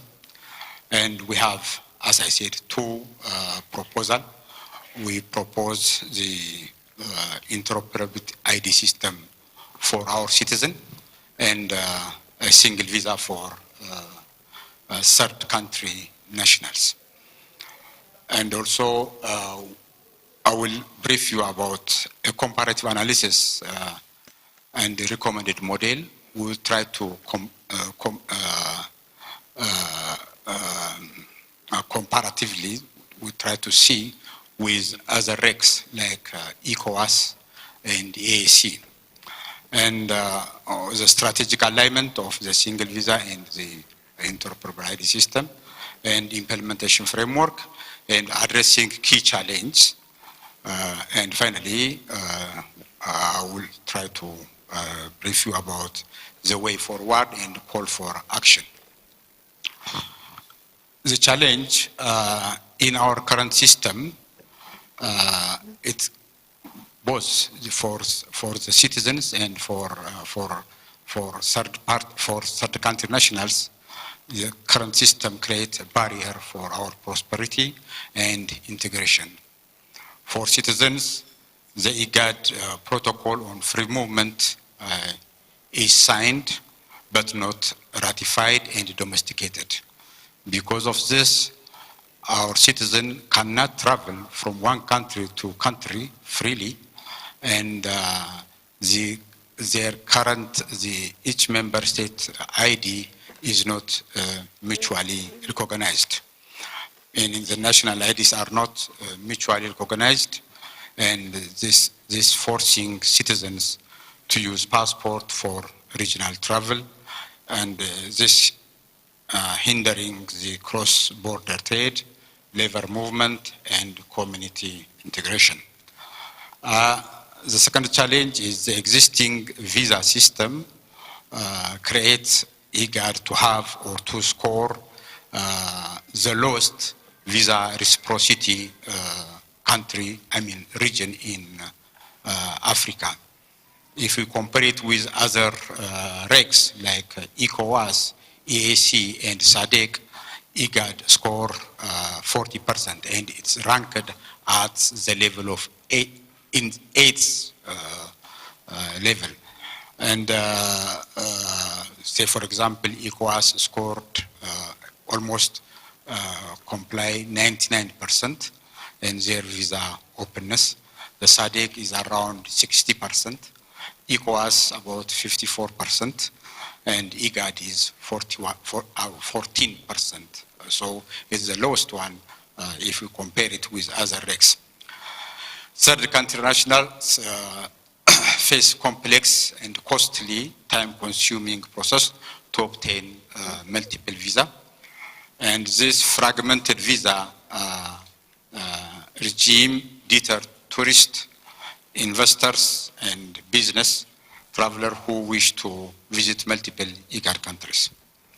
So, for your comparison, you can see it here. ECOWAS, they fully implemented the free movement protocol, the first phase, and their visa openness is ranked first and 99%, and they implemented a phased implementation, and the INBIC, that is the biometric ID card that facilitate the movement of citizens. ECOWAS provide this biometric ID for all its member states, and by using that ID card, they move from place to place without passport. That's why they ranked first, and they comply 99%. SADC region, so they have a free movement protocol, but it's not yet operational. But their visa openness is better than us.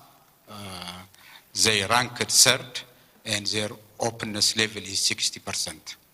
And most of the time, they work in bilateral arrangements, helps the movement between member states. AAC, they have a protocol that is the common market protocol. They are fourth in the region in the visa openness, and they comply 54% openness. The lesson we learn from AAC, they have variable implementation because only the coalition of the willings, only 3 countries, Kenya, Uganda, and Rwanda, are implementing this. For IGAD, we propose anyway. Our proposed solution to solve this problem, 2 complementary dual track approach.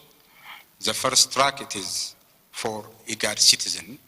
For IGAD citizen, we recommend IGAD interoperable ID system, meaning the ID system of each country talk each other, and people move from place to place using their ID. The core principle is interoperability, not replacement. We are not proposing a new ID like ECOWAS, but we are proposing to use the existing national IDs in each country. All of the member states have their own national ID system. More or less, their ID system is similar. In technology, they are using the biometric. In security feature, they have a good security feature ID. And some of the member states, they are advancing their national ID system.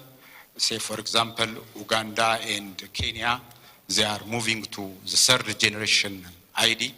In Kenya, they already piloted the Maisha Mamba system. In Uganda, they already started the mass registration to improve the ID system.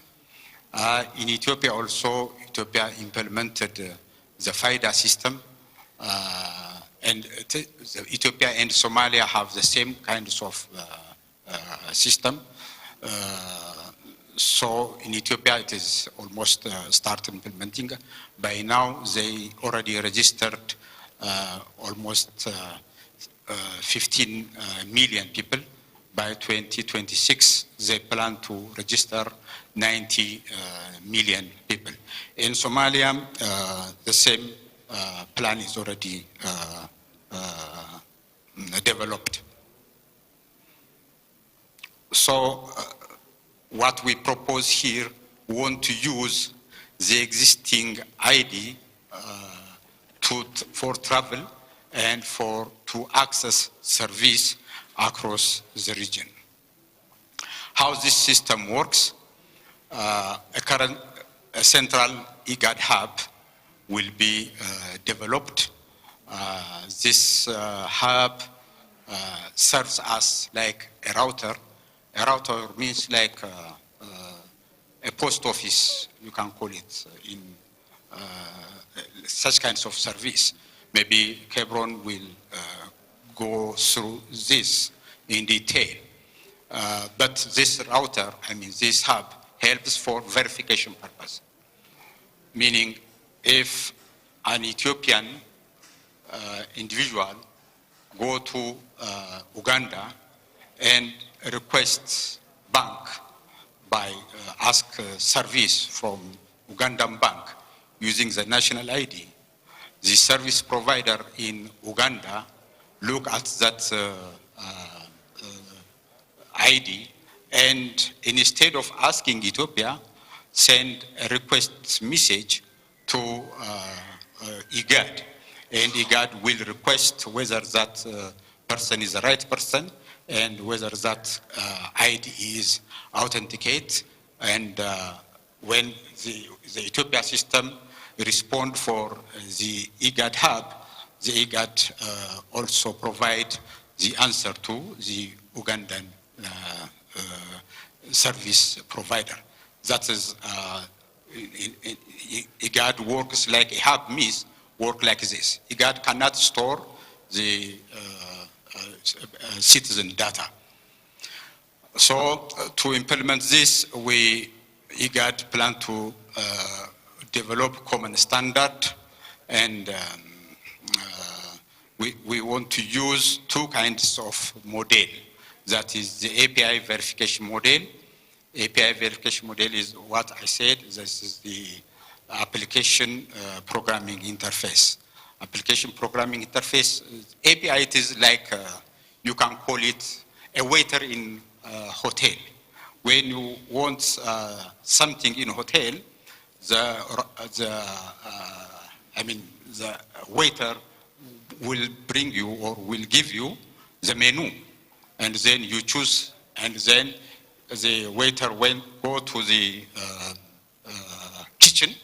He cannot enter unless he is authorized, and then ask the chefs and prepare the food and provide to you. So API works like this. You request and then provide the necessary information for you. So according to the World Bank recommendation, three kinds of interoperability are recommended. One is, this is the online API verification method. The other one is offline verification method for those areas who do not have appropriate connectivity. And the third one is web-based method. So for the time being, we are not recommending to implement the web-based.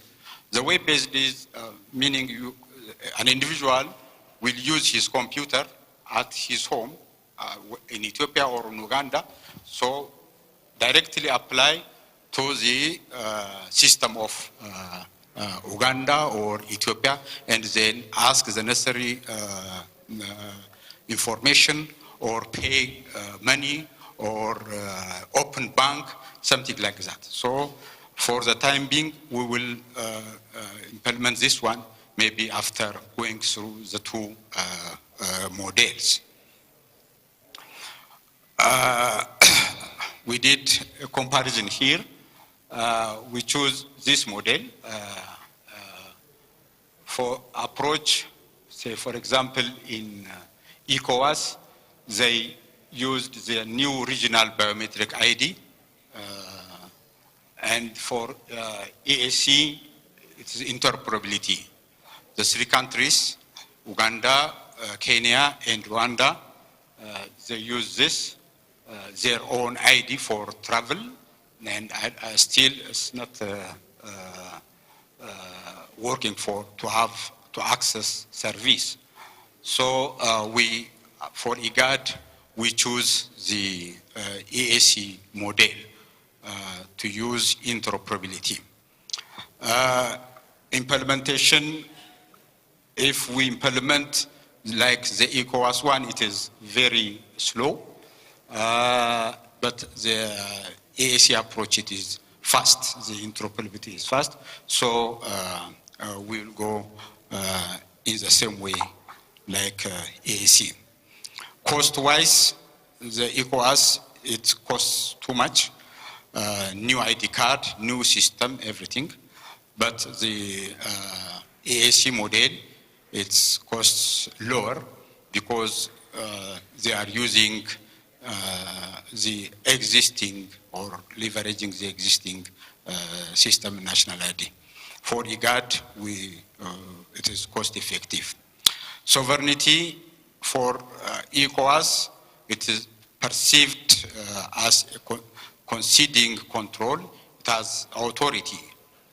The EAC, the ECOWAS have the authority to control data in each member state, but the EAC model protects national ID system, and for IGAD, we recommend the respect for national sovereignty. So this is the track one about the ID system. The second track, it is about the single visa system. Its aim is to boost tourism and attract foreign investment by creating a unified digital visa for third country national. The core principle is centralized digital efficiency. So a single secure online portal for all visa application. A foreigner outside of the region may apply a single portal. That portal will be developed within IGAD. Such kinds of system reduce complexity and it enhance security. How it works? Applicant apply online via the IGAD portal.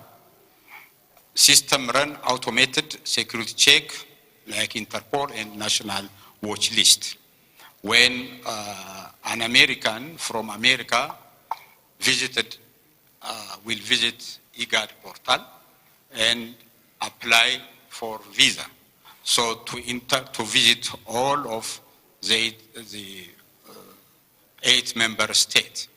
So the system automatically check whether that person has a criminal record to check with Interpol. At the same time, the system check whether that person is watch listed in any one of the member states. That's the system itself checks these things. And then once it is clear, the system send to the first entry country, send the message for approval.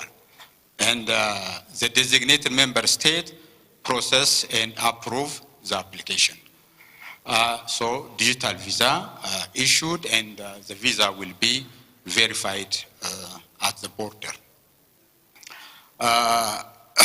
this system, the single visa system, it is not new in Africa. In AAC, they are implementing the tourist visa. In ECOWAS, they started to develop the eco visa system. Actually, they a little bit move ahead if you compare it from us. So in IGAD, it is the central portal. It is planned. We choose the eco visa like ECOWAS, the central digital portal. It is we preferred, and governing body for this portal for ECOWAS, it is the ECOWAS Commission. For AAC, it is not centralized one. AAC, as I said, they have, it is a federated system. A federated system means every country manage and administer its own system. A person, a tourist, want to visit the 3 countries, may apply in one of the member states. Maybe he can apply to Kenya, he visited the Kenyan website or Ugandan website or Rwandan website. Then the Ugandan immigration will give him the visa. So with that tourist visa, that person can travel through 3 countries. Such kinds of model is a federated model. So we prefer for IGAD, we propose not the AAC model, we prefer the centralized one, like eco visa. Application process for ECOWAS, single application via central portal. For AAC, applied through the immigration portal of the first entry country. For IGAD, single application via IGAD single portal. Participating countries for ECOWAS, 12 member states are participating. For AAC, only 3 countries are participating. It is a coalition of the willing, those who are interested and those who have the willing to participate in this, implementing this model. For IGAD, the scope to be identified, but we expect 7 or 8 members can participate. But here, participating countries, we will follow like the AAC model. We'll go by coalition of the willing. Those who have interest only can participate, and then we will follow phase approach and pilot approach. Key advantage for international travel, the central part, it is more efficient and it enhances security. And the AAC model, it is flexible, it has flexibility. We choose the ECOWAS one. Both initiatives align with the national and continental goals. If we see the ID system and the single visa align with the national security of each country, that enhance security through coordinated data sharing and border management. As I said, IGAD will verify the applicant of single visa before the approval and before the applicant enter or arrive at the border. So in that case, it is one way advanced than the existing system.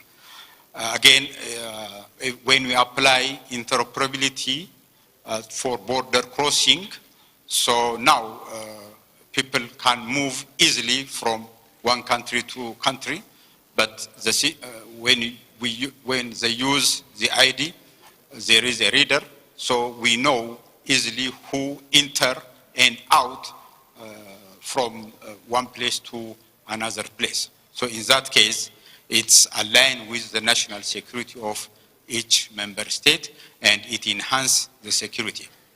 And it improves the immigration service, it reduces fraud, a streamlined process, and new revenue system. Maybe I will talk about the revenue later.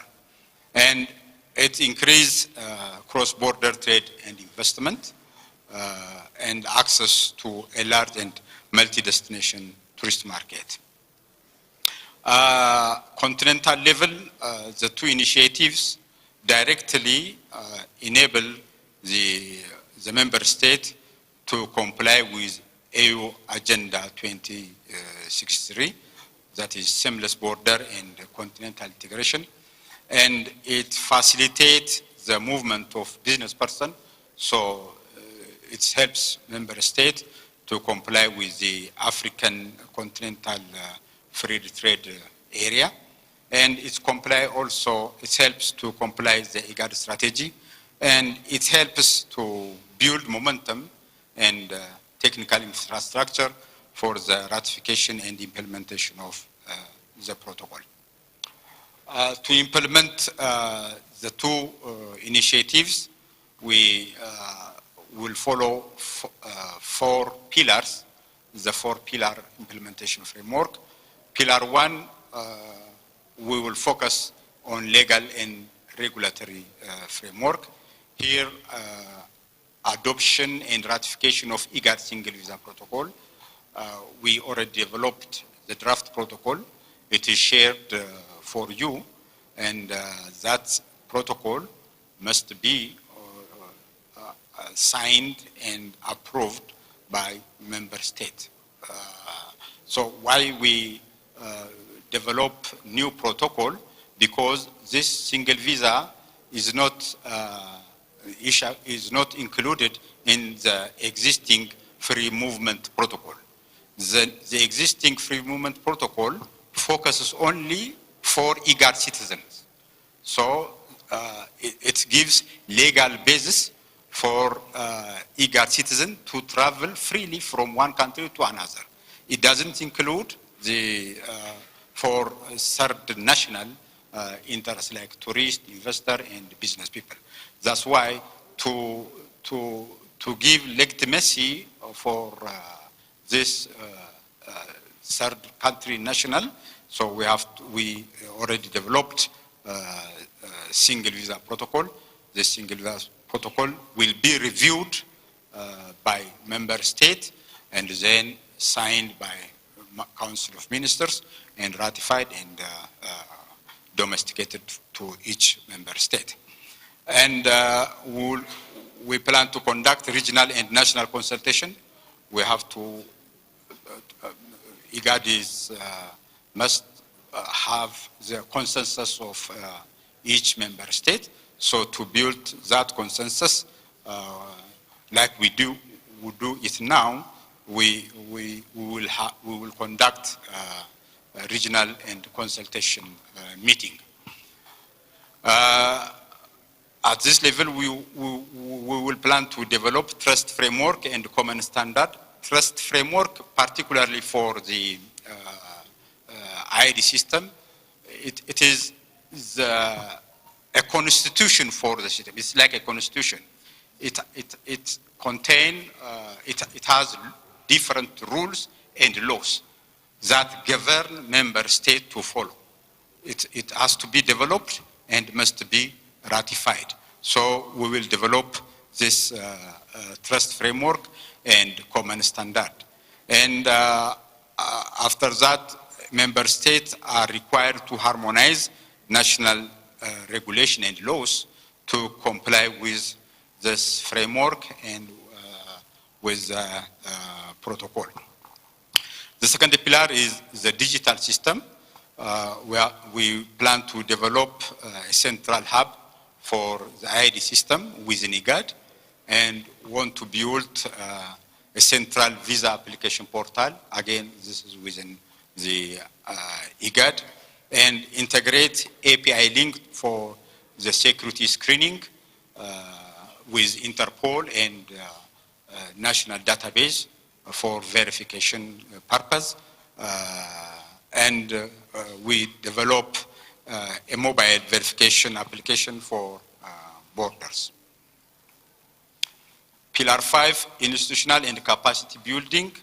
We want to establish a dedicated IGAD project unit within IGAD, train immigration and border officials across all states.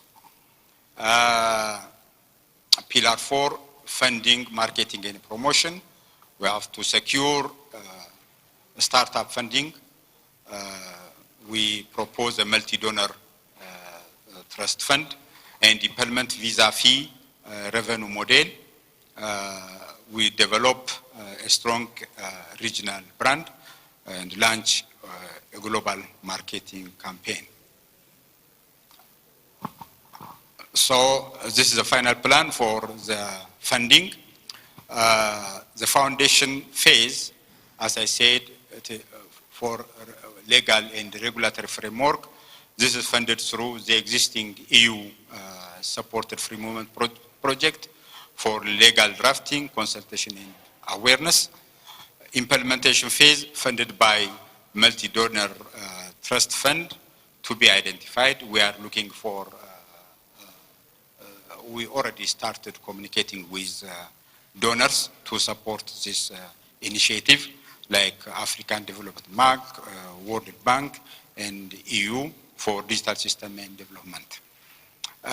For long-term sustainability, the system will depend or will be funded by the unified visa fee. The proposed revenue share, say for example, if the tourist paid $100, so 50% of the fee will go to the first entry or country, 30% to IGAD for system maintenance and for capacity building, 20% will be shared among state parties. This is the revenue model. This is the initial proposal, but it can be updated through time. We know when we implement this initiative, we'll face challenge, but we also proposed a mitigation strategy. The first thing is we will face a political will and sovereignty issue.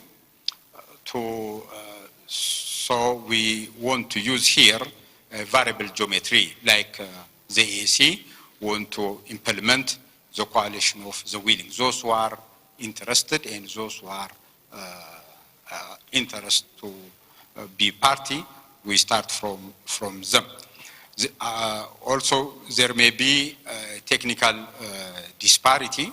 We know each country have technically different level, so we implement phased rollout, and will develop capacity building program and share experience. And first we will pilot with those technical ready states. Say for example, when we compare it ID system, the Ethiopian FIDE ID, it is more advanced and new. The Somali Federal State of Somalia, they have also new ID system. And the Kenya, the Maisha Mamba, and the Uganda system, it is more advanced. So if you compare it with Sudan and South Sudan, so they can share experience, and we started implementing from more advanced technologies. Also, we will face funding constraint, donor fund for startup, and visa fee for long-term sustainability. Security concern, in this case, from the beginning, security by design, integrated with Interpol and national database from day one. So the roadmap to implement both initiatives. At phase 1, we have to ratify the free movement protocol. We have to accelerate the free movement protocol. Unless the free movement protocol ratified, we can't implement the interoperable ID system. So the protocol, it is a legal basis to implement free movement at the same time to implement the interoperable ID system. And we have to sign and ratify the single visa protocol. First, we have to review in collaboration with member state the single visa, and then the member state must be signed and ratify. As I said, we have to develop trust framework, finalize technical standard, secure funding, and establish project unit. So at foundation phase, we start in 2025, and we plan to complete it in 2026. In phase 2, build and pilot, we will start on 2026 until 2028, develop central portal, develop central hub, pilot in 3 and 4, between 3 and 4 willing states. Select border posts. We can't implement this system at all borders at the same time.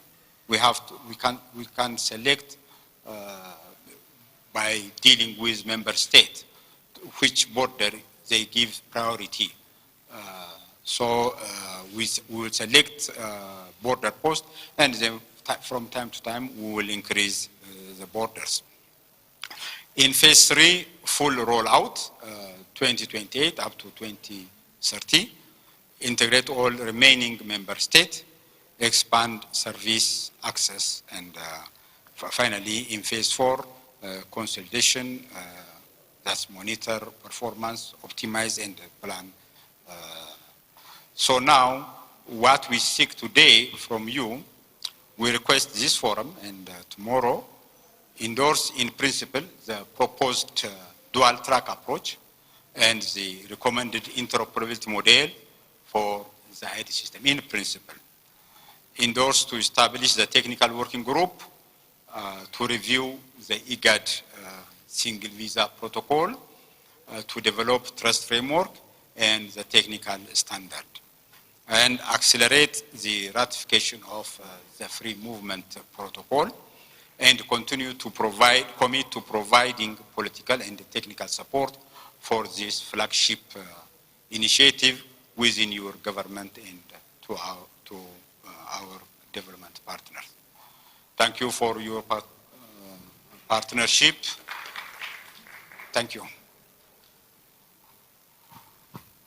Maybe the second presentation, it is about single visa protocol. Before I go to the protocol, actually I addressed most of them. Maybe I will give Kebron to complement, to add. Thank you.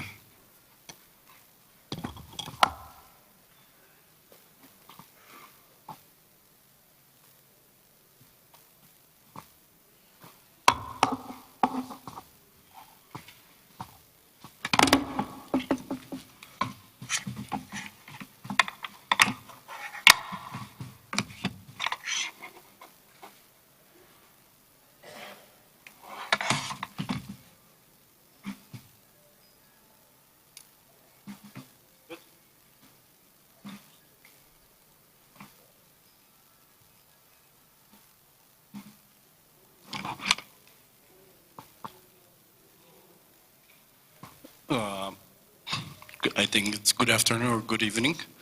My name is Kebron. I've been working on this project, like Mujib said, for the past 2 years. So I believe Mujib kind of explained the majority of the project, but I wanted to visualize it, and then if there's any technical questions also to address some portion of it. So the agenda of IGAD single visa, just to give you a quick background, came from a personal need to travel in the region. I had the chance to travel to Europe. I flew to Rome, had a good time in Rome, and then decided to go somewhere. And then we managed to go to Paris because it was free to go there. And then we managed to spend $3,000-4,000 extra dollars in Paris. And then same thing happened. We went to Spain, and then with one single visa, we spent an extra $7,000-8,000 extra. In Africa, when you come here, last time I went to Mombasa and enjoyed the coast of Mombasa and had a good time over there. And I wanted to go to Uganda. I couldn't go there as a tourist. And by the time we jumped on the flight on Ethiopian Airlines, I just realized we're the only East African on that flight.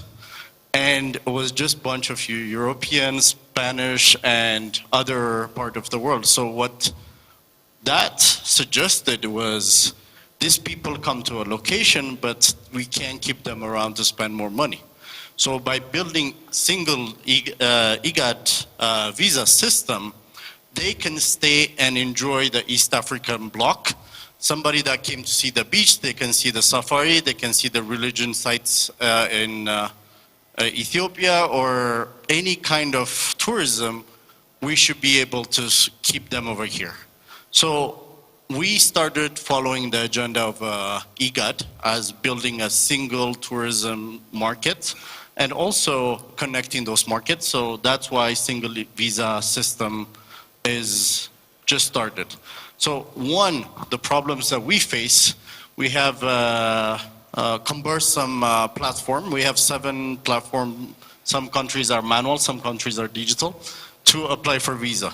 So we look like 1954 in the East African bloc compared to the rest. So there's nothing new that we're trying to invent. It's just we're trying to stay connected to the new world.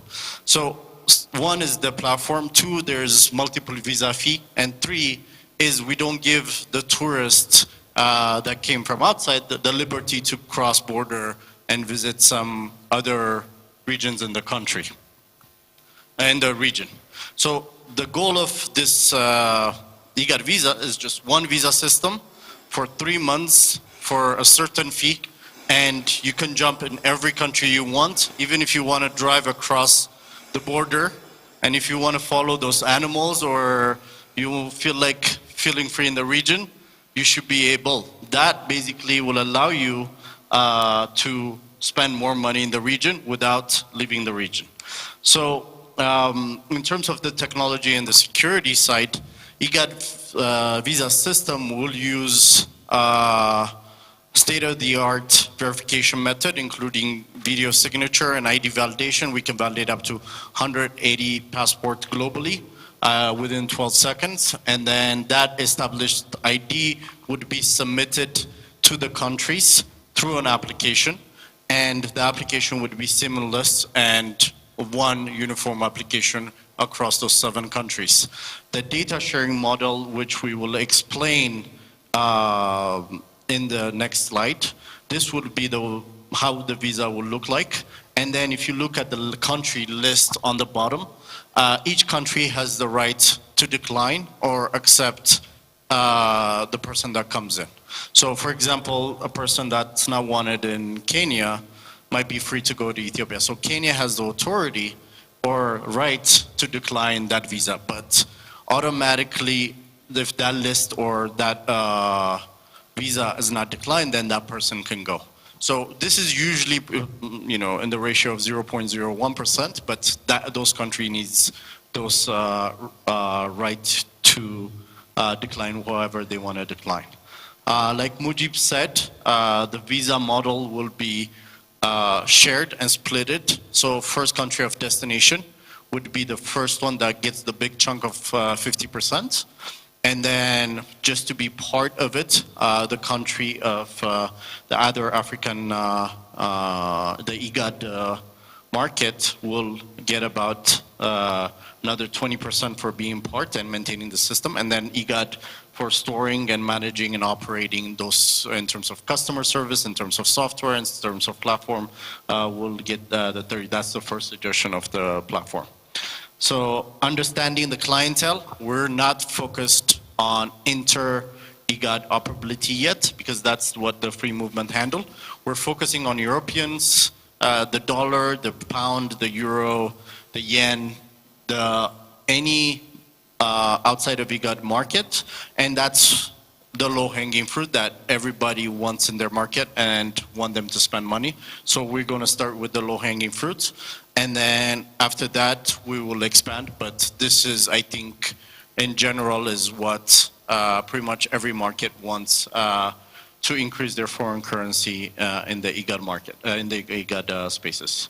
So it's also, this is part of taking IGAD into the marketplace. So whenever you guys are in a meeting, this is between the IGADs and government folks. So how do we take IGAD to the public, and how we make IGAD as a brand and IGAD region to be known globally? So number one is by exposing the visa system, and whenever you go to each major airport, you'll have an IGAD line that would be specific and correlated with all the IGAD member states in terms of the data sharing, in terms of privacy policy, in terms of customer service, and elevating how IGAD welcomes tourism, and we're unified and we want to share pretty much the knowledge we have in the region, as we said. So benefits in the marketplace, number one is the airline side. Every airline in the region would win, because instead of just a way back ticket, there would be inter-country flights and inter-country transportation. So the transportation would benefit, promote the local tourist. So the tourism side is a big boost to the tourism. So it's like I said earlier, people tend to stay longer in the region and tend to spend more money in the region. So the next process, basically, whenever you go into a region, you tend to want to do business and stay in that region. So more FDI will follow down the road. And then also trade will, before any kind of trade, is the movement of people. So we allow people to travel easily. Then the next step would be to go into a trade. So we're not being innovative over here. We're the last region in the world that needs to connect. So I think we're winning on the last stage side. So pretty much every region that shows real success in the marketplace has done it before, and they showed real success. For example, if you look at the Central American single visa, they had a big headache because that's a big cruise market industry. So if you're going to do cruises in 5-6 countries and you need visa for each of them, it's a headache. So they said one visa to cruise. So the cruise industry grew by like 200-300% the next following year. So same thing with Europe, same thing with the Kazakh visa. And then if you have a green card, you can go to a lot of countries. So we want to add IGAD visa for this region as well to be part of it. So we have about 9 million tourists in the region, and that's according to the World Bank. Is basically how do we increase the number and how do we monetize on the number that exists currently. The business model is basically $100 to $120 for 90 days to travel across this region. And we believe this is a fair one, because each country, if I go to Ethiopia, is like $100. If I go to Kenya, it's 50, 70.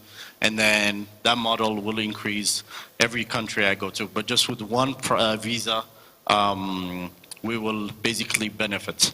So we did also, the countries will make more money that they would make right now, because the 20% to 25% share model, we did the numbers here to display that with your own visa system and with IGAD visa system, how much you make, and the model shows you'll make much more as a country on the visa system than on the IGAD visa system than just a standalone system that you've built on your own. So the reason why is, for example, Kenya has 2.5 million tourists.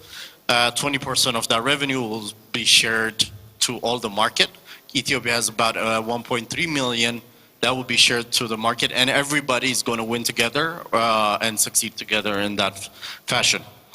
So what does it mean to have an IGAD visa system and keep somebody in the region? So when I flew from Mombasa to Addis, pretty much we're the only 3-4 people that went into Addis Ababa because everyone else couldn't go.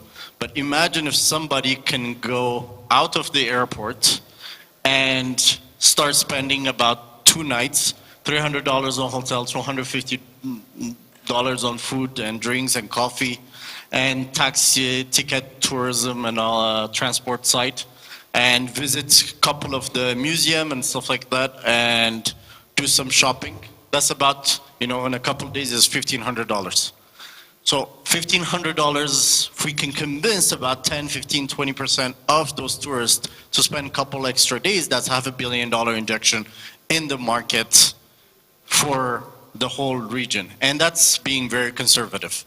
So if you multiply that to a week, to 2 weeks, then you're doubling and tripling then any donation that comes in the region. So I think this shows the benefits of the IGAD visa system.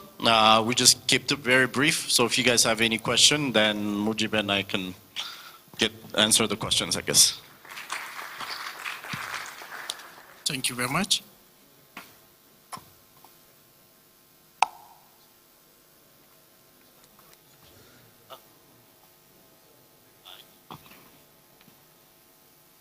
Okay. Thank you so much. This very interesting topic with a very attractive way, your presentation. Hopefully, we had been presented most likely towards a harmonized IGAD interoperable ID system and single visa. With regards, it highlighted the importance of establishing a regional digital ID system and single visa to boost tourism, trade, and investment. It's also emphasized and clearly presented, and also emphasized the need for regional cooperation to develop these interoperable frameworks that respect national coverage and other related things has been very clearly presented, and also the way of implementation has been said with 3 pages. The first one was ratification after reviewing set with different considered institutions on all member state countries. Phase 2, it's also the do pilots phase, and also the third one was full implementation phase. With regard this, all things has been presented, and also the way technical as the expert level which was presented, how we applying on the system, on the portal, it was central based and also very clearly presented. Thank you both of presenters. And now the time for any comments and any questions. Uganda? Any other? I think Somalia? Okay. Ethiopia? Yeah. The first one. Let me start from Uganda.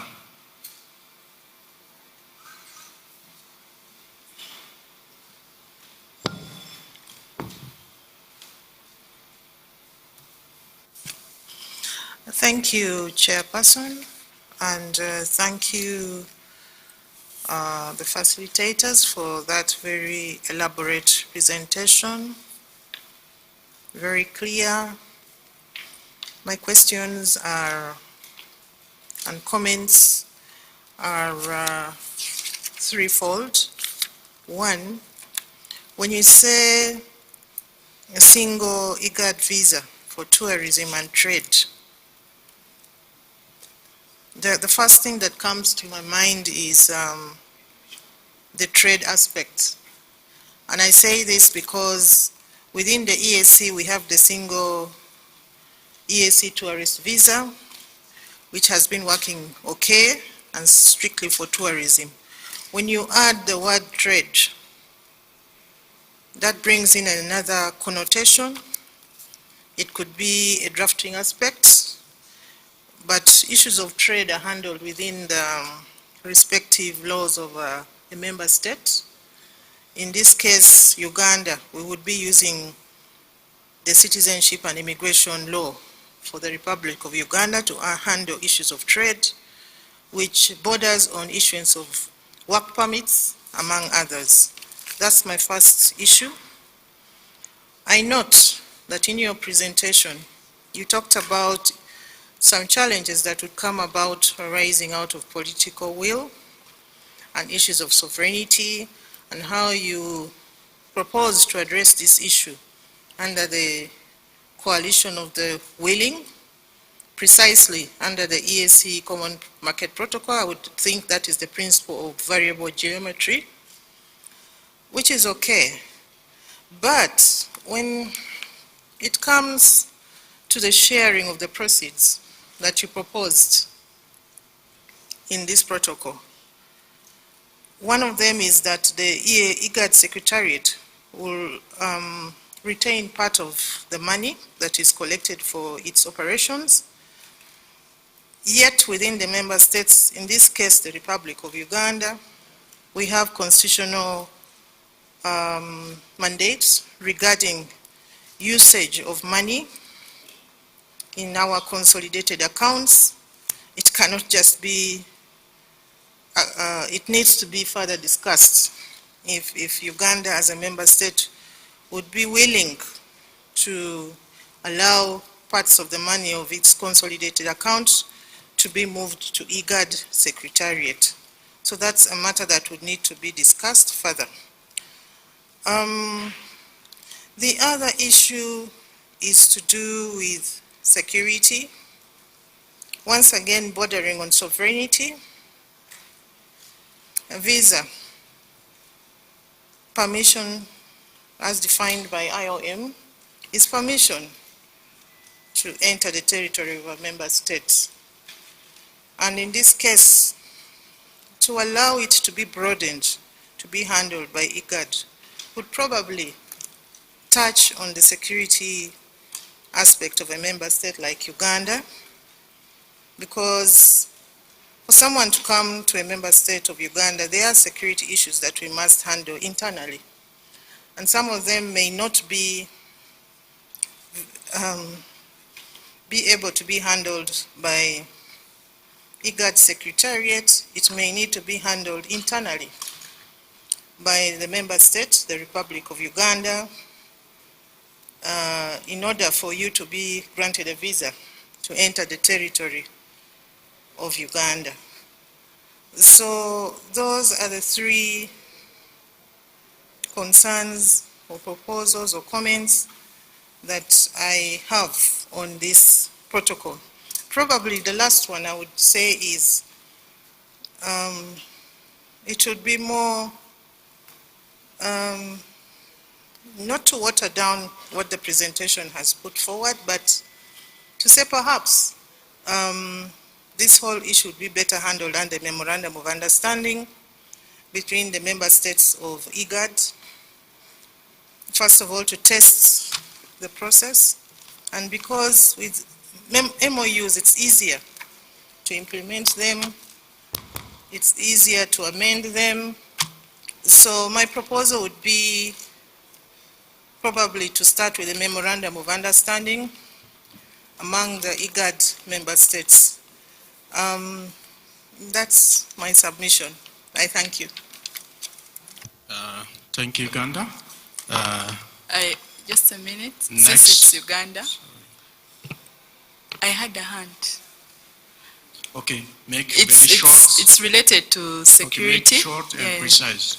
You have 1 minute. It's related to security. Thank you so much.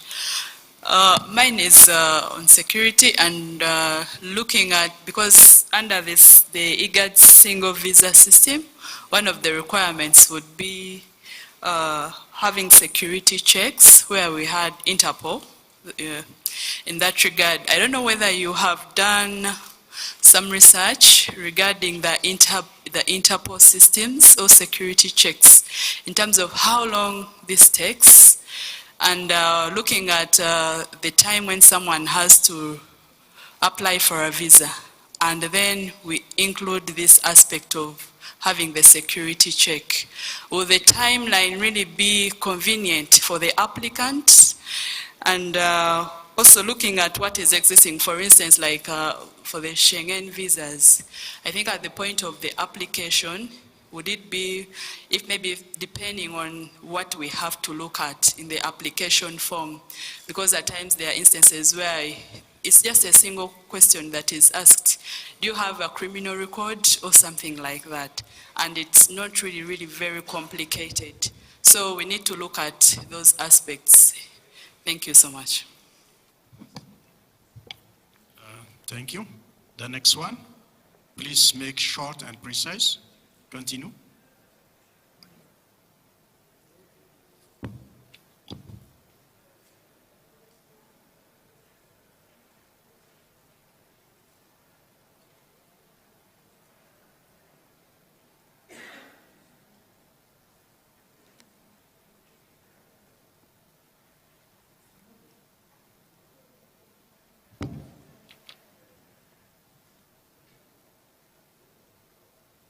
Please use the microphone in front of you, yes.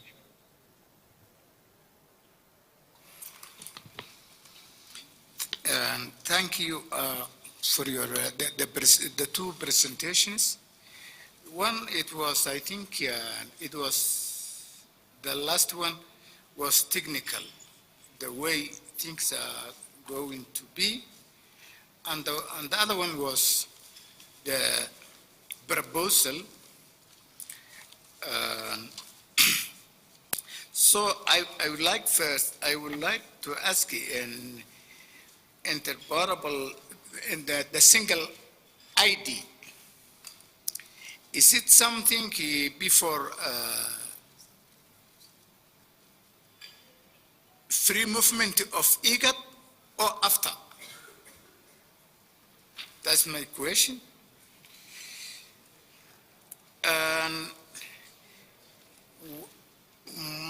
Another comment and suggestion is two I wanted to suggest. These things, I think, first to launch a bilateral agreement within either IGAD member states, because whatever free movement are being discussed or being signed, there is a reciprocity issue, because a country who is not giving me a visa, I will never give a visa in arrival or in advance. You see? Now, Somalia and Uganda last week, they have signed a memorandum of understanding related to the visa. We have also signed in Tanzania. We have other EC countries like Rwanda, Burundi, Djibouti, and IGAD, some of IGAD like Djibouti, Ethiopia. We have on arrival visa. Now we have launched a visa, ETAS visa, which is to be applied by online. For those, we have put it on the ECAWA, NATOM, and the IATA. Nobody can come, and no flight can bring without visa, except those countries who has been mentioned in the statement. So that is my comment. That's my comment for the first comment relating to reciprocity. And this issue is really, it's not bad. I think it's something that can be negotiated. And I think we need to take the draft at home, to have consultation with the, and our institutions, then maybe another meeting, because it was the first time it was Djibouti, if I'm not 2001 or 2021, that as the single fish issue in IGAD. But after that time, I didn't see any conference or any meeting relating to this. Now, and these things we will take to home for more consultation, and I think it needs more time to negotiate, but bilateral agreement is important. Bilateral agreement with the access of movement before it comes into the whole region. Thank you. Thank you, Federal Republic of Somalia. When we move to Federal Democratic Republic of Ethiopia. Thank you. Can you hear me? Thank you. Thank you very much. I thank both presenters for the very informative presentations, and it's a very timely issue, I believe. Now we very well understand how the e-visa works. There is no doubt that the e-visa system is beneficial to all of us.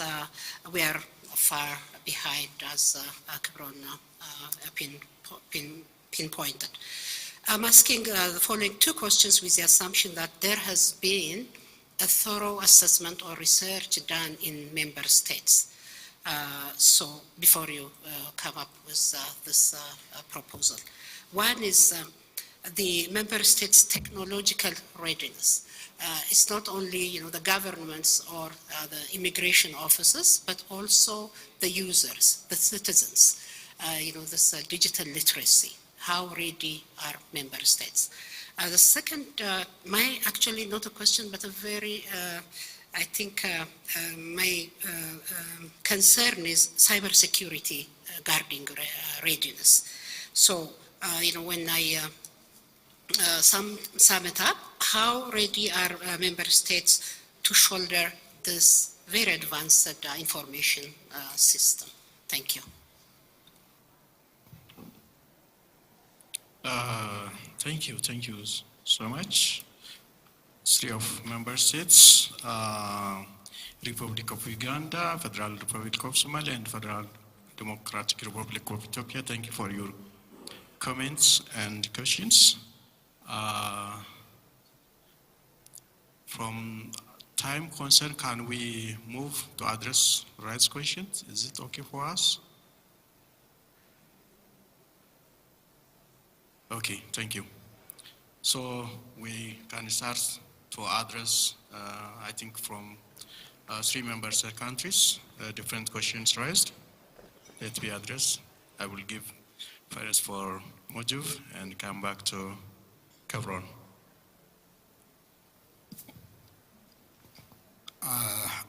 Thank you for the questions you raised from Uganda, Somalia, and Ethiopia.